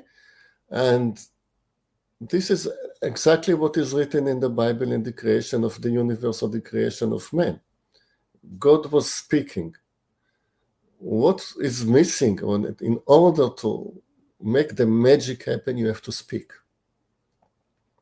Now, what is speech in that sense, in that time, in that context, is supplying information. It's saying something, adding information to the mix. So this is exactly what was happening in the creation of life. The lightning was there. The electricity was there. Chemistry was there. Everything was ready. What was missing? The information. And there's no science that can explain how that information was added to the mix. Quite the contrary. What information science tells you is that there's no way it could happen naturally. So I'm just recognize what I don't know. I'm marking the unknown territory very well.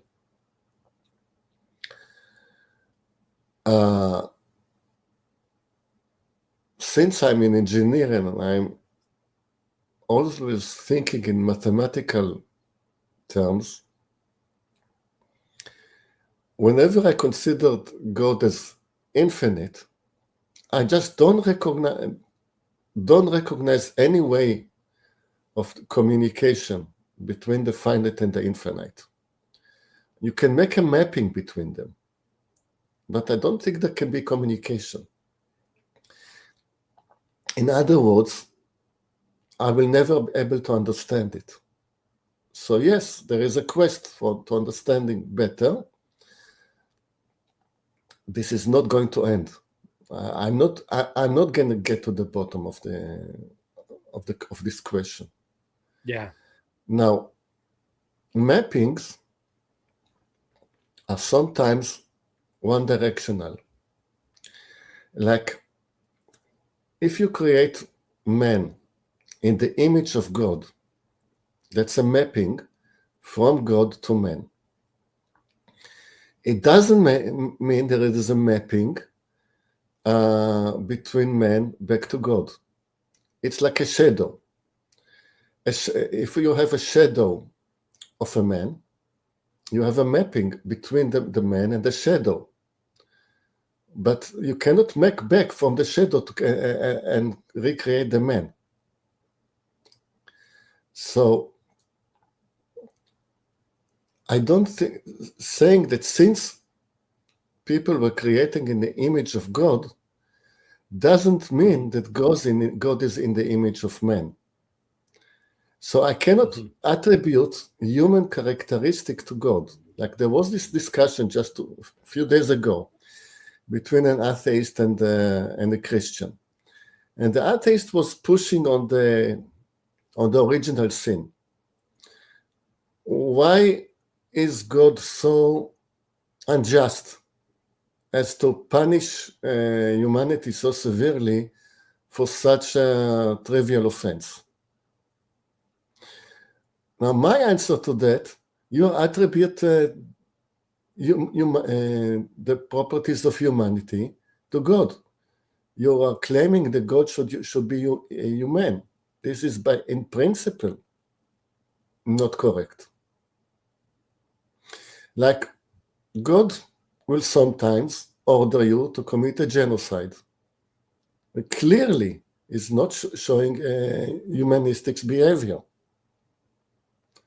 You still can struggle to understand, but you are clearly not going to settle God's properties with your own mental composition. That was a long speech. I liked it. I liked it. Look, I listened to the I Had a Dream speech and it gets boring near the end, but I thought you were very interesting all the way through. And I'm very glad to have you as part of the Bible study as well. I never feel like this guy's not paying attention. He's not, you know what I mean? Because there's some people that you just go, will just pay more attention.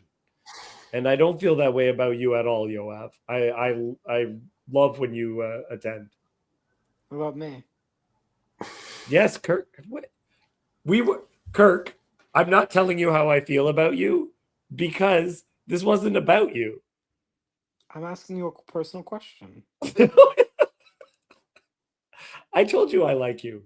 Have I not told you that I like you? Well, you told me you like me. You just don't tell me whether or not you like me at the Bible study. But yes, you do. Okay. Yes, I like you at the Bible study.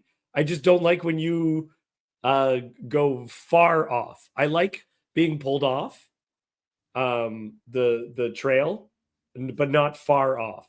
So sometimes that's what I usually try to do. Yes, you have to be wrangled. You are someone who has to be wrangled. I'm just going to talk straight with you and tell you that. Yeah, but you need somebody who can move you a little bit off path to, see. Well, of course you would say that. You're the one bringing people off the path. Well, I'm saying objectively speaking, even if I never participated, you'd still want somebody who can fill my role. Is what I'm saying. Yes. Yeah. You need a somewhat autistic teenager. Somewhat? Yeah, I think I'm on the spectrum. Have you seen the news program I made with Chad? Have you seen that? No, but the reason I say somewhat is because I haven't been diagnosed with autism, but I'm probably autistic. So the end of the video, the last joke I make is a special congratulation goes out this week to the 3 very special corner members who aren't on the autism spectrum. Must be nice. That's the last joke that I made. That's yeah. It's more of a requirement to be in the corner. I like studying Book of Samuel with you. Okay, good. I also would like eventually if we could maybe get into Kings. Into what? Kings? Yeah. Oh, we're gonna get into Kings. Kings is a great book, and I love it immensely. I love Kings too. It's great. Where else do you get God making? Where do you have prophets saying that other gods are taking a dump? Show me the book.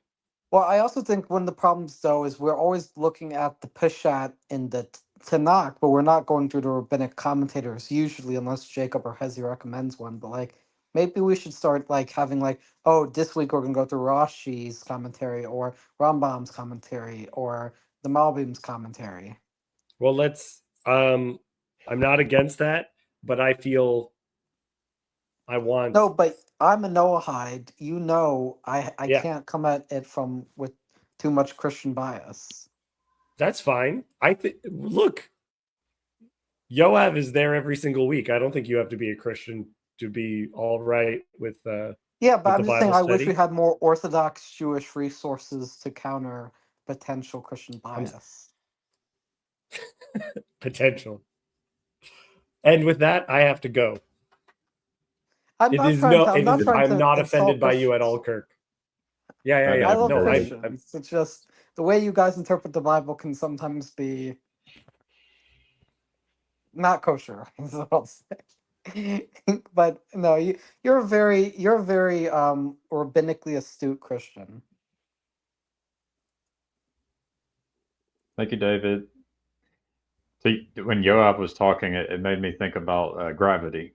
At some point, I started looking more closely at gravity, and I'm like, it's this invisible force. I don't know where it comes from, and it influences everything in existence. I'm just like, man, we have like omnipresent forces that we can't see. Gravity was kind of the thing that really got me to uh, into the idea of a creator, a force, and forces that throughout all of existence. That was my uh, specific God of the Get a long time ago. Yeah. Um. Wow, it's 2:20, and at least what time is it where you are at, Gavin? 220. I'm gonna I go feel see you live. Moana 2 today. What state do you live in? Alabama, Yeah, I'm here in Mississippi. Mississippi. I've been there quite a few times. I spent a lot of time in Starkville when I was a kid, and I have some family over near Helena, which is in Arkansas, Helena, West Helena. So, but yeah, maybe once a year I go towards Mississippi. Yeah. Have you ever been to New Orleans? Because that was I was growing up. I have never been. Yeah, Mississippi, Alabama, I've been, and um, I would like to I mean, I don't think I can meet you because we're in different states, but I mean, it's nice seeing you, even though we probably couldn't meet in person. You come to TLC. How often do you come on stream? It's been a long time, but I'm usually have Discord running. Sometimes I pause notifications there, and uh, I- I'd be more tempted into like a Discord voice chat than StreamYard personally. And I actually want to try encourage. I'd like to encourage all the streamers who do StreamYard to also spend some time in voice chat as well instead of just StreamYard. Yeah. But it's a little less. It's just different. So, but yeah, I'm there in the Jacob Slider Discord server. Yeah, I mean, David should be in the Discord server. Yoav is Hezi. Let me see. I think Sandy should be in there. Adorn Heel, Emma, I think should be there. Forgot her name. Right. Who's Trey? Uh, Andrew. Who's the other guys? Oh, Michael Satori. Yeah, a lot of cool people in TLC are in Discord. Are you at all part of the So, are you still part of the PVK Discord? Because I'm not. I got kicked out. I'm not allowed there. Oh, what happened? It was years ago. Um, I had not learned the teaching from Jesus about how to rebuke people, so I was rebuking the owner of the Discord server publicly on my YouTube channel, and he responded the way you might expect in hindsight. Um, but yeah, I'm not allowed there. Yeah, I've never been part of PVK. I just don't pay much attention to again PVK. I'm not very frequent TLC, but I do hang out on Jacob's Ladder a little bit, and I do try and come on Jacob's stream here and there. Um, I just think that were you do you know will you have time maybe tomorrow to come on the Bible study? Probably not. I will be with family tomorrow. So I understand. yeah, it's one of those things where I feel like a lot of people who can participate on the like in an internet community are going to tend to be people who aren't the married with children in the house, and I think it's important to have internet community and community in general, but it's just those of us with family in the house, it's a blessing and a responsibility, and we don't have that opportunity to be a part of the internet community as much as others. Yeah. Do you think that so when it comes to TLC, do you ever come on and would you feel comfortable coming on any of the just chatting streams that Jacob hosts? Yeah, yeah, I mean, I understand you're not the only king on StreamYards, but the just chatting streams tend to be more casual. yeah. The difference here is that I started it, so I got to pick when it happened. When everyone else is doing it, the stars have to align. So, Yeah. like I've got responsibilities that just allowed for this to be a time for me to where I could do it. But Um, I'm glad you're here. I'm glad that well, we tried to encourage uh, the 14-year-old without the real name, but yeah, and being able to connect with people who are actually practicing, you know, trying to do good, trying to love people, love God, I think is it'd be good. yeah. Do you think so let me see. When you participate are you familiar at all with Fountain of Comfort? Yes, just a little bit, but yeah. Yeah, it's just a little bit for me too. So I don't know the most about it, but I know Jacob's starting to create some sort of mental health service, coming from, I guess you could say, I guess first of all it's coming from an Orthodox Jewish perspective, but like a service, to help modify social work. Yeah, And maybe training and teaching, providing educational resources. Maybe it has something to do with that. yeah, oh, I think it's a good It's, cause. I it's don't have. probably an attempt to try and connect the problem of secure distributed cognition with mental health, if I had to guess.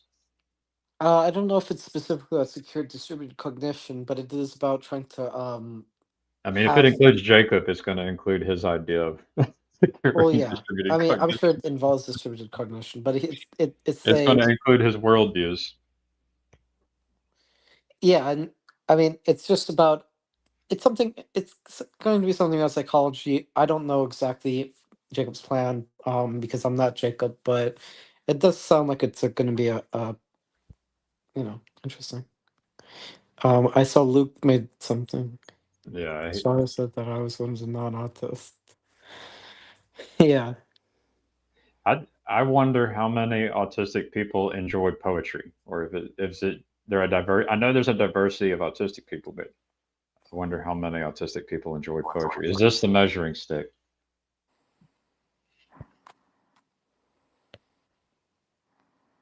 It'd be cool to to get a feel for it.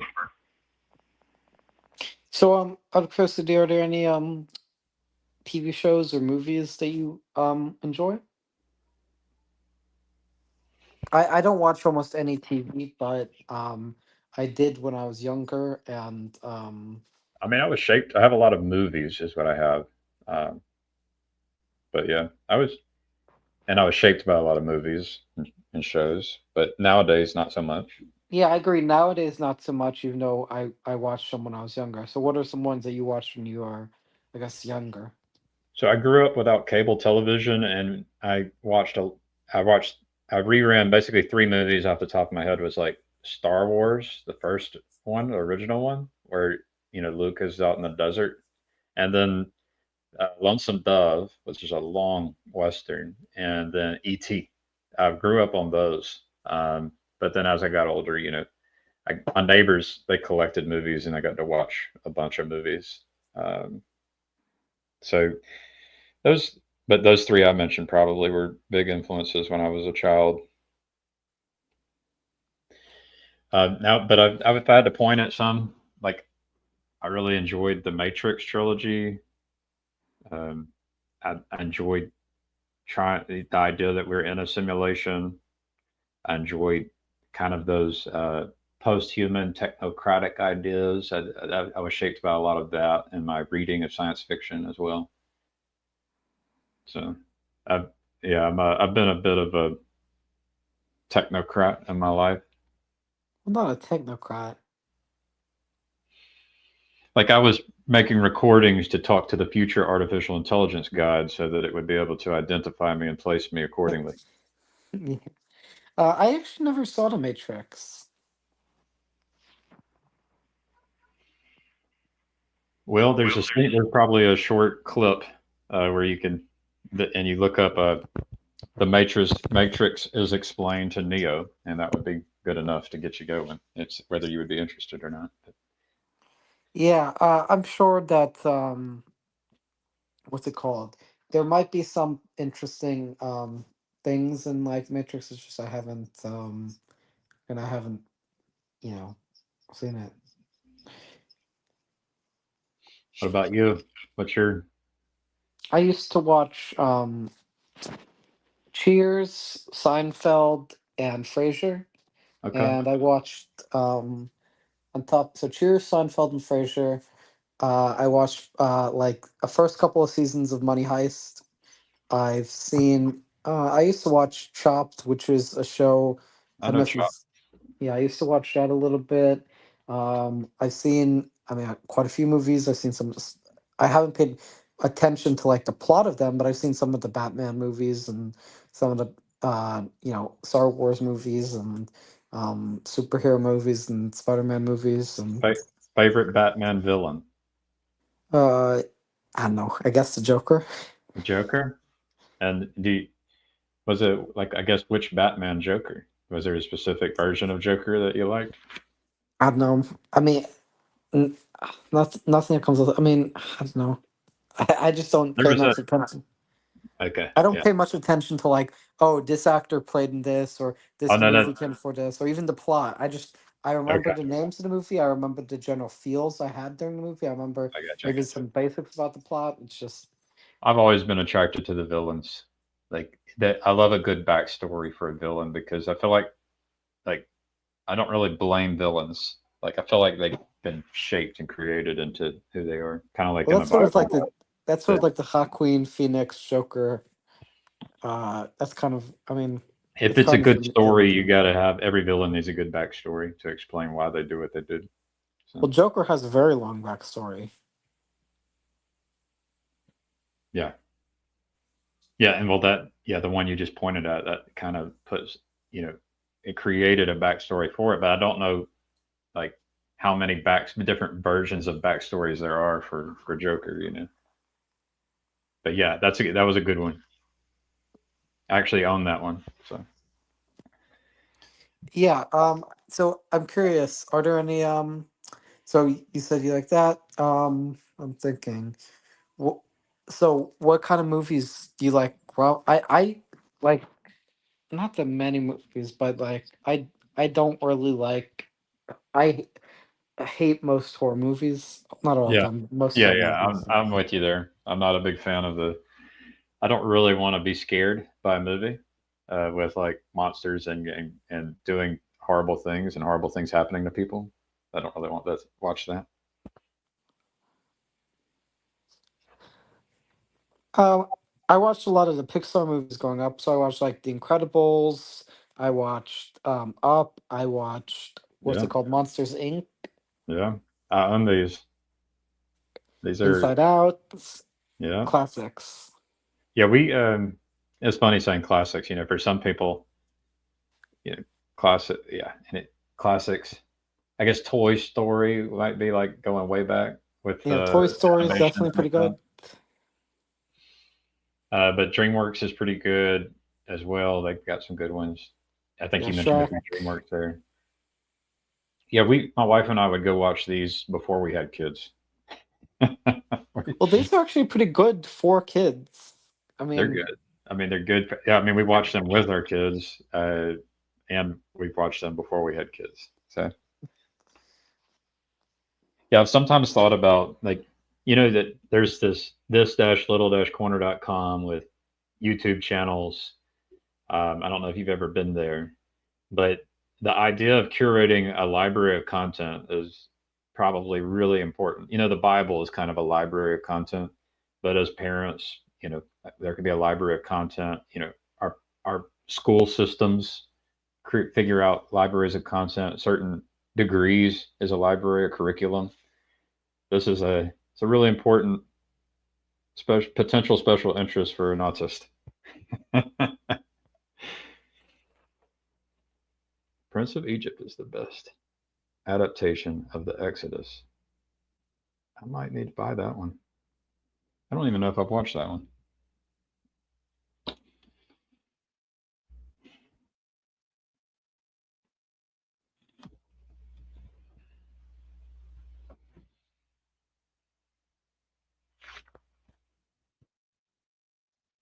We've been going 4 hours and 35 minutes. Yeah. I mean, time flies fast when you're having fun, I guess. I mean, it sounds like you enjoy thinking and you enjoy like sharing your thoughts. And so this is, I mean, maybe that's even what YouTube land is, like for people who like to think and share thoughts, right? Hello, Yoav. Hello. I want to start talking shop about programming. All right. Hopefully I can keep up. I know my area of the shop, but yeah, exactly. I want to compare notes. Okay. Because I'm also a programmer. I'm doing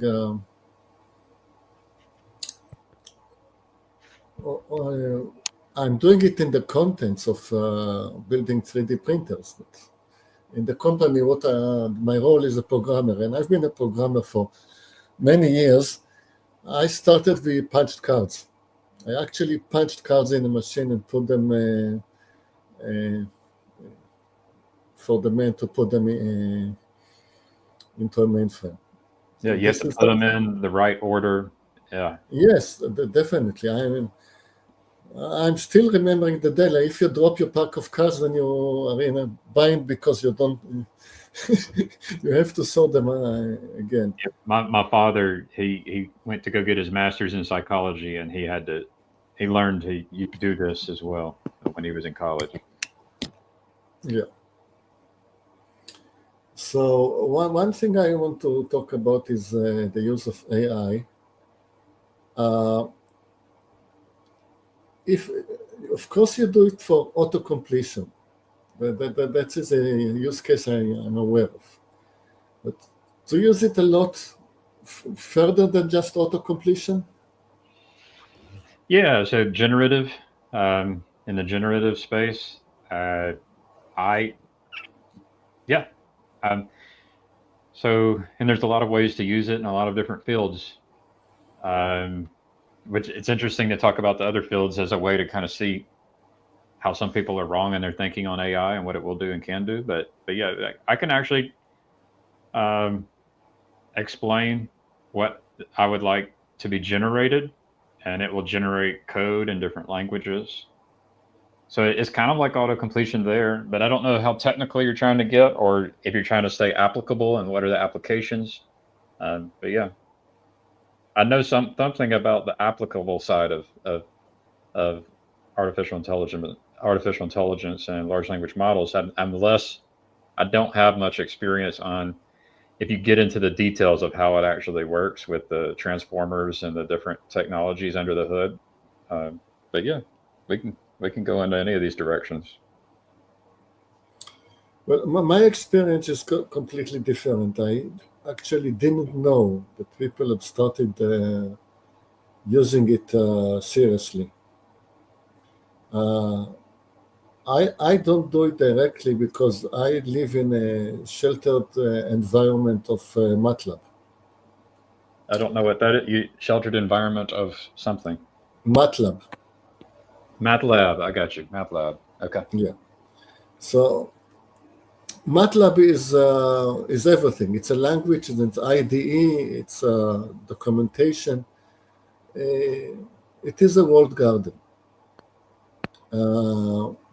And around 2008, when they started to have object-oriented programming, serious object-oriented programming, then I realized that I don't need anything else. It has everything. It encompasses every style, and what's best with MATLAB is that it has excellent documentation with excellent examples.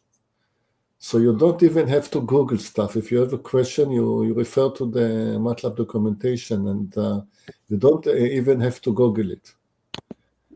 I'm with you. So I have no need for AI, and I think it's also the nature of my work, because I'm in sort of a research and development environment. We're always doing new things. We're always exploring something that was never done before. And I think that an AI will not help me much, because my problem is always unique. It's always a one-off problem. Mm-hmm. But you're gonna have a job to be done with requirements and user stories, something like that. Like someone asks you to do something, like you get handed this thing that tells you what you need to do, and then there's the potential to use AI as a force multiplier, so that you at the end of the day end up saying yes or no. Did it do what you wanted it to do? Yes. Did it do what it's supposed to do? No. And that's going to be it's like eventually programming will be very simple, and where people won't really need to know how to write the software. People right now, it still helps to know how to write software. They say, because do you trust what it's creating, that it's not going to like do something bad? So do you need it? No, you don't need it, but maybe you could use it to do 10x your productivity. I don't think it's possible, because it's not. My problem is never expressing my thoughts into code. Okay, you got a different bottleneck.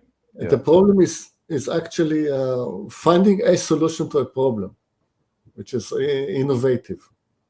So it's a problem that was never stated before, and I have to find out a solution to it. It's a great inventive step. I mean, I would be tempted to just open up GPT 4.0, create a new prompt, and try to prompt it with an example problem and see if it's able to solve the problem. You're the expert and would be able to say, oh yeah, that's junk, or that's pretty good, or that's really good, right? So I would want to take your whatever it is the problem is, and then attempt to provide some guidance, like you would to some new hire that works alongside you, and say, here, go do it, but hand it to like a large language model and see if it produces anything of value, right? Have you ever tried anything like that? Well, the reason that I haven't tried it, yes, I did try it, it failed miserably, but that's because it was too early. As I said, I'm working with this walled garden of MATLAB. Right. And they are working, they've heard about artificial intelligence, and they want to replace their excellent documentation, existing as a documentation. They want to replace it by some kind of an INI. So they are starting a project that will do something like as you've discussed. So I will describe the problem, and it will spew out the MATLAB code. Right. At the moment, it's very much in its infancy. So it will generate junk, and it will do a lot of hallucinations. Right. It will be. I did find it as once as a good conversation partner, even if you're talking to some partner who is actually not as good as you are, but you're having a conversation. It's better than a rubber duck. You heard of rubber ducking? Yes, it's better than a rubber duck. Right. So I had once a chat with AI. It didn't solve my problem at all, but it's gave me, oh yes, there might be something to what you're saying. Let me check this. Right. So at the moment, I'm waiting for MATLAB that's extremely valuable. Like, so what they've done, and like with crystals and with proteins, I think it's like they've been able to just generate more potential like crystals than humans have done, been able to discover in all of human history, and they've been able to do it like way more. The number is way more than what humans have ever done, and they've done it within a small amount of time. And then they're able to say, okay, well, is this a good one? How can I use this one? Right. So it generates a lot, and maybe half of them are trash. Maybe 90% of them are trash. But how long would it have taken you to come up with the one that worked? Right. You may have never come up with the one, that idea, unless it had you had been handed the idea somehow or something. My point is that you can trust AI if you know that it is working based on a lot of data. Yeah. I just don't believe that any AI had enough data that is relevant to what I'm doing. That is the use of MATLAB in the realm of 3D printing.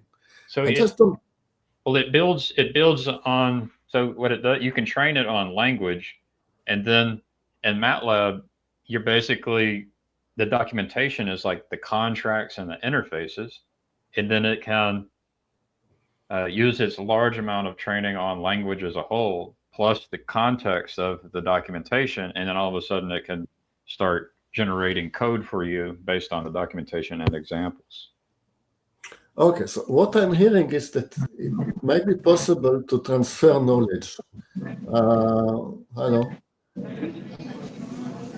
There's a lot of noise now. I muted you, Ron, or at least I tried to. Let's see. Here we go. Okay, so I want to give Ron a chance to speak, so I want just to briefly touch on another aspect. One other thing that is interesting on that theme is, what about the use of MATLAB to write artificial intelligence?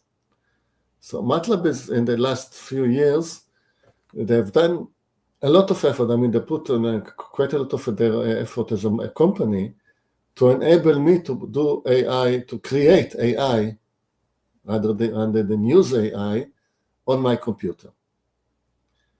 But in the last year or two, they have run into a brick wall. And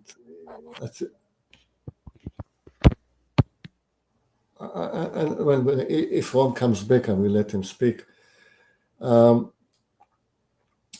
it relates to a more fundamental, I think there is a question here that is more fundamental than the AI thing, is the long time playing between the personal computer and the mainframe. Because I lived for several cycles. First, there was a mainframe, and there were PCs, and then the PCs become dumb terminals to a mainframe, and then there were PCs again, and then there was now everybody is connected to the cloud, which is again it's sort of a mainframe. And what I detect now is a concentrated effort by the creator of all operating system to turn the PC into a dumb terminal. Right. And it is formalized as the war against malware. We don't want you to write software for your own PC, because then malware can be installed on your PC. And then it's either then my profession disappears because we cannot write any software, or then you push to the clouds, and it's understood that whatever you're doing in the cloud. Right. And what's happening now with AI is now, the individual PC is now too weak to handle the current AI. The current AI can be done only in the cloud. I'll correct you there. It takes a large amount of computers to create a model, but a model can be run on a computer that is has less resources. So they like to keep their model proprietary and protected. If it's really good, they're not going to want you to take a copy of the model and run it on your own computer. But that's kind of a little bit more details on how that works. Can you run ChatGPT model on your PC? You can run a model like ChatGPT on your computer if it has enough hard drive space, and it has a certain amount of performance depending on whether you have the right GPU and the right hardware. But it'll run faster or slower depending on your hardware. But yeah, there are models that are like ChatGPT that you can run, but not like their best model. Their best model, they're going to keep it under wraps, and then some period after where the open source models will catch up. It'll just there'll be a trail of open source models being released that you can learn how to, host on your own computers, your own hardware. And this is going to be big. There will be models that people are. Yeah, there'll be models being installed on your cell phone eventually, is what I hear. The models will get trained with just tons of compute, and then a copy of the model can then be installed in all of your little devices.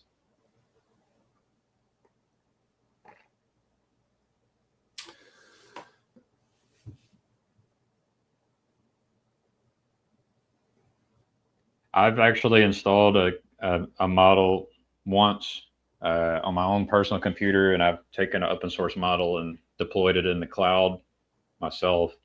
But these aren't as good.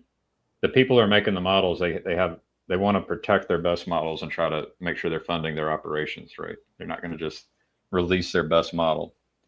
But what they will do is there'll be other companies catching up with OpenAI, for example, and releasing new models that are open source.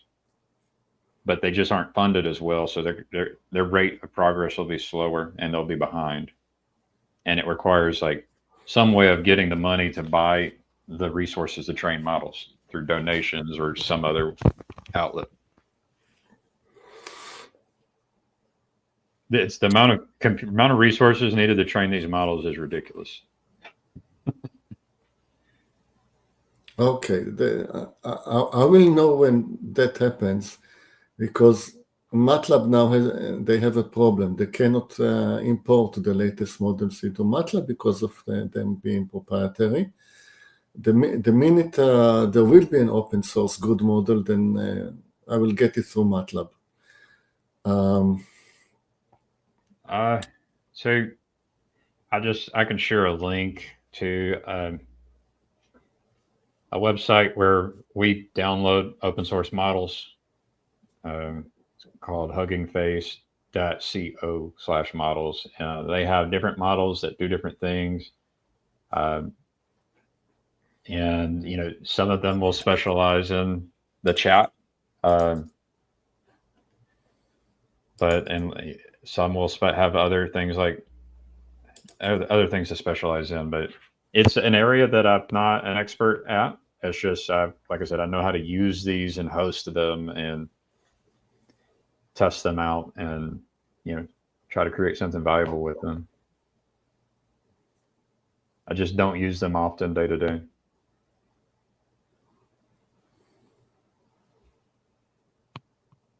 Computer vision, natural language processing, audio, tabular, reinforcement, other. So the natural language processing would be the thing that's kind of like a chat GPT.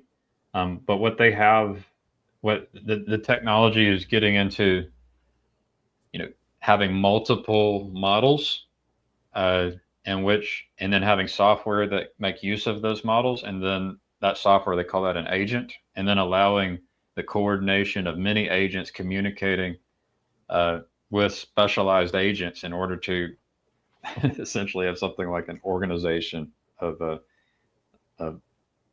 AI agents working for you. That way, for example, in OpenAI, they can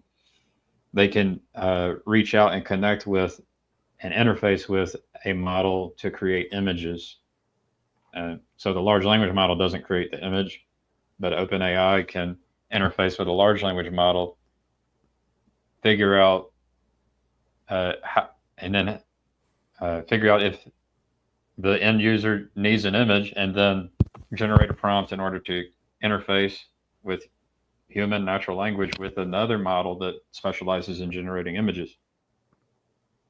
And so you can have these specialized models that can be, the amount of tools that can be used by your software system will increase.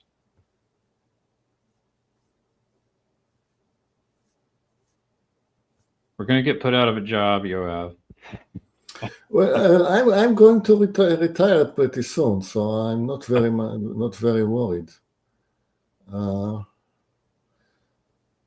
And all my kids have sort of found their niches within the brave new world already. There's this Asimov story about television repairman. When they installed the robots that could repair the televisions, and they asked him, "What are you going to do?" "Well, I'm going to repair the robots." One of my sons is working in the company.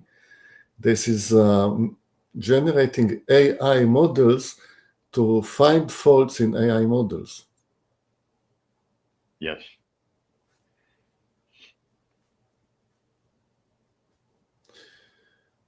Okay, that's enough talking for one day. Yeah. Well, I am gonna go watch Moana 2 pretty soon. So important stuff. Yeah, it's going to be 5 hours now. Yeah. Longest stream I've ever been on. Yeah. Okay. Well, luckily I'm at home ill, so I have nothing else to do, so it's fine with me. Well, I hope you 3D print some turkey for Thanksgiving. Nah, I'm kidding. It's good talking to you guys. Good meeting you, Gavin. And I know you're pretty shy on StreamYards, but I usually prefer talking on StreamYards. So if we can ever see you again, that would be great. Good to hear, Kirk. I'm glad to meet you. Good to talk to you again, Yoav. Yeah, young God, you should see me when I'm dead. Have fun. What's that? He says for someone who's sick, it was quite a performance. So I'm saying you should see me when I'm dead. I gotcha. Okay, lovely meeting you. All right. Have a good one. Bye-bye.